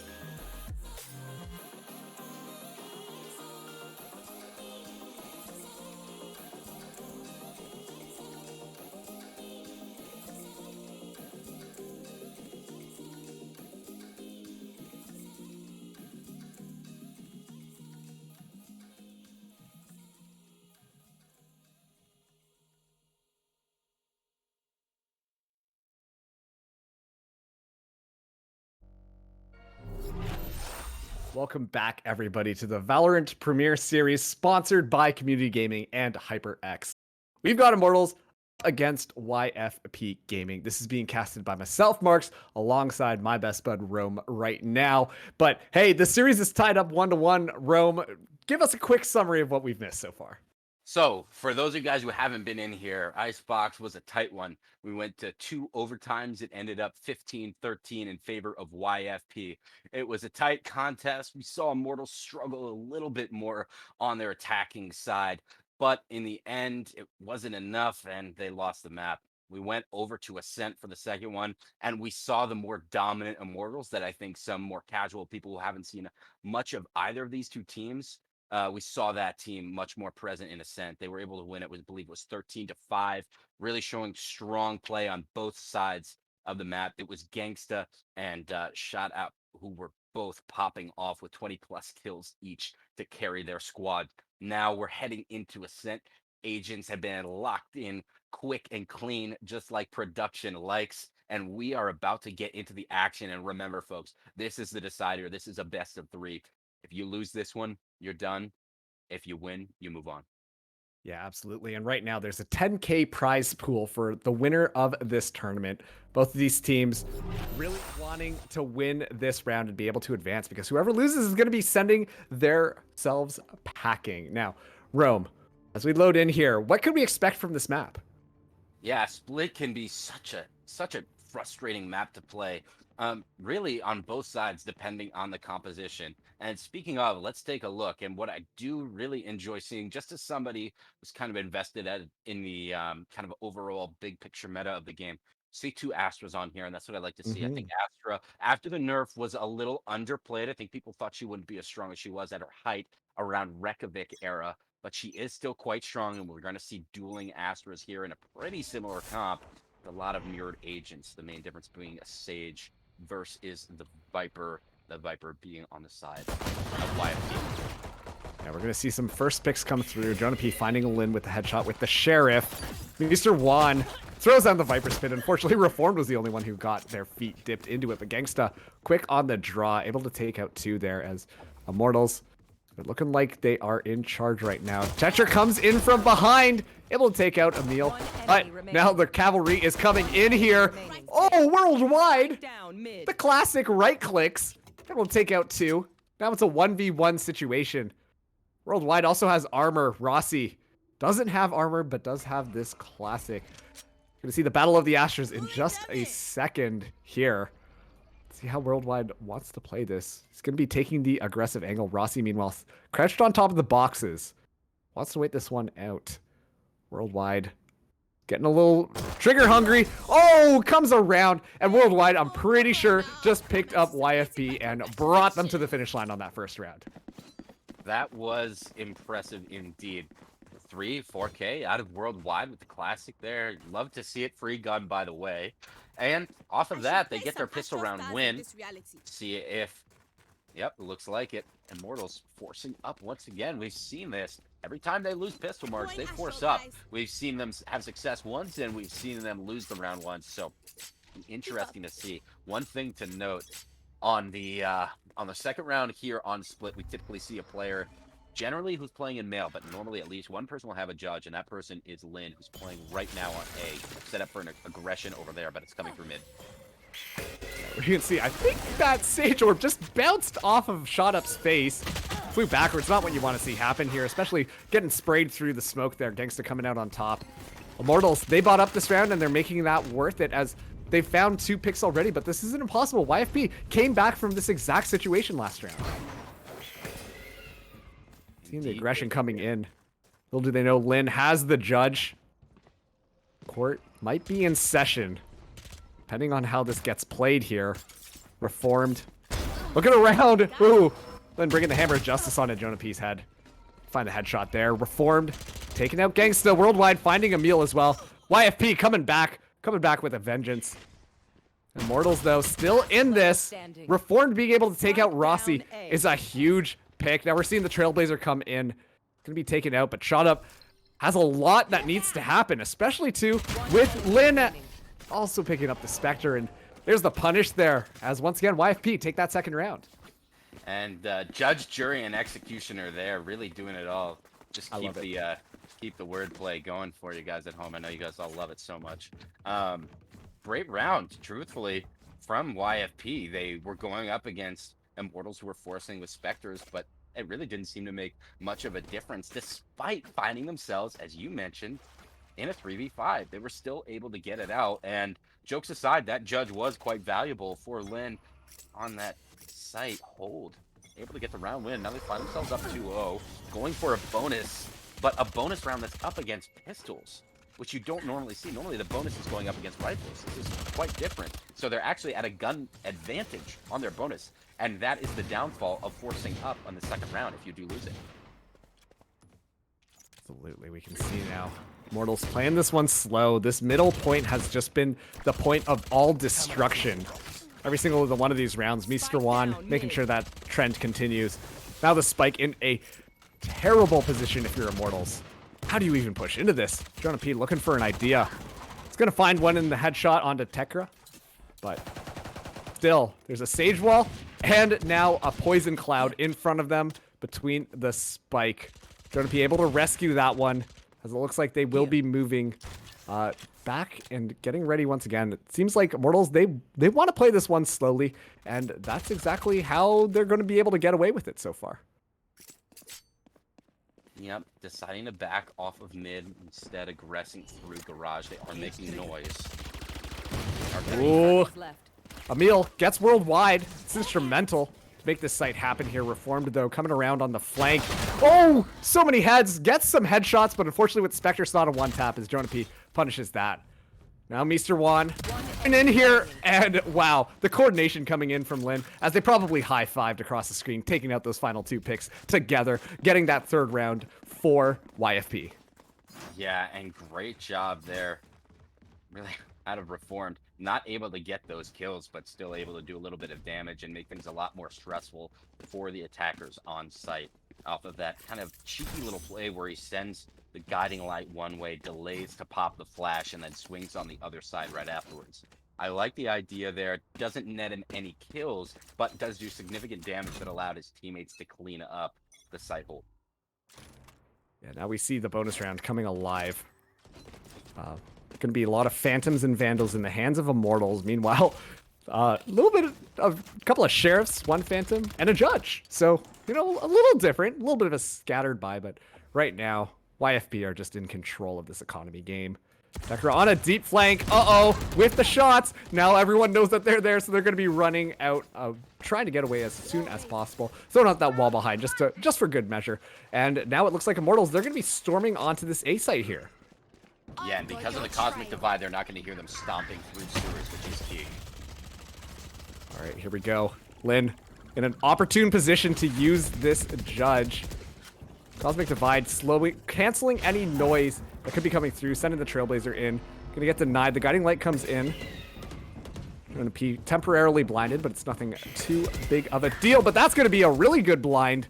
There, Reform not able to get too much value, but it's going to use the straight gunplay, flicks up and hits Emil's head. Now Immortals doubling back on their initial decision as it looks like they're going to be running their way onto B, but YFP have their number. It's a game of cat and mouse who can get to the B site first, but YFP have already got some defenders on there. Unfortunately, Tekra caught with the knife out. Reform finds Jonah, but Shot is going to be trading that one back as well. Meanwhile, Worldwide does have that Sheriff, but wants to back off. They're going to play a 3v3 retake here. Mr. Juan poking his head up on top there. Well, it might be a little bit too aggressive. Shot up. Able to get a bit of damage into them. They're not going to want to push into that shortly. Let's see how this goes now. The spike is down. Lynn coming in sight. Playing his Cloudburst. Might be able to get something with this. Mr. Juan looking around. Okay, now it's all up to Mr. Juan. He kills Rossi, making this a little bit more possible. It's a 1v1 situation, but as soon as the res comes online for Shot up, oh boy, Mr. Juan, he could keep this alive. The Guiding Light comes in, but he's just too quick with the flick, and that's going to be Mr. Juan coming out on top, getting in the 4th round in a row for YFP. And we've yet to see a team in this match so far, Marks, start out 4-0. We've seen a couple of big leads grow throughout, but we've yet to see this.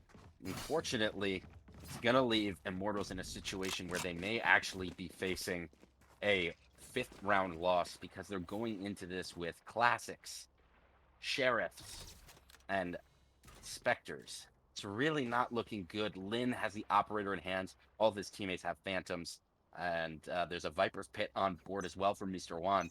Considering that they're going up against a pretty light buy, I wonder if he even elects to use it this round. Maybe he waits to use it until going up against better weapons in the hands of Immortals, where he might get a little bit more value out of it. Here comes the aggression. Jonah P activating the Blade Storm. This might be the solution here. If they're able to find picks, but Worldwide picks him out of the air.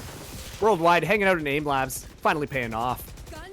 Meanwhile, the push has been completely slowed down. Reformed.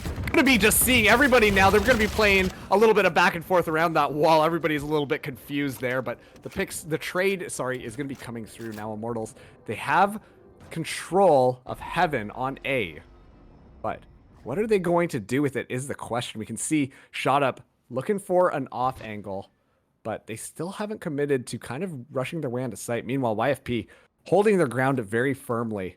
Lin and Mr. Wan have not started that rotation just quite yet, but as soon as the guiding light comes out, that's going to signal to them that this is going to be an A-site push. We see Shot Up looking around, checking his corners. It's always important in a game like Valorant. Finally seeing somebody. Tekker at the bat is caught off, and now this is going to be the plant coming through. It's a 2v2 situation. Lin with an operator still in hand, though, could make this happen. Yeah, indeed. And see if he elects to meet his teammate up in Heaven, or no, it looks like he's going to go over towards screens, try to do some damage over there. With the operator, retaking can be challenging, but if he can get the initial pick while his teammate is still up, it'll make their lives much easier. Absolutely, we can see Mr. Wan. No, he gets the pick onto Rossi. This is looking like it's completely possible now. Lin gets blinded up. Shot Up going to be taking him out, but Shot Up just has to solve this out, peeks out, and Mr. Wan is going to be there to make this another win. A 5-0 lead for YFP right now as Mr. Wan coming alive in this round. Yeah, and a round win, yes, for YFP, but after losing 4 rounds in a row and after losing some kind of really weird bonus rounds to YFP, Immortals were able to do a significant amount of economic damage to YFP, and that is not as good as winning a round, as we mentioned before, but it is something. And when you're down 5-0, you kind of need to grapple onto those small victories, even when they're not truly victories in and of themselves. And I really liked what I saw from Immortals there. Instead of deciding to rotate, once they had Heaven control, they took sight and they were able to get the kills and get the spike down. Post plant, not as strong as they would like it to be, but a little bit of potential signs of life on their attack in what has otherwise been a challenging opening attacking half. Yeah, challenging is a great way to describe this. Immortals looking like they're just a little scattered. YFP completely in control of the momentum of each of these rounds, and you know what it's showing? Jonah P, though, going for a little bit of an aggressive push. Checking that A site. All right, now he's in a great position here, but the team still has to follow up. Mr. Wan still in an excellent position. That mailroom is so key to deny things now, signaling to the team that they are coming through. We're going to see the smoke come through, but Jonah P is going to find the pick onto Mr. Wan. The star player is down. Reformed, giving the space needed. Worldwide, though, takes out a meal. Make this feel a little bit better. It's now 4v4 here. Immortals running back to pick up that bomb as it looks like they will be committing to this B site. The Seekers are going to be coming online for Immortals as well, which should give them enough room to push on. Sorry, I said for... It is Immortals. Okay, cool. We're going to be seeing the plant come on from Shot Up. They're able to get that bomb down. Now it's going to be a 4v4 retake. Making a 4v3 as Reformed finds Rossi. Now the Seekers are coming out for YFP.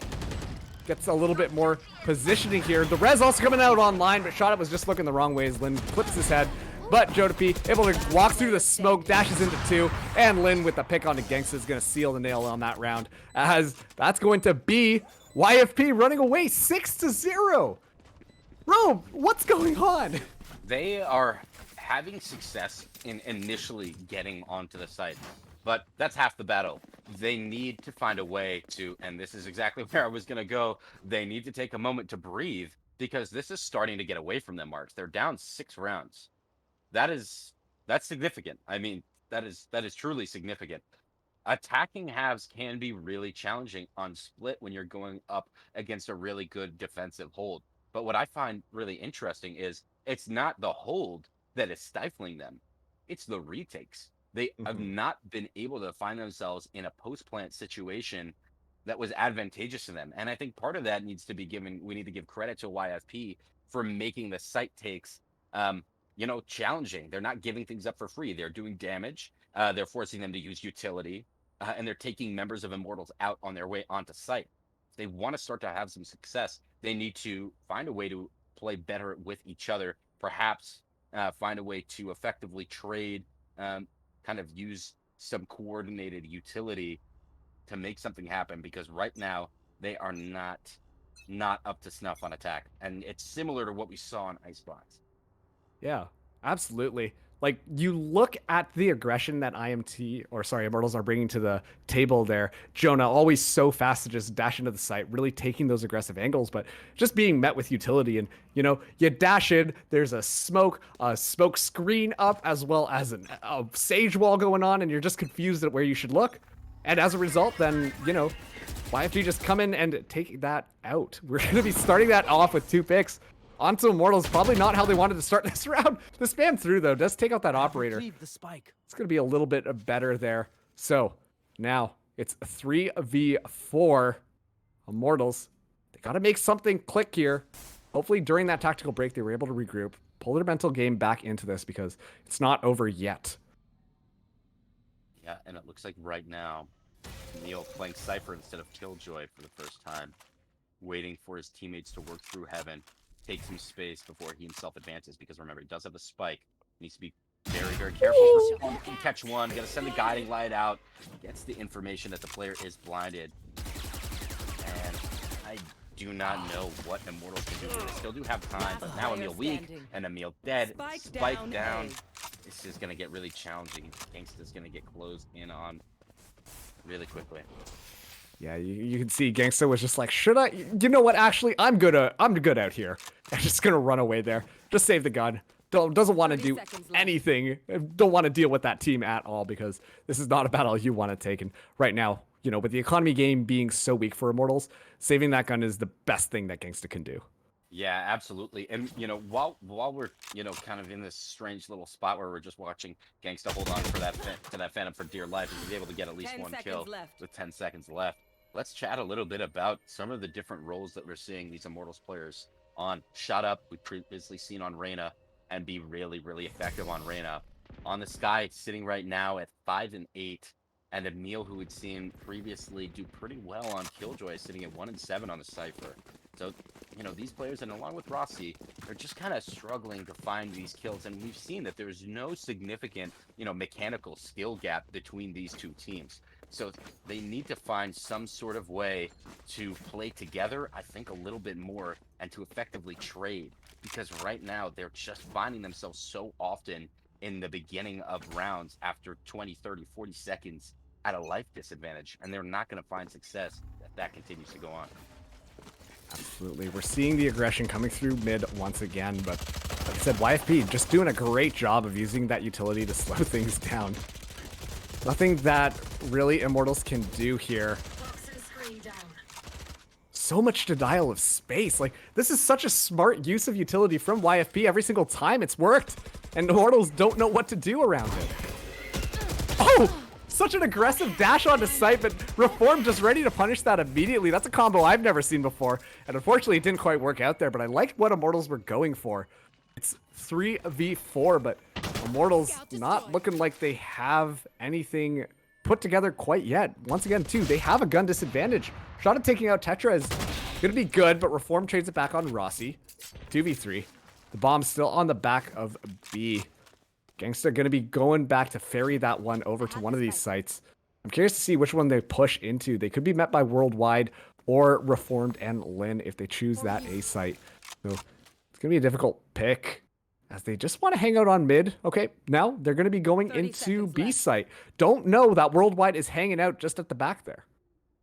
Yeah, they should be expecting at least one player here somewhere. The question is exactly where his location. Now they have it spotted out, but Spike down B. able to take out Gangsta and shot up, left in a 1v3 with just 10 seconds left. Gonna pop flash, but 10 seconds left. Okay. able to get one.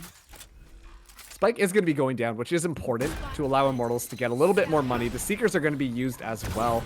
Still thinks that this one is winnable here. Lin got the operator. Oh, shot up.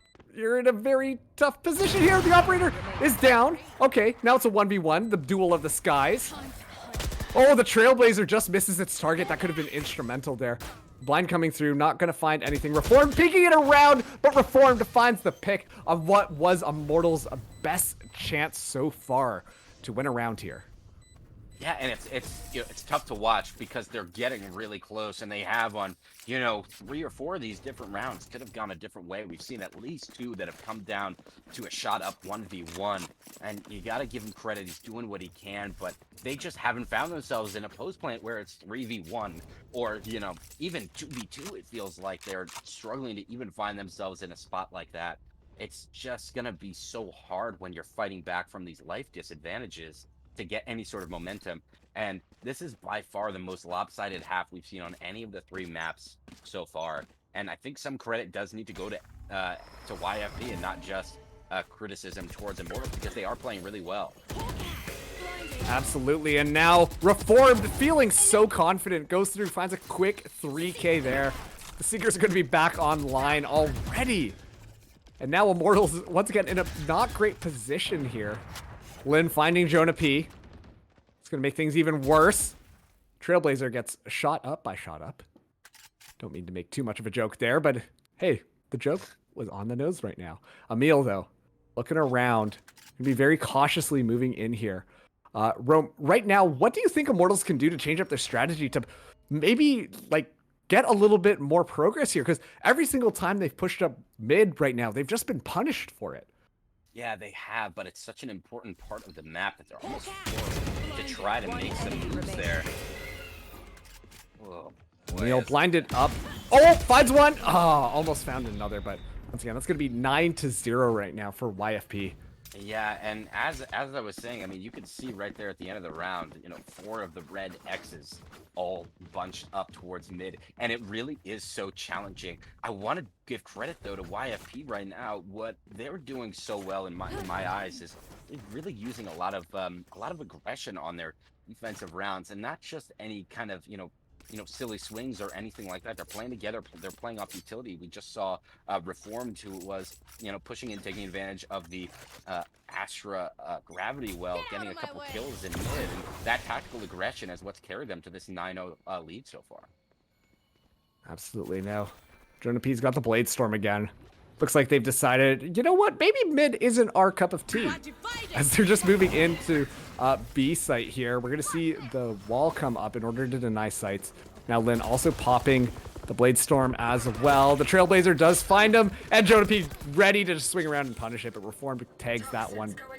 Mr. Juan goes through, finds a 2K. Oh, shot up, able to take him out, but now Reformed is here, and doesn't find the pick there. Okay, it's going to be good. Spikes, though, still hasn't gone down. Emil finds a pick. It's 2v2. Cypher, Nero Hack is going to be online. Nero Theft, sorry. Shot up, has an idea, but Emil falls down. Only got a classic in hand, looking for that gun. Oh, Tekra comes out! And Tekra gets the swing, and Shot up falls down as it's now 10-0. Yeah, and unfortunately there for Reformed, he was trying to get to his teammate, but Emil gets taken out just before they can group up and try to play together to get themselves around.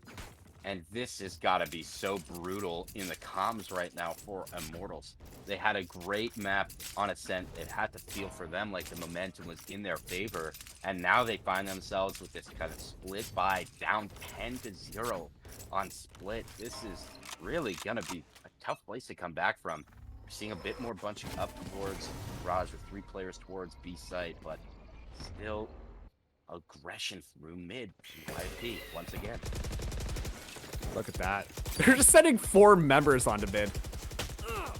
They might be feeling a little bit too confident because that's a very unique strategy here. Meanwhile, Immortals playing default, going slowly, hopefully looking for a couple of picks here, but The wall is going to be going up, denying that, and now as they have to gun that down, that's just going to completely read through what Immortals is planning on doing here.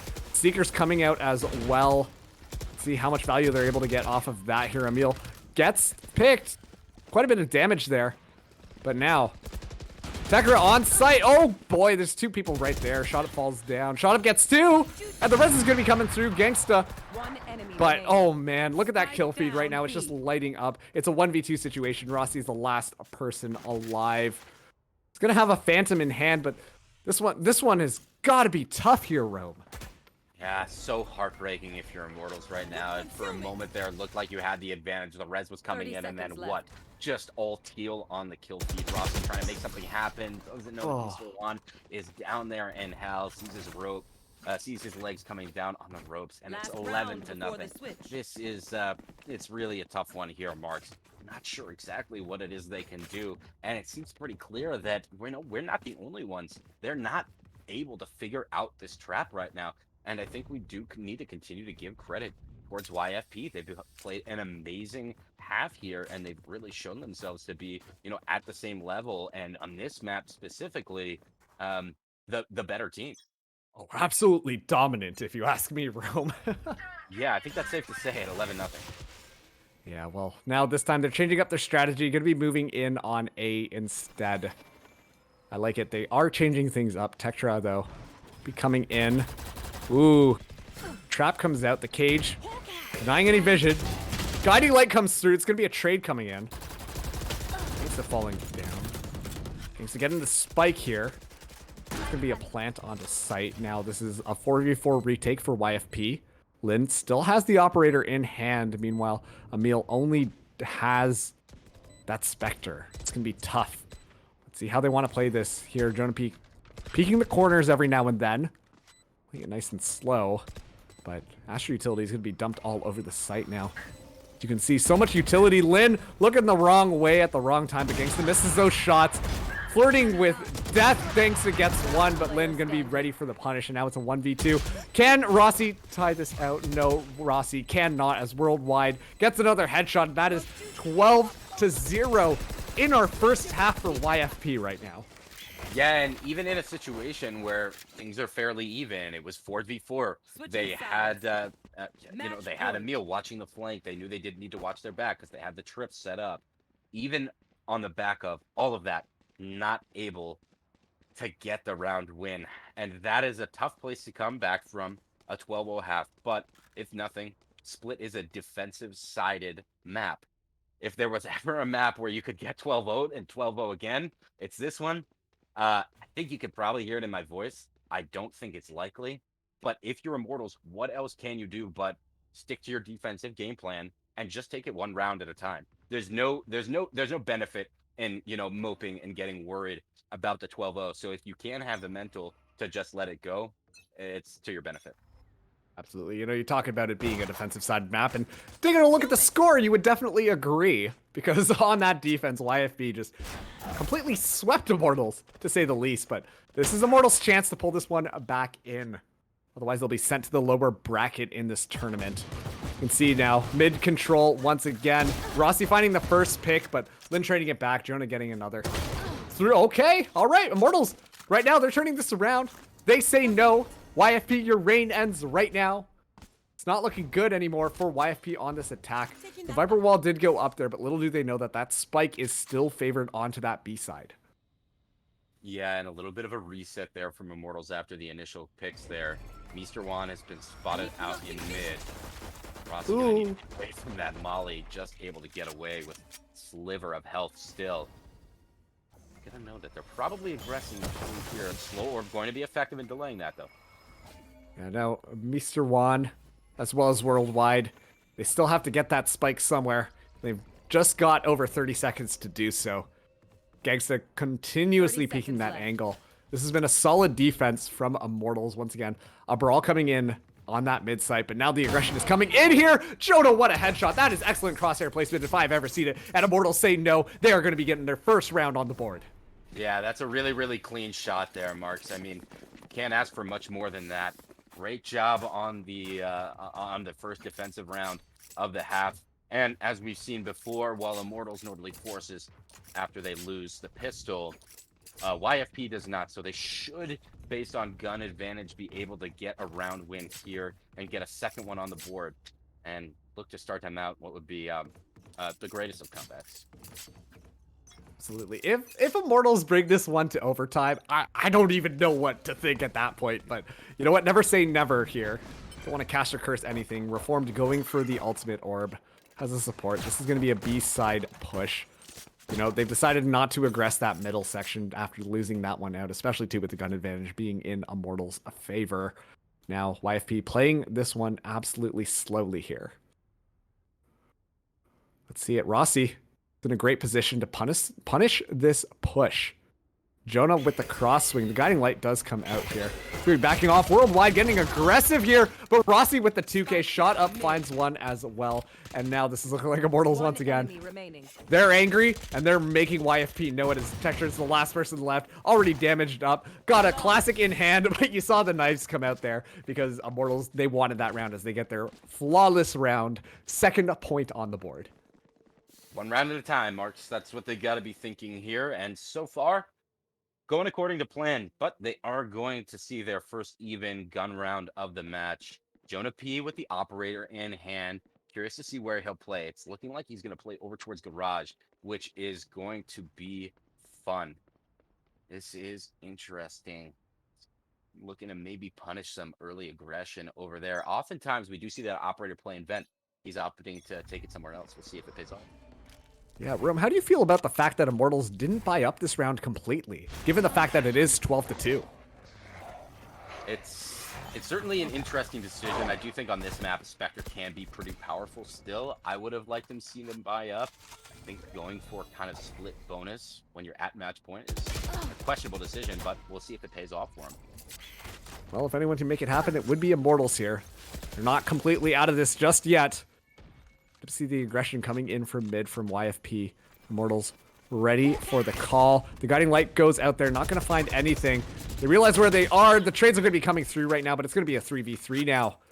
YFP, they see the victory just in front of them, and they want to make it happen. Now they're going to be moving into A site, only going to be going up against Emil here. Immortals got to be sweating a little bit. Find themselves in a 3v3, still have a good chance to take this round, but they're so spread out. It's going to take Jonah P a long time to get over there. And there's that Spectre that you were talking about, Mark, able to get one kill. Question is, can Emil with 15 bullets left get one more kill? Probably gets taken out. Does get Easter Wand, not able to get Worldwide, though. Luckily, Gangsta, much closer than Jonah P, able to clean it up, and it was the Spectres that actually ended up taking them through the round in the end there. So luckily for them, they weren't punished for not buying up, and they do have the economic advantage that comes with it as they're going to go for the rifles now. Wow. Wow. Wow. Immortals clawing their way up one ring of the ladder at a time. Now they're the ones with the giant rifles in their hands. Well, meanwhile, YFP, well, let's just say Lynn's buying a Bucky. So that should tell you how their economy is going right now. Here.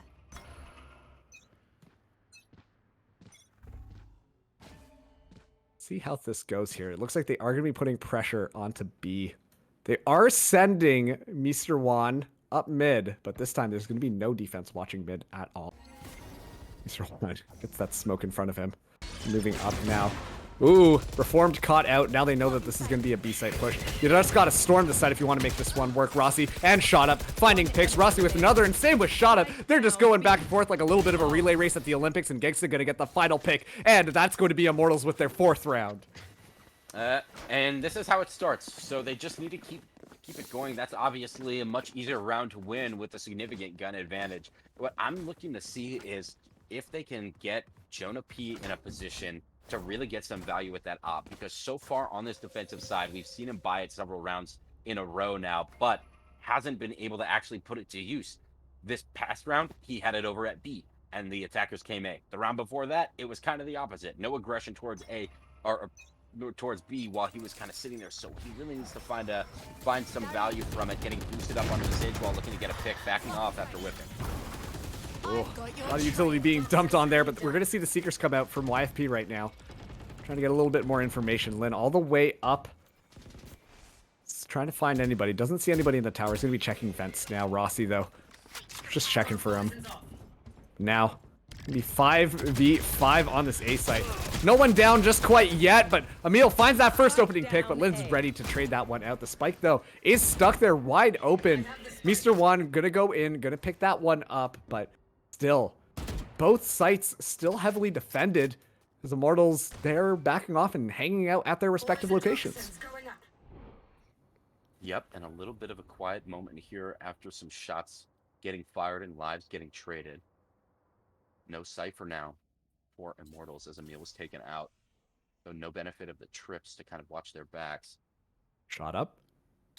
Oh, shot up. Excellent positioning there. Takes out Reformed. Now, 3v4. Still need to plant that down. Only 30 seconds left on the clock.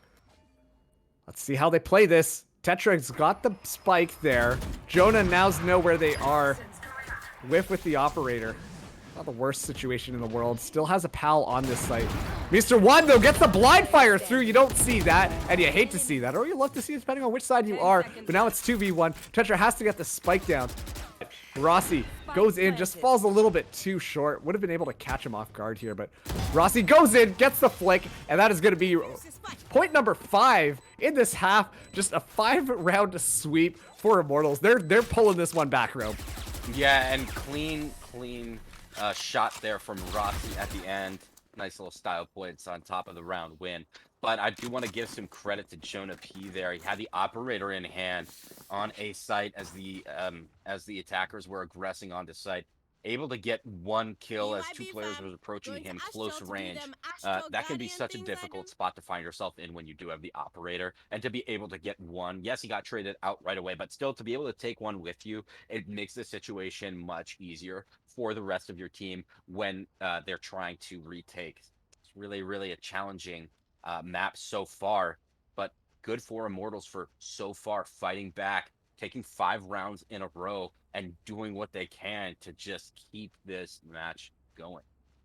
I feel like you can almost hear it in our voices right now, where at the end of that first half, it was like, oh man, this is, oh boy, so one-sided. But going into the second half, I mean, if Immortals started on that defense, I think we'd be singing that same tune, because 5 rounds in a row is an excellent feat.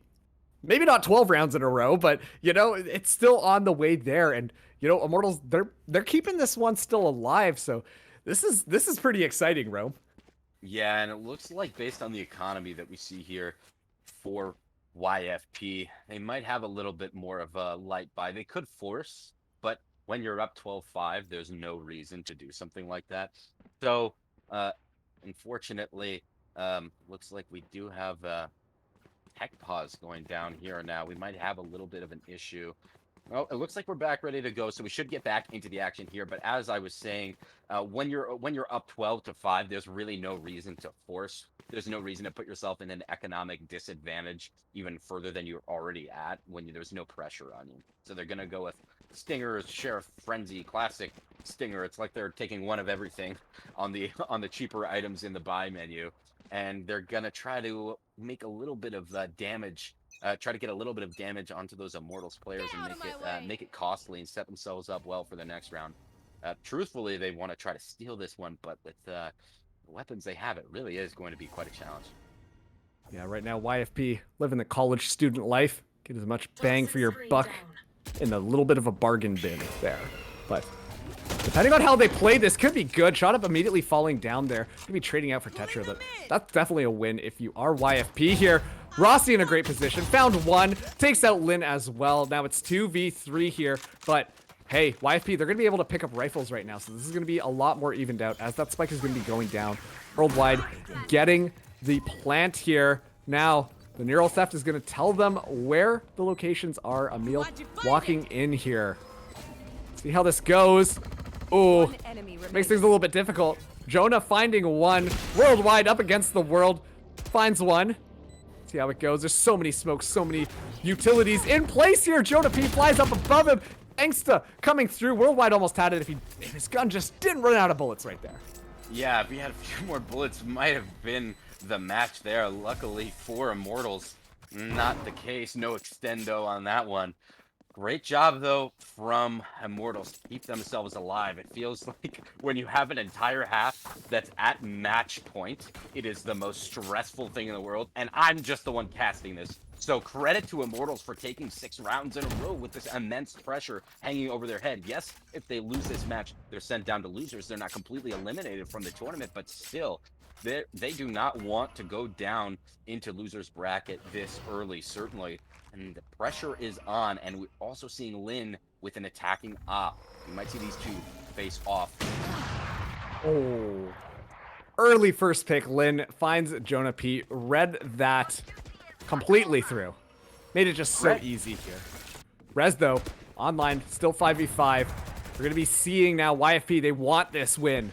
It's so close.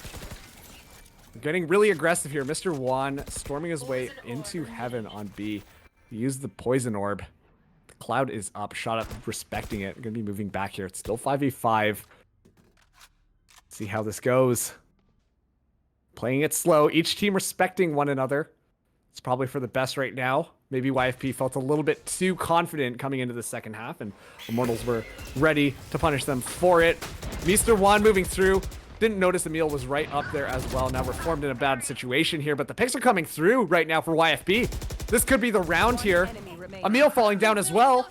Rossi, last person left, 1v5, has to make this happen. Is able to take out 2, but right now, only a 16 HP. And Lin finds the headshot onto Rossi, closing this out as a YFP defeat Immortals in that third map.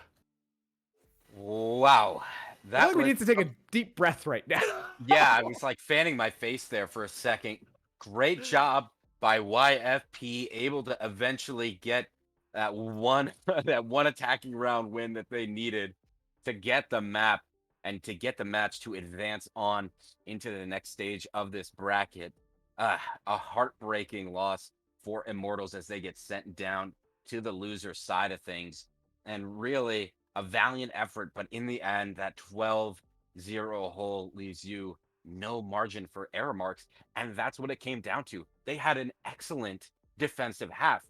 The problem was not their defense. The problem was their offense that set them up in a situation where they needed to return the favor to YFP with a flawless half of their own. And it was just too tall of a task, and they weren't able to get it done.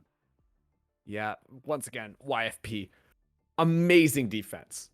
That entire time they were on defense here, Immortals didn't even know what to do. And that clearly was reflected in how that first half went. And like I said, they could try as hard as they wanted, but Immortals, if they just slip up once, they just needed to be not perfect one time, and YFP was going to take it. And that's exactly what happened here. A valiant effort, though, coming in from Immortals, able to take 6 rounds in a row before finally yielding to YFP. But YFP, they're going to be advancing here, while Immortals, they're going to be going down to the losers bracket. So they're not out of this tournament just yet, but it's still going to be an uphill battle. They're probably going to be taking a couple of lessons here as well, from now that they know, hey, Split, maybe not our best map, or at least we need to start rethinking our strategy on that attack. Yeah, definitely. And I think one key thing that remains true throughout all 3 maps was this was not the Jonah P that we have seen in the past. He is their jet player, and typically he finds a lot more success. He's going to be fragging out a lot more than he was in this series. They're going to need to find a way to prioritize him and to get him going, because with him kind of hovering around these even score lines, it's going to be so much harder for them to have success on not just the attacking rounds, which that we saw consistently on both Icebox and Split, but also, just in general throughout the rest of this tournament. Absolutely. Well, congratulations to YFP. They're going to be advancing in the Valorant Premier Series presented by Community Gaming and HyperX. But don't you go anywhere, because we've still got another game. YFP, they're going to be advancing and facing the other winning team on this other side of the bracket. So you're going to want to make sure to stick around here. But unfortunately, Rome, we're done for tonight. So thank you guys for watching us. I'm Marks, casting alongside Rome. We've been produced by Pay and observed by Delta, who have been just doing such a fantastic job. And yeah, Rome, do you got any last words? It's been a pleasure, Marks. I had a blast. This was a great match. I'm excited to watch the rest of this tournament. I'll probably be in chat for the rest of the weekend. watching with everyone else. I think it's going to be a good one. That 10K prize pool is still up for grabs. Like you said, shout out to Community Gaming and HyperX for sponsoring this really awesome event. It's really cool to see a lot of these teams butting heads. I think we got ourselves some good matchups coming up. Absolutely. And thank you, Rome, for laughing at all of my not quite spectacular jokes, but you know what? Some of them landed, so I'll take it. And so thank you. I needed that. But anyways, that's going to do it for us. But make sure you stick around on this Will English invitational stream right here, because next up, YFP are going to be facing somebody else. And let's see if YFP can use this momentum that they have in de-seeding Immortals from this winner's bracket and carry that energy forwards as they advance through this bracket. Catch you guys on the other side of the break.